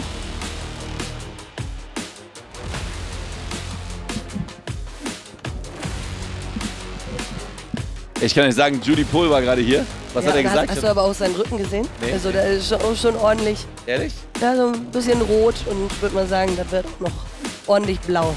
Kann ich mir vorstellen. Oh, hier hat's gekracht. Oh, da ist er. Das war glaube ich, der Move von Paul. Murat, wo bist du? Und dann das entscheidende Ding. Boah, Phoebe auf Ernst ins Ziel. Sehr, sehr auf Ernst ins Ziel. Überragend. Hey, aber wie schnell ging das jetzt komplett rum? Ey, unglaublich. Das Und ganze da kommt Event? Paul, der Mann mit der neuen Technik. Paul, erklär uns nochmal, dein Ziel war es, die Fahne mitzunehmen, sodass du aerodynamischer agieren kannst? Hallo ihr beiden. Nee, die Fahne wollte ich nicht mitnehmen mit Absicht. Da bin ich einfach reingebrettert, weil ich einfach keine Kontrolle mehr hatte. Und dann wollte ich aber so schnell wie möglich weiter. Ey, guck mal da, der Wahnsinn, Phoebe. Und habe mich aber auf den Bob gelegt. Und dann habe ich gemerkt, ich bin ja flach wie ein Brett, Windwiderstand 0, wie ein Pfeil. Du siehst die Strecke, du hast sie so nah vor dir. Und dann kannst du dich so in die Kurve gucken und der ganze Körper geht von selber mit. Kurve einschneiden, links, rechts, am Ziel vorbei und dann Zielsprung. Super. Warst du, dass der die Fahne gerade mitgenommen hat? Ja. Nein. Das war ich nicht. Das war Murat. Echt? Deswegen, Ach ja, stimmt. Wurde Murat eigentlich nochmal gesehen? Murat ist weg. Nee. Nee, der ist oben noch am Berg. Der hat sich da hingesetzt, trinkt einen Kaffee. Ey, du warst natürlich voll auf dein Rennen fokussiert, aber hast du gesehen, wie Phoebe kurz vorm Ziel den lieben Sportskameraden Judy noch abgeschossen hat? Also Phoebe MVP. Ich habe geprayt, dass so dass das so entsteht nochmal, weil das ist so lustig und ich fand generell das Rennen auch jetzt noch mit Johnny mega. Wir waren ja so gleich offen, dass wir die verschiedenen Strecken genommen haben. Ey, ich schwör, ich bin so glücklich. Ich glaube, es ist der beste Tag im Februar. Ja, das ist immerhin schon mal was von Ey, ich bin so 28 happy, Tagen. ne? Das ist so cool. Aber du hast das toll gemacht. Danke, danke. Und man hat gesehen, wie du dich gefreut hast. Ich habe mich so gefreut, weil Julie, die Drecksau, auch noch schön die paar Sachen hier mitbekommen, blaue Flecke und so, super. Ich hätte den fast einen Haarschnitt rasiert, ne? Wäre ich nicht ein Stück nach rechts gegangen. Ja, du hast gesagt, ohne Rücksicht auf Verluste hole ich jetzt hier den 9. Platz. Ey, wenn ihr wüsstet, ich war so abgefuckt, dass er vor mir war und dann sehe ich es. Er crasht und dann wäre aufständig so, bleib mal sitzen, Kollege, und zack, weg und in die Ziellinie. Ey, Das komm. war so geil. Wir gucken mit euch zusammen auf den Turnierbaum und Jawohl. sehen straight in Richtung Halbfinale, das genau so aussieht. Freddy gegen Adi und Maelo gegen Jonathan. Was sagt ihr dazu? Ja, wahnsinnige Kandidaten, alle gut. Ja. Ich sag Maelo und Johnny. Ja, das zweite Halbfinale wird das, glaube ich, sein. Ja. Das sind so die Jungs, die fahren etwas bedachter, Ja. schalten etwas mehr in den Kopf ein und wissen aber, wie man sauber rumkommt. Alles weniger wild, ne? Die sind im Training nicht gecrashed. Die sind heute kein einziges Mal auf dem Rennen gecrashed. Und das ist schon viel. Und dann beide sportlich und so. Super. Und ich sag, Freddy und Adi ist natürlich ein ganz großes Highlight. Da müssen sich beide warm anziehen. Das wird eine knappe Nummer, glaube ich. Ich habe das Gefühl, Freddy, also der saust einfach runter. Den juckt das nicht. Der zack, zack, zack, zack, einfach auf Schnelligkeit. Mega Ja. witzig auch. Und ich habe gehört, es ist schon angerichtet bei Max Stradin oben. Chat 1 für Freddy, 2 für Adi, 3 für Maelo und 4 für Jonathan in den Chat. Und wir gehen hoch zu Max. Ja, hier ist absolute Konzentrationsstimmung jetzt. Es wird spannend. Die beiden Halbfinalisten gehen nochmal im Tunnel, im Kopf die verschiedenen Kurven durch. Und jetzt wird's schallern. Einer von den beiden wird ins Finale kommen. Adi.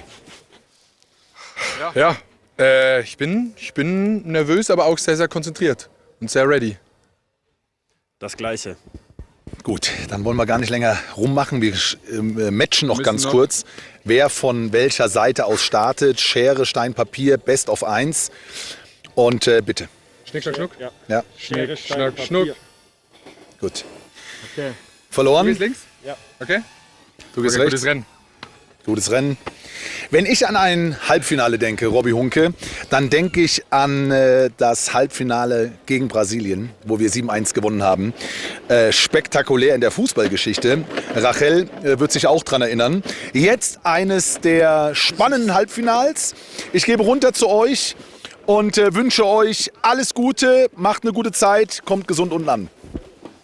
Halbfinale Nummer 1, also Freddy gegen Adi, danach Maelo gegen Johnny. Aber erstmal Freddy gegen Adi und wir haben 2 kompetente Co-KommentatorInnen mit Phoebe und mit Paul. Und los geht's!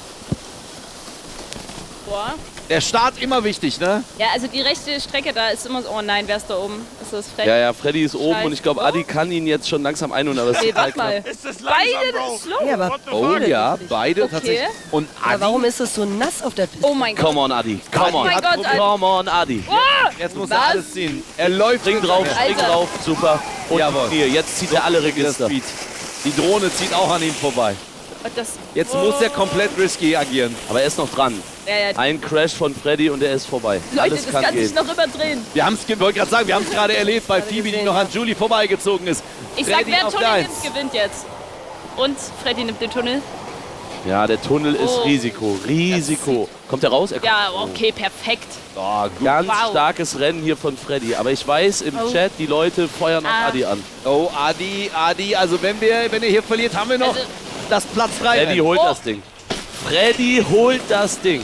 Freddy holt tatsächlich das Ding und macht das, Solide. was Phoebe gesagt hat. Der zieht einfach durch. Ey, super. GG. Der war in seinem Film, der war in seinem Tunnel. Tunnelblick. GG, Freddy. Ja, okay. Und Adi auf der 2. Aber jetzt ganz kurze Frage an euch. Ja. Das war jetzt das Halbfinale. Genau. Das heißt, Adi wird ja zumindest noch um Platz 3 mit. Ja, Genau, richtig. genau. Kommt noch Kleine mal. Finale. Ja. Ne? Also das ist ja auch nochmal richtig. Und ich kann sagen, ich habe die Trophäen gesehen und ich finde Platz 3 sehr, sehr geiler? schön. Ja. Super. Gibt's auch für den 5.? Leider, ich glaube nur 1 bis 3, ne, hat Adi gesagt, oder Paul? 1 bis 3 gibt's. Egal. Und ich finde, also du hast ja nochmal so ein kleines Finale, einen 3. Platz zu gewinnen, Ja. fast besser als Zweiter zu Das werden. stimmt. Ja, Ne? absolut. Ich finde Dritter besser als Zweiter. Flavio. Ja, das war's für Adi. In seinem Heimspiel bist du schwer enttäuscht. Ey, ich will es nicht aufs Material schieben, aber wir haben oben gesagt, ich fahre diesen Bob, den hier. Der ist schneller, no joke. Ich würde sagen, es war eine relativ cleane Fahrt von mir, aber du bist einfach davongezogen mit diesem Kackbob. Ich konnte nichts machen. Ich hatte keine großen Fehler drin, außer, ja gut, ich bin doch gerannt, aber auf der Zielstrecke guten Start, keinen Fuß im Schnee gehabt. Kein Fuß im Schnee. Du bist gerannt. Ja, da vielleicht. Aber mein Start hat sich ultra gut angefühlt. Und der zieht einfach davon. Der ist einfach angehalten. Also, wer gewinnen will, nimmt diese Bobs. Und du nimmst im Finale den. Ganz kurz, ich möchte anmerken, dass du zwischenzeitlich bei diesem Boxding ganz oben warst du vor mir. Aber bei mir ging es dann so ein leichtes Stück besser bergab. Und dann bist du stehen geblieben, ich nicht. Ich würde es jetzt nicht nur aufs Material schieben. Ich fühle mich seit der Testrunde immer wohler mit denen. Wir haben es oben ausgemacht, also für alle, die den Kontext jetzt nicht wissen, wir haben abgesprochen, ist okay alles. Ich bin mit denen happy. Aber ich habe vorhin meine Bestzeit auch mit dem anderen gemacht. Ich glaube, es liegt nicht nur am Material. Nee, ich will es auch nicht aufs Material schieben, aber Gratulation an Freddy. Ich nehme daher den und wenn ich mit dem auch scheiße bin, dann lag es an mir. Ja, herzliche Gratulation an Freddy. Adi ist raus, Freddy zieht ins Finale ein. Und ich gebe zurück zu Rachel und Robby. Und zu Paul, der immer noch mit uns chillt. Was und glaubst Paul, du? hä? War es ein Materialfehler? Aber Paul hat es mir nicht richtig gesagt vorhin. Also mit deiner Favoritenrolle, dass die beiden da gut durchgeslidet sind. Und ich muss sagen, Freddy hat es richtig, richtig stark gemacht. Sehr, sehr entspannt durchgefahren, aber sehr konzentriert. Und deswegen finde ich, deine These wurde gerade eben bestätigt. Ja, da gehe ich mit. Freddy, ganz sauberer Run und top gemacht. Ich finde, er steht zu Recht im Finale. Glückwunsch an der Stelle. Und klar, es ist natürlich schade für Adi, der hätte, glaube ich, hier gerne den Sieg geholt. Ich weiß ja, ich bin ein guter Freund von Adi, der ist immer sehr ehrgeizig. Aber Adi, Kopf hoch, du bist gleich noch im Rennen um Platz 3 und das eigene Event zu gewinnen ist im Zweifel gar nicht so sympathisch. Deswegen Platz 3, gib alles, wir werden dich voll anfeuern und ja, ich hoffe, das holst du.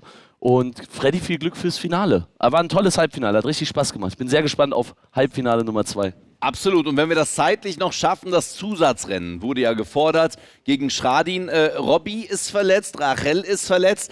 Viele fordern Ronny gegen Schradin im Chat. Würdest du das auch als würdevolles Duell sehen? Ja, Match der Legenden. Ja. Ronny Berger, Max Schradin, Das würde ich sehen. Ronny Berger schaut mich von da hinten gerade schief an. Ja. Aber ich kann nur sagen, Ronny, mach deine Jacke zu, schnür dir die Stiefel fest und lass dich da hochfahren und dann runter. Schradin ist bereit. Schradin ist bereit. Ich sehe ihn da auch gerade schon Mikrofon, mit dem Mikro. Ich glaube, zweites Halbfinale ist bereit, oder?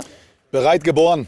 Also, alle können nicht oder wollen nicht oder schieben Verletzungen vor. Und ich stehe hier mit meinen 76 Jahren und stürze mich hier gleich den Hang runter. Gerne gegen Ronny Berger. Ist kein Problem für mich. Klein gegen groß, auf los geht's los. Jonathan und Maelo, das zweite Halbfinale. Beide sind im Tunnel, beide sind konzentriert. Wir werden den zweiten Finalisten sozusagen jetzt küren in den nächsten 60, 62 Sekunden. Ich wünsche euch viel Spaß. Gibt es noch ein Grußwort in den Chat? Ja, ich grüße meine Freundin Steffi. Steffi, Liebe. Liebe Grüße an Schradin. Selbstverständlich. Dann macht euch bereit. Robby, Rachel, ihr seid dran. Oh ja, und wir sind wieder nicht alleine. Wir haben wieder kompetentes Fachpersonal eingekauft mit Adi Totoro. Boah, krasser Start von Johnny. Ultra krasser Start von Johnny. Oh, Maelo verkantet sich. Vor allem dann da im Fokus zu bleiben, wenn du siehst, dein Gegner kommt so gut aus. Ja, Mann. Alles, was ich vorher gesagt habe, mit oben, unten ist schneller, habe ich wieder verworfen mittlerweile. Ist so, ne? Ja, ja. Ich glaube, es gibt's wirklich nicht. Aber guck mal, Johnny ist auch am Kämpfen jetzt. Ja. Maelo kommt ran, der überholt jetzt. Schau dir das an. Johnny ist unten jetzt auch krass am Jetzt Kämpfen. wird's spannend. Naja. Jetzt wird's ganz, ganz eng und jetzt zieht Maelo. Oh mein Gott! Der Sturz. Beim Überholmanöver. Aber Johnny nimmt Anlauf. Jetzt bin ich gespannt, ob Johnny das noch holen kann. Wenn Johnny jetzt einen krassen Finish hinlegt.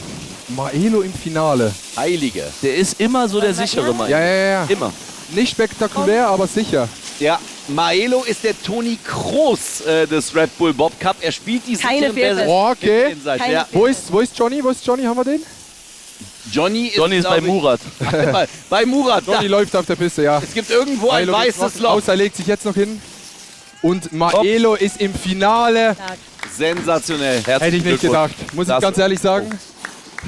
Aber krass, gut gefahren. Und Adi, wir haben auch ein kleines Finale. Was sagst du zu deinem Gegner im kleinen Finale? Ja, wird schwer, wird sehr, sehr schwer. Wird schwer werden. Wieder gegen den Freund, ne? Wieder gegen Johnny. Ja. Da ist es wieder. Es sind ja am Ende alles Freunde, ne? Weißt du ja selber. Na, das ist klar. Aber da hat man jetzt mal gesehen, ne? Auch wenn Johnny ultra stark gefahren ist, wenn so ein Fehler passiert, machst du nichts. Oh. Ja, und der Aber er nimmt sportlich. Er nimmt sportlich. Clap in den Chat für Johnny. Sehr, sehr stark gefahren. Ja, es war jetzt am Ende des Tages, war es nie sicher, wer gewinnt, ne? Ja. Gar nicht. Also das ist, findet ihr das Finale random? Nee, ist schon verdient, oder?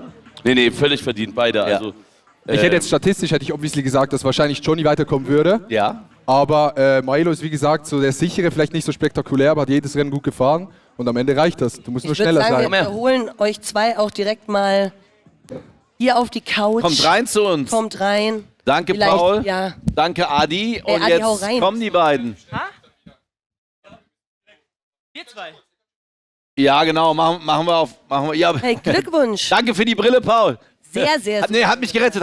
Jetzt passt. Danke. Also sehr souverän auch. Ja. Männer, wir sehen die Highlights hier nochmal. Woran hat es gelegen? Ich sag's dir, woran es gelegen hat. Und zwar am Bob. Wirklich? Ich hab mich umentschieden. Ich bin zum ersten Mal mit dem grauen Bob gefahren. Und ich habe mir oben noch gedacht, never change a winning Bob. Ja. Ja, hat sich wieder mal nicht gelohnt. Scheiße, aber congrats. Maelo, stark gefahren. Danke. Maelo, sag an, was liegt dir auf dem Herzen, was brennt dir auf der Seele? Nix, also ich hab den richtigen Bob Cigarillo ausgewählt und das geile Fahrt. Ich hatte ein bisschen Glück, dass er auch umgefallen ist, weil der Start war viel besser. Der war so explosiv daraus. Ey, du bist so krass Das ist crazy. Ich habe gedacht, ich bin wirklich gekocht. Aber irgendwie habe ich das noch... Bist du auch stecken geblieben? Am Anfang? Nee. Ah, okay. Gut. Nee. Ich glaube, da habe ich jetzt eine Strat raus, endlich. Okay, check. Aber wir haben eben gerade gesagt, du fährst sehr, sehr souverän. Ja. Auf was fokussierst du dich genau? Ich einfach nicht vom Bob zu fliegen. Also quasi die Mitte halten und irgendwie versuchen. Ja, genau. Balance. Und ich bin auch nicht so groß, dann habe ich den tiefen Körperschwerpunkt. Also es ist tatsächlich so ein bisschen so deine Taktik, gar nicht spektakulär fahren, aber dafür auch keine Fehler machen. Genau, ja. Ne? Und Consistency ist key, habe ich jetzt gemerkt. Komm, wir gucken mal Ja. zusammen auf Schön die gesagt. Highlights des Halbfinals hier oder der Halbfinals gemeinsam mit euch drauf. Dann bekommt man vielleicht nochmal so ein bisschen eine andere. Du musst los? Ich muss los, ich Ihr muss müsst noch beide mit los. Adi fahren. Ja, komm, bitte. Muss auch klar. Ja, bitte, dann gucken wir uns zu zweit hier die Highlights an. Oh, hier, ich sprich hier rein. Chat, ich bin nicht am Clipfarm.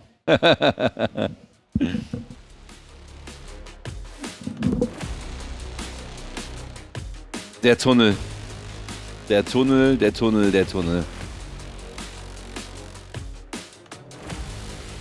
Boah, waren schon spektakuläre Szenen dabei, Ray. Voll, aber was ich hier richtig, richtig schön finde, also ich habe jetzt auch nichts anderes erwartet, aber es ist alles so ein nettes Miteinander.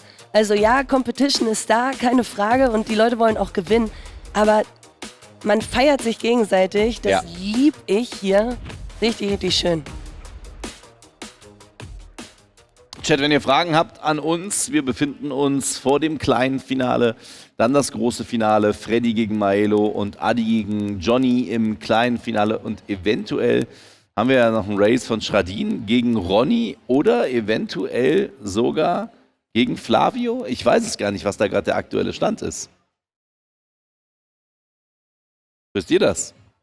Dirk, weißt du das? Ah, die bereiten sich gerade vor. Ehrlich? Ja, mir wurde gerade aufs Ohr geflüstert, sie bereiten sich vor. Dass die beiden gegeneinander fahren? Wir werden jetzt einfach mal überrascht, Boah. finde ich. Alles klar, alles klar. Zuschauer stehen hier eine Menge Chat sozusagen zwischen uns und dieser Hütte mit Blick auf uns. Das können wir, das können wir, glaube ich, aber kameratechnisch nicht einfangen, weil die Kameras auf die Strecke gerichtet sind. Und wer macht sich da parat? Max Schradin. Die Frage ist, wer ist sein Gegenüber? Ist es Flavio oder ist es Ronny? Also, es sind beide. Ja, es ist so, dass Flavio und Ronny Berger unbedingt gegen mich fahren wollen. Das ist ja nicht zu fassen. Aber es Robby, wundert mich wir auch werden nicht. jetzt, und auch Rachel. Ja, Ray. Ray, kannst du Rachel. sagen, meine Freunde sagen auch Rachel. Ray, alles fein. Wir werden jetzt die Bestzeit holen. Also, wir werden alles pulverisieren und werden im Trio. Die alten Männer, Im Trio. Ja, du bist ja schon ausgeschieden zweimal. Ja. Krass, in einem Rennen zweimal ausscheiden. Ist auch geil. Ausscheiden, ich habe ausscheiden Mann, du gesagt. kannst ja, guck mal. Ich du hab bist auch ausscheiden in einer guten gesagt. Position. Du kannst dich über alle lustig machen. Du kannst sagen, du bist ja schon rausgeflogen. Jetzt zeig mal, was du drauf hast. Zeig mal, was du drauf Ich habe ausscheiden gesagt. Bin ich ein ernstzunehmender Gegner? Ja, ich denke schon. Groß, schwer. 110 Kilo, 1,92. Boah, ja, das wird schwierig. Maschine. Das Ding ist, Du 1,10, 23 Kilo. Wovor ich bei dir Angst habe, ist halt, du hast halt mal Judo gemacht, so. Richtig. Und das ist für dich Professionell. das Gefährliche an dir. Ja. Und du hast noch nicht gezeigt, was du kannst, so. Ich rolle jetzt da runter, komm. Abfahrt.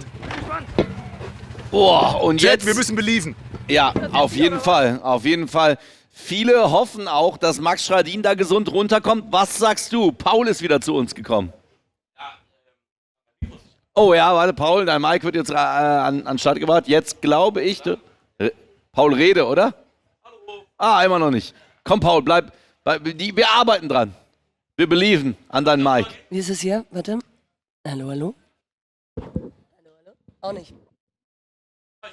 Ja, du guckst einfach entspannt. Wer gewinnt das Rennen? 1 Schradin, 2 Ronny, 3 Flavio. Was sagt ihr? Wer macht Ich Chat? sage auf die Plätze, fertig, los. Und bei los geht's los. Geil. Ich sag, Ronny hat so die Hosen voll jetzt. Mike's ab. Ja, dann jetzt gleich. Sind wir soweit? Sind wir Auf soweit? die Plätze, fertig, los. Und dann lass was krachen. Boah, der Start ist brutal, oder? Alter. Oh, Schradin schummelt und Schradin kassiert davor. Die Schuhe von Schradin übrigens mit dem Kuhfell sind Wahnsinn. Sind der absolute Wahnsinn. Und was soll ich sagen? Es ist ein Stehrennen. Beim Bahnrad gibt es Stehrennen. Es ist Aber doch eine Scheiße. wollte ich gerade sagen. Ey, Flavio, not bad. Flavio will einfach nur überleben. Schau in sein Gesicht. Da flattert der Schnurrbart bei Flavio. Was macht Schradin? Was macht Schradin? Ronny ist gefühlt mehr zu Fuß unterwegs als auf dem Bob. Schradin. Also Flavio macht es ganz, ganz souverän. Oh mein Gott. Oh mein Gott, Schradin ist wieder drauf auf dem Schlitten. Es wird geschlittert, es wird gerutscht, nimm die Fahne nicht mit. Ronny Berger ist... Drohnenflug übrigens überragend gerade. Überragend. Ist Ronny Berger überhaupt noch Teilnehmer der Veranstaltung? Flavio gewinnt das Ding! Hey, Hauptschied! So, jetzt bin ich auch da. Flavio macht's am besten und Paul ist auch da, der hat das Rennen mit uns beobachtet. Was? Da ist Ronny. los? Nummer 2 ist Ronny. Wahnsinn, ey. Mit Ronny Berger. Und wo ist Max Schradin? Ich weiß schon, er wird sagen, es ist im Tunnel erst.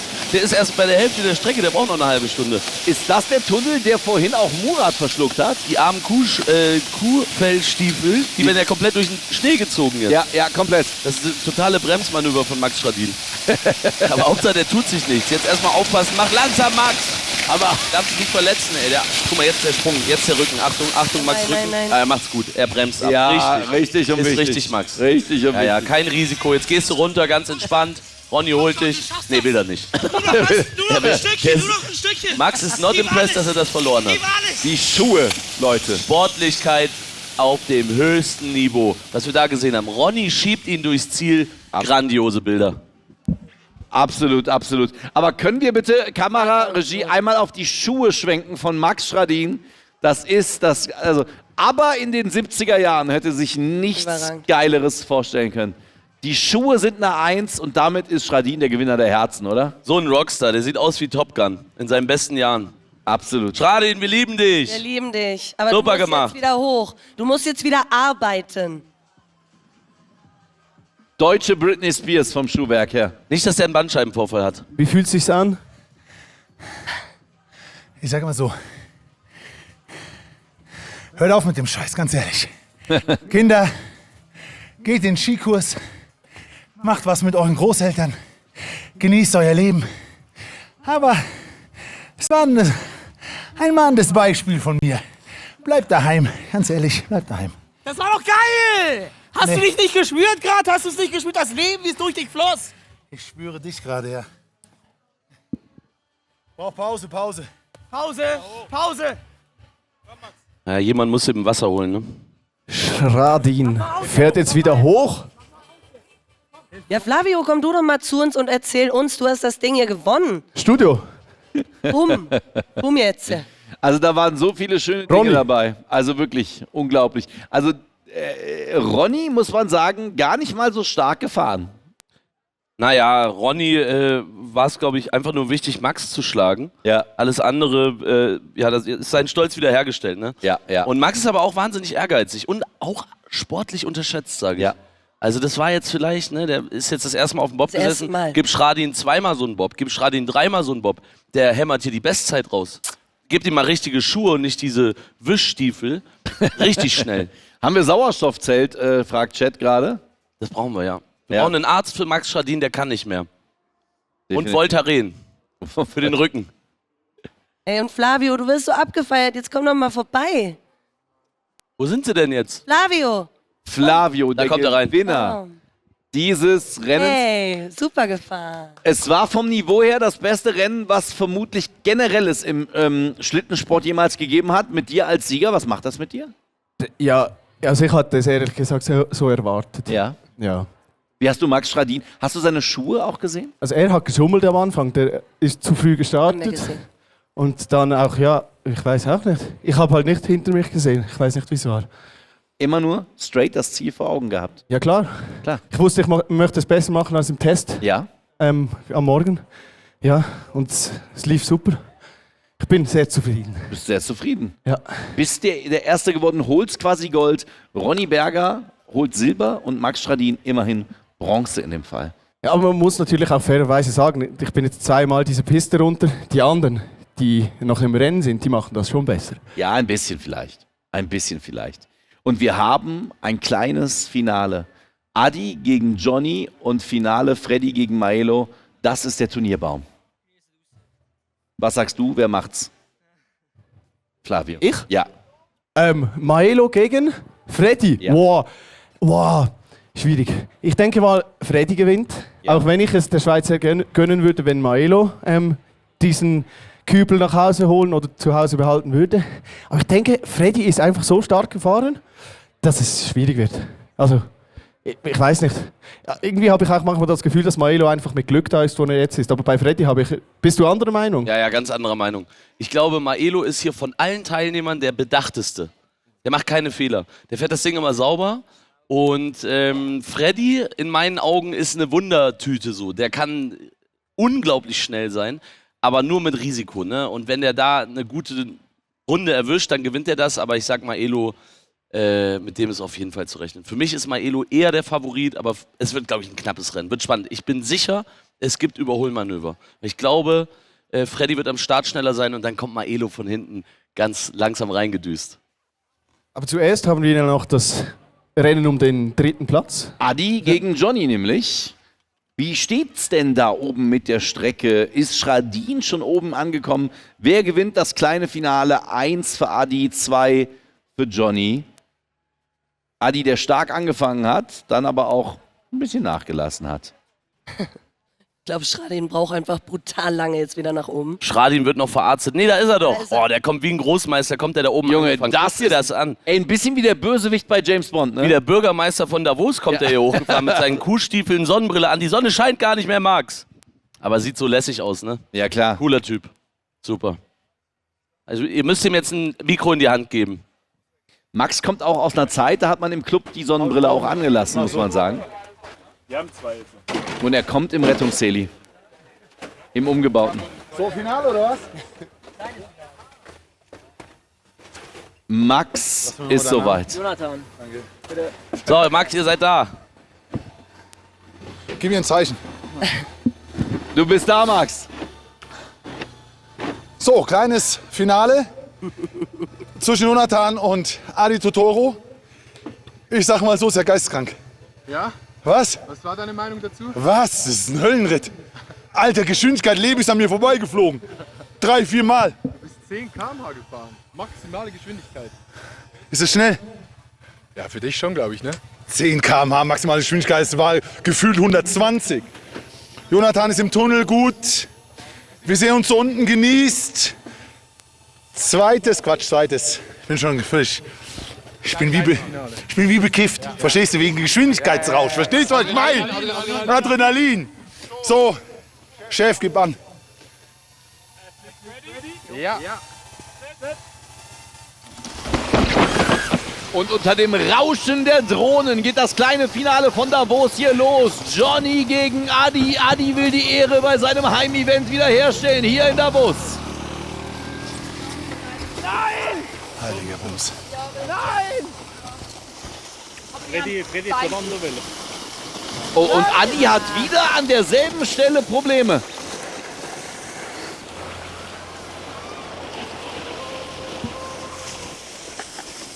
Und wieder Johnny mit dieser Handtechnik. Die hat er sich von Freddy abgeschaut, oder? Hat er sich abgeguckt? Wow. Von Juli vorhin, ne? Also, das war... Wird Adi hier tatsächlich nur in Anführungsstrichen Vierter. Er ist so stark gewesen beim Qualifying. Starkes Rennen von Ronny, aber jetzt tut es mir mega leid für Adi. Ja, aber wo ist er denn? Also Ja. Adi ist irgendwie weg. Vielleicht ist er gecrashed, man hat es jetzt nicht gesehen, aber an der Stelle Glückwunsch an Johnny. Johnny Ganz wird Dritter. Tolles Rennen hat er gemacht. Zeit auch. Jetzt, wo ist Adi? Da, Die da kommt große Suche. Komm, jetzt springt er mal richtig, Adi, Und noch spring, ein ja! spektakulärer Sprung. Super. Also Adi Clap. auf die 4. Ey, ganz großen Clap in den Chat für Adi, der dieses ganze Event hier zusammen mit Red Bull Ja, Mann. organisiert hat. Was für ein geiles Event, es macht Riesenspaß. Und auch Clap an Johnny, der den 3. Platz holt und damit den Pokal mit in die Schweiz mit nach Hause. Glückwunsch, ihr zwei. Sensationell. Platz 3 geht an einen Schweizer. Top. Ich habe das Rennen leider gar nicht mitverfolgt jetzt gerade. Ich war kurz weg. Wir können wieder noch ein paar Bilder sehen, wie das abgelaufen ist. Recap, dann könnt ihr Stellung beziehen. Digga, ich bin hängen geblieben. Guter Start, Digga. Danke. Bist du rechts? Du bist rechts gegangen, ja. Du bist von Anfang an weiter hinten gewesen. War das für dich klar, da gibt es nichts mehr zu holen? Ja, es wollte heute einfach nicht mehr. Es wollte nicht mehr. Ich glaube, die Power war weg. Aber Johnny hat es auch verdient. Der ist ultra gut gefahren. Ich glaube, ein bisschen unlucky ausgeschieden im Halbfinale. Und deshalb ein Pokal für Johnny ist ganz geil. Schön, Gratulation zum 3. Platz. Möchtest du jemandem Danke sagen? Ja, ich möchte sagen, danke Red Bull für das super Event, danke Adi für das super Event, danke Flavio an das ganze Team. Es ist ein Spaß. So würde ich es auch betiteln. Cool, dass ich auch noch fahren durfte. Wir geben schon wieder zurück ins Studio.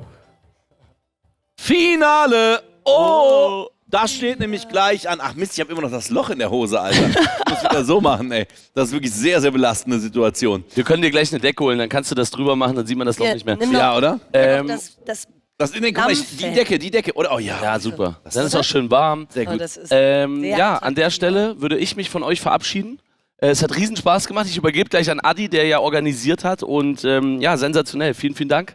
Danke. Danke auch an den Chat, dass ihr so heftig heute da wart. Es war geil und jetzt könnt ihr euch freuen auf ein wahnsinnig geiles, spannendes Finale. Leute, wir sehen uns. Ciao, ciao. Ey, und wenn wir das nochmal machen, brauchen wir auf jeden Fall einen Schein. Also wir müssen hier mit Wetten und so, das wird auf jeden Fall gefordert, dass es vielleicht das nächste Mal einen Schein gibt, wo man wetten kann. Ich fühle mich unglaublich wohl in diesem Lammfell und würde wetten auf wen im Finale? Was sagst du, Rachel? Wen ich jetzt sehe... Also wen du siehst als Sieger? Boah, Maelo ist für mich schon... Aber gut, ich gehe jetzt auch mit der Schweiz, ist klar. Aber ich finde, er ist so souverän gefahren, er hat so stark gemacht bisher. Und ich gehe schon mit Maelo? Ey, viel Schweizerdeutsch hier im Chat, sehr, sehr stark. Adi, Glückwunsch zum 4. Platz.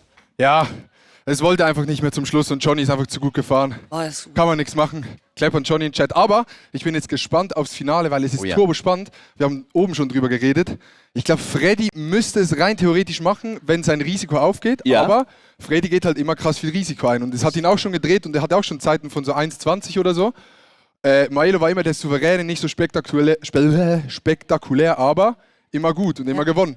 Und ich glaube, es wird ein richtig geiles Finale. Also mal gucken, was passiert. Wir warten auf das große Finale. Wir haben alles gesehen. Wir haben, wo ich ihn gerade hier lang laufen sehe, abseits der Kameras, einen Julie gesehen, der nackt oben rumgefahren ist. Der ist, oh, und apropos nackt, da steht schon Max Schradin, glaube ich. Ja. 1 für Freddy, 2 für Maelo in den Chat. Alle jetzt in den Chat rein. Ich bin gespannt aufs Finale. Und 3 für Max Schradin. Bitte, Max. Rob, ich bin da. Freddy und Maelo machen sich hier bereit. Ich bin immer noch völlig Puls. Völlig geisteskrank. Ich habe mich fast in den Tod gestürzt gerade im Game. Hier gibt es noch Materialprobleme. Ist die Kamera wirklich so wichtig? Ist die Frontkamera wichtig, ist die ja? so wichtig? Wo ist das Problem genau? Hier ist ein Knacks drin. Ja, aber das ist nur ein ganz kleiner Knacks, den wirst du beim Fahren nicht merken. Ja. Nee, das Ding... Ja, das Ding ist, wir fahren halt beide lieber die anderen. Ja. Aber wenn es jetzt der sein soll, wir wollen euch ja ein geiles Finale liefern und wenn wir dann beide hier rumrennen, ist es halt nicht so geil. Das wird super. Du bist die Startnummer 12, ja. Wer Liebe im Herzen trägt. Das ist deine Bühne. Okay. Genieße. Machen wir so. So, also, Maeo. Konzentriert. Deine Bühne ist nicht, oder? Nee. Doch, deine ist auch. Natürlich, du bist Finalist. Du bist Finalist. Ja. Zufrieden mit deinem Gefährt? Ja, so semi, aber du. Ah ja, komm, scheißegal. Am Ende ist es immer der Fahrer, der Entscheidende. Ja, nicht, dass wir. Ja, natürlich, da war's jetzt Materialprobleme, sag ich mal so. Körpergewicht war schwierig. Also, genießt das große Finale. Jetzt wird's spannend. Die 2 besten Piloten von diesem heutigen, ich will schon fast sagen, Weltcup-Rennen, Bobcup Red Bull Rennen, gehen an den Start. Es sind die Besten gewesen. Und Chat, jetzt bin ich gespannt. Zum letzten Mal sage ich, Rachel und Robby übernehmen von hier oben das Finale. Bitteschön. Jawohl, hallo und herzlich willkommen vom Kommentatorenplatz. Freddy gegen Maelo. Freddy, der Riskante, Maelo, derjenige, der das Risiko scheut. Welche Taktik geht auf? Das ist die Frage, die Rachel und ich uns hier stellen, definitiv. Und es geht schon los. Beide mit einem fantastischen Start. Okay, Maelo dreht ganz bisschen, kann es halten. Maelo kann es halten und er hat gut Speed. Er hat Speed. Beide haben gleich viel Speed. Maelo sitzt Freddy im Nacken. Jetzt. Und wie? Jetzt ist eine ganz entscheidende Situation hier. Wer kommt besser aus Maelo kommt ein bisschen ran. Maelo kommt ein bisschen ran. Ja, und Freddy hat Probleme. Freddy hat Tempoprobleme. Jetzt muss vielleicht auch Maelo ein bisschen angeben, aber es ist knapp, es ist extrem knapp. Maelo konnte da hinten raus den Speed nochmal gut mitnehmen auf diesem flachen Stück. Genau.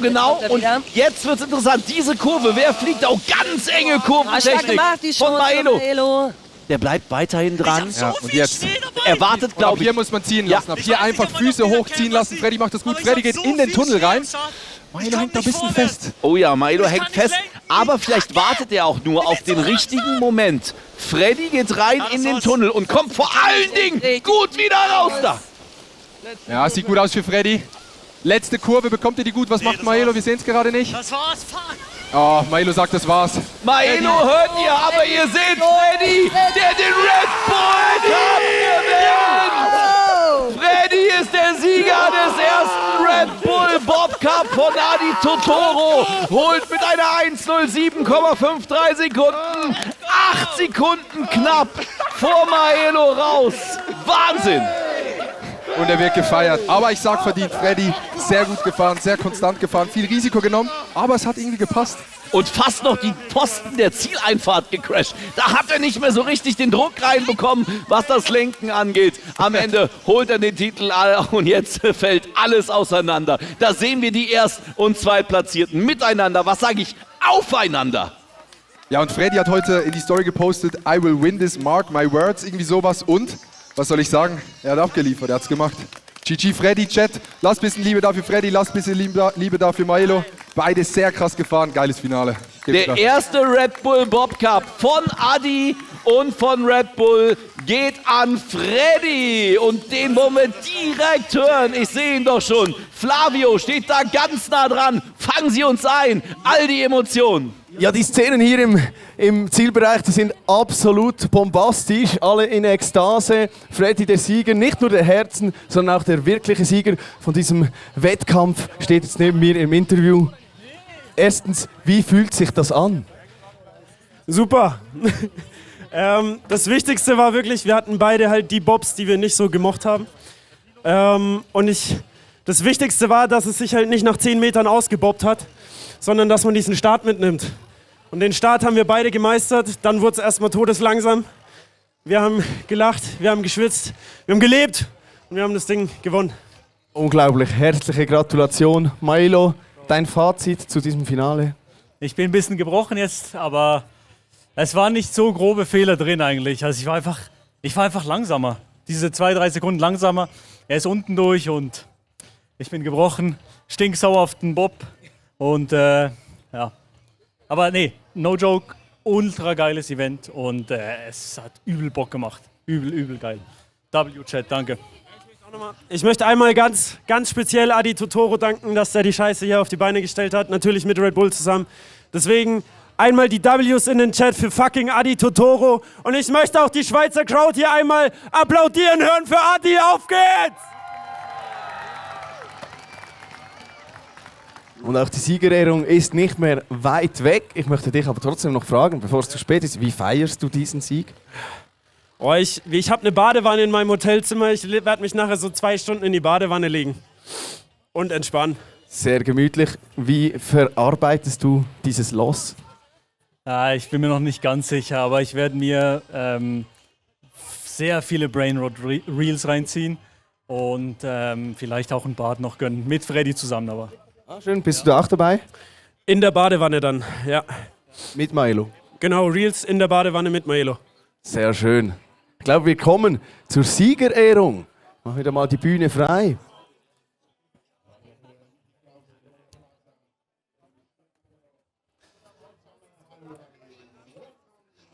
Jetzt muss ich halt überbrücken. Bin ich nicht der Beste drin, aber ich probiere es mal.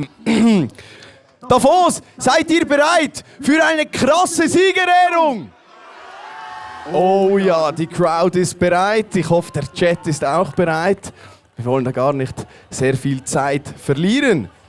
Die Athletes sind auch bereit. Die Trophäen stehen schon da. Die habt ihr noch gar nicht gesehen wahrscheinlich.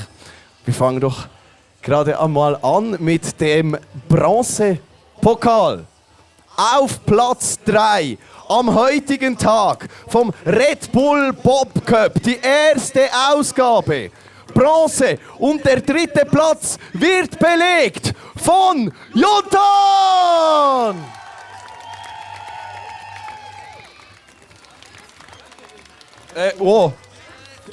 Links! Rechts! Ist gleich hoch. Silber und Bronze. Hä?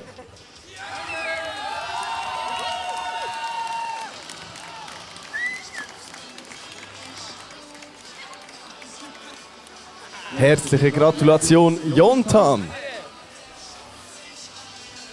zwar im Finale verloren, aber dennoch besser platziert als Jontan auf dem 3. Platz. Das ist der 2. Platz. Wird auch belegt von einem Schweizer, Maelo!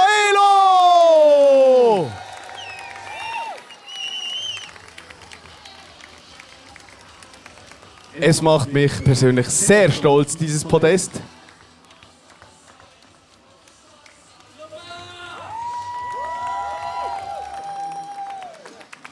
Ja, das sind doch wunderschöne Szenen hier. Und somit kommen wir auch schon zum besten Bobfahrer des Red Bull Bob Cups 2025 aus Deutschland. Freddy! Applaus! Er konnte sich in die Herzen der Zuschauer fahren und hat diesen goldenen Bob eindeutig verdient.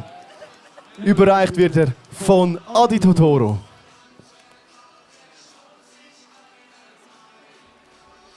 Und jetzt wäre es doch super, wenn wir noch mal einen riesigen Applaus bekommen würden von dieser unglaublich geilen Crowd hier in Davos.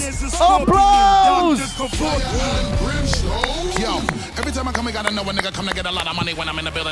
So, und jetzt mache ich sehr viel Abstand. Okay. Niggas know I got it when I hit you with the pitter patter. Whenever they see me, then you hear a lot of chitter chatter. Niggas know they ain't nobody better, better, better, better. I watch a lot of niggas when I'm in a cut. So sick when I come and hit them in the gut.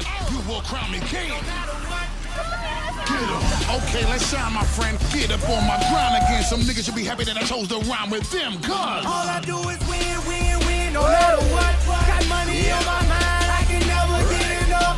Whenever me and Khaled do the remix, everybody hands go up. Showtime.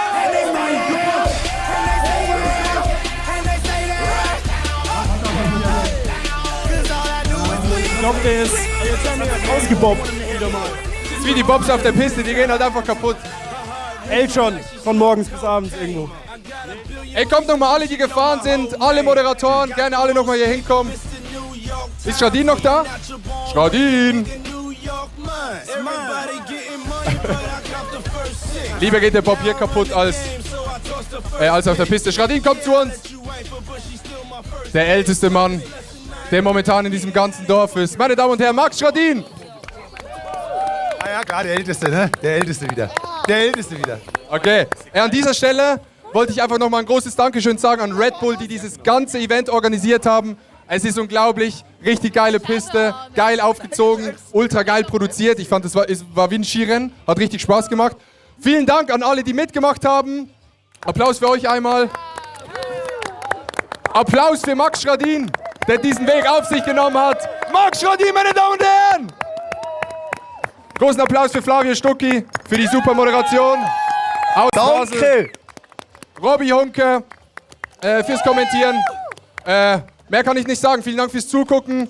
Ich hoffe, nächstes Jahr gibt es den Red Bull Bob Cup 2026. Bisschen mehr Sprünge, noch ein bisschen mehr crazy Stuff. Ich hätte gern auch ein Looping drin. Ja, ein Looping kommt nächstes Jahr. Vielen Dank fürs Zugucken. Wir sehen uns nächstes Jahr beim Red Bull Bob Cup 2026. Sag nochmal. Twitch Prime ist kostenlos. Twitch Prime ist kostenlos. Lass ein Prime da. Vielen Dank fürs Zugucken. Bis zum nächsten Mal. Tschüss.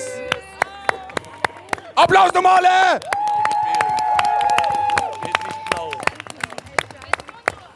Foto jetzt.